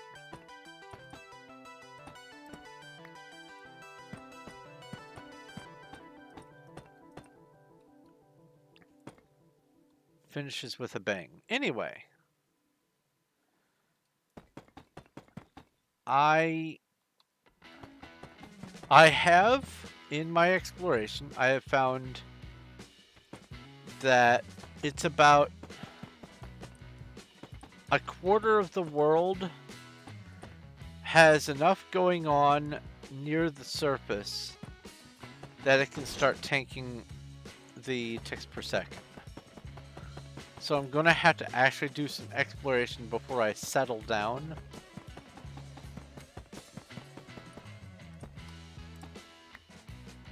And if I can't find an area reasonably before the end of the first day of the stream, then what I might have to do is, after the stream, just keep on exploring or random teleport or look around, or maybe start a new world. Ugh, dread that. But my primary concern at this point when it comes to whether or not things will run is the amount of drain on my ticks per second that everything will have when combined. Because the difference between mods, plugins, and data packs is a mod is its own standalone thing that just simply adds to Minecraft. It takes care of its own business, it adds its own stuff, its own sounds, its own pictures, its own everything, and it just tells Minecraft what's going on. A plugin takes existing Minecraft stuff and does much more limited stuff with it than a mod ever could, and typically uses game rules that are just in normal usage. And then we have data packs, which are the cross between the two. Data packs have to use vanilla stuff, even if it's retextured and they add NBT data and all that kind of stuff. It's still vanilla stuff. It's not modded. And then instead of it doing its own magic on its own in the background like a mod or say a plugin might, it behaves like it's a million different command blocks acting all the time wherever you go. And so because it's trying to listen with command block infrastructure to everything that you do and everything that's going on in the world, it really bites into your ticks.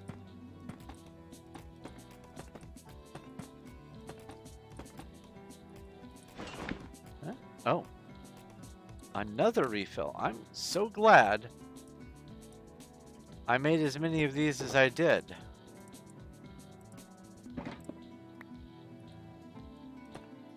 Oops. I made, what, 18 of these?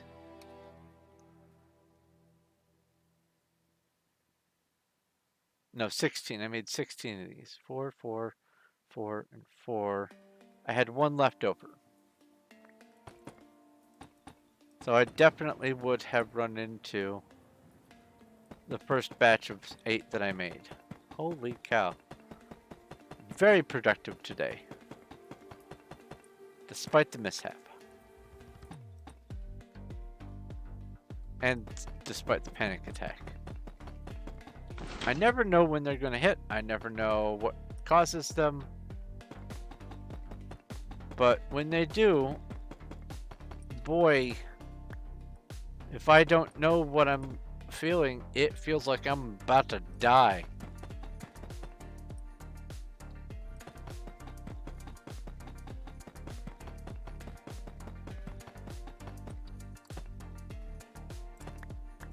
Thankfully, I have a little bit of an ace up my sleeve.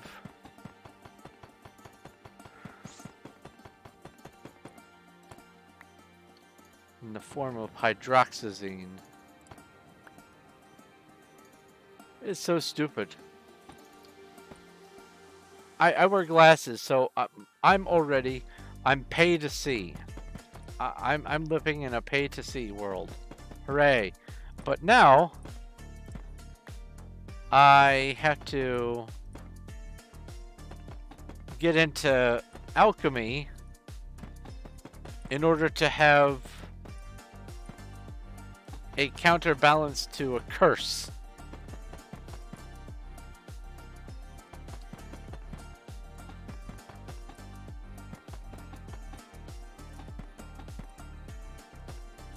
Best way I can describe it.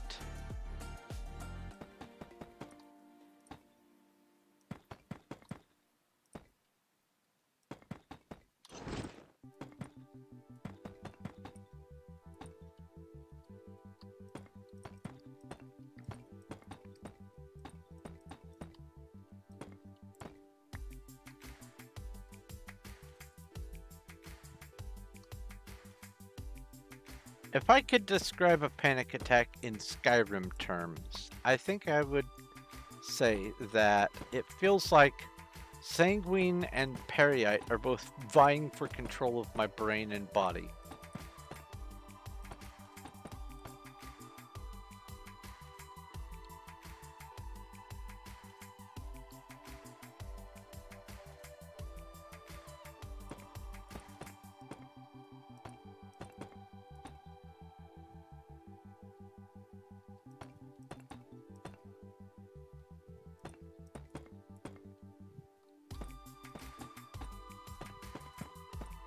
Oh yeah, that's right.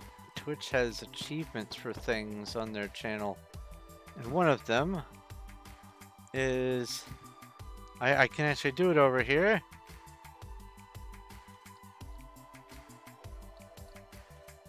I can say hello to chat. It looks like I'm gonna have to set up a moderation bot.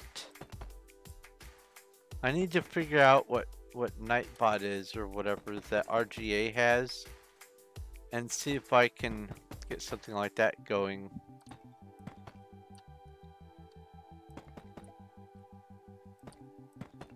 Streamlabs seems to have one, but in order for it to work, you have to set up a second Twitch account and then it moderates by using the second Twitch account.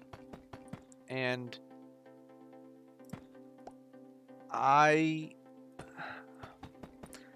going to see if there's other avenues.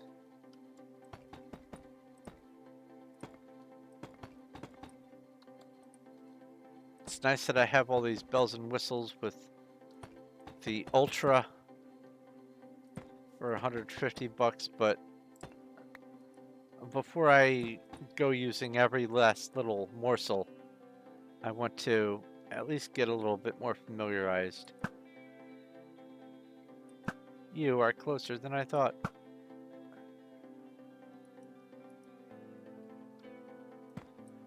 There we go, 3 more rounds. And it's only about 12:30.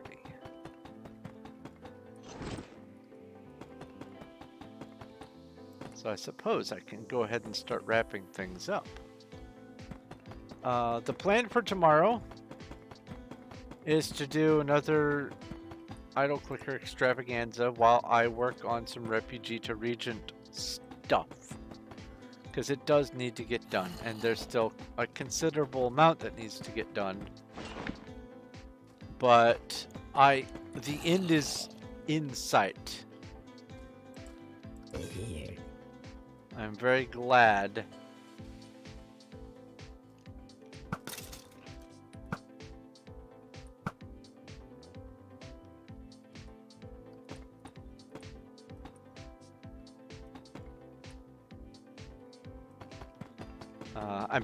that I managed to come up with the code for generating the populations and whatnot. In case you aren't paying attention when that part comes up tomorrow, by the time I'm done with the challenge, my kingdom will have a population of over 8,000 people in it. Everyone needs a room and bed of their own. Well, some of the population, especially in the slums, can have like a second bed or whatever in a cramped room.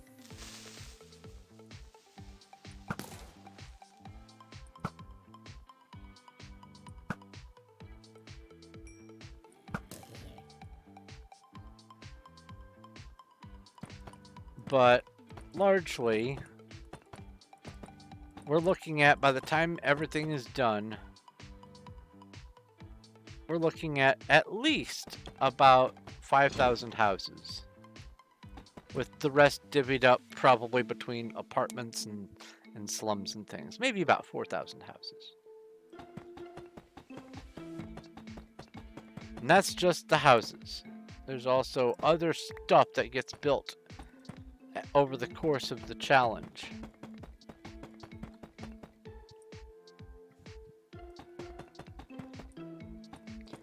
Now, a normal person who only has one outlier that they add per level is probably going to be more on the magnitude of like,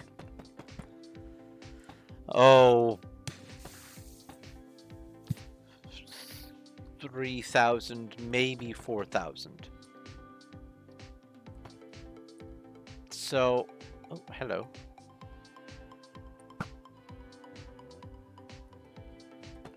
So it's still a lot, but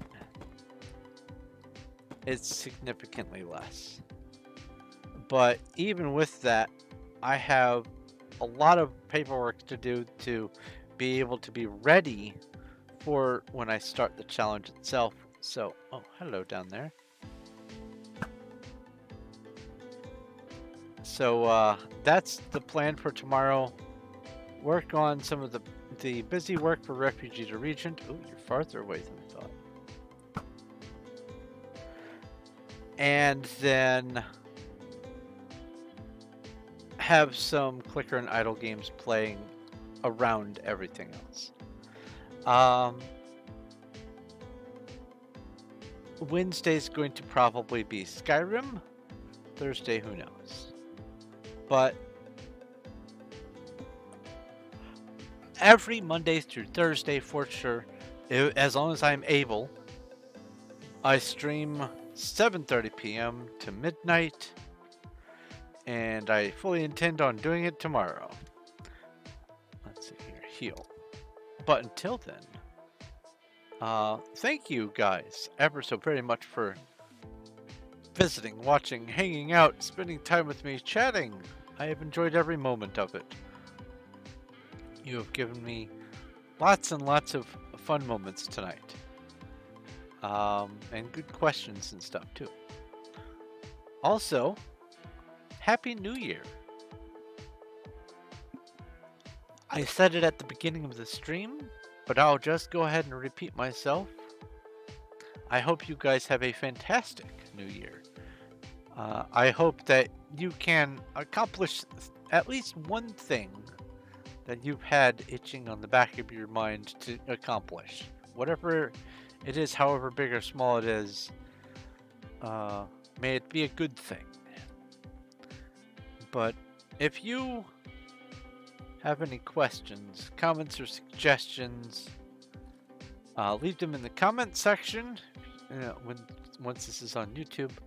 And then also, I have a Discord link down in the description where you can join my Discord, and there are lots of us over there who would like to lurk and hang out. And after I'm done streaming, I usually go over to Discord and just stay over there. So if you want to chat and ask questions over there, hang out and voice, watch the other post-stream stuff that I do, then yeah, that's over on Discord, and you're more than welcome to hang out. If you like this video, please give it a like. I appreciate it, and it does help. And if you haven't already, do go ahead and subscribe so that, oh, and follow or whatever it is on Twitch, so that I can keep growing and getting more people and having more eyes on my stuff. I have passed the 2,000 mark, but now I want 3,000. I don't want to just rest on my laurels. I want to keep on going. So if you can share my channels with people you know, other Discords you're on, whatever, I would absolutely love it. You don't have to if you don't want, but it would be appreciated. Also, if you would like to help support my channel in a more substantial way so that I can once again be able to have Streamlabs Ultra next year and Discord bot and other stuff like that, then I have links down in the description for both my Streamlabs, where you can do a tip and get a nice little long noise that happens during the stream, and also I have my Patreon where you can do something more ongoing. So both of those are down there. And also I will mention that people who support at the Lapis tier, the $10 tier, get free signed copies of any books that I publish while they are supporting. So there's that to look forward to. But anyway, I'm going to go ahead and get off of here so I can relax, maybe get a little bite to eat, and get maybe a little bit more work done on the refugee to regent stuff.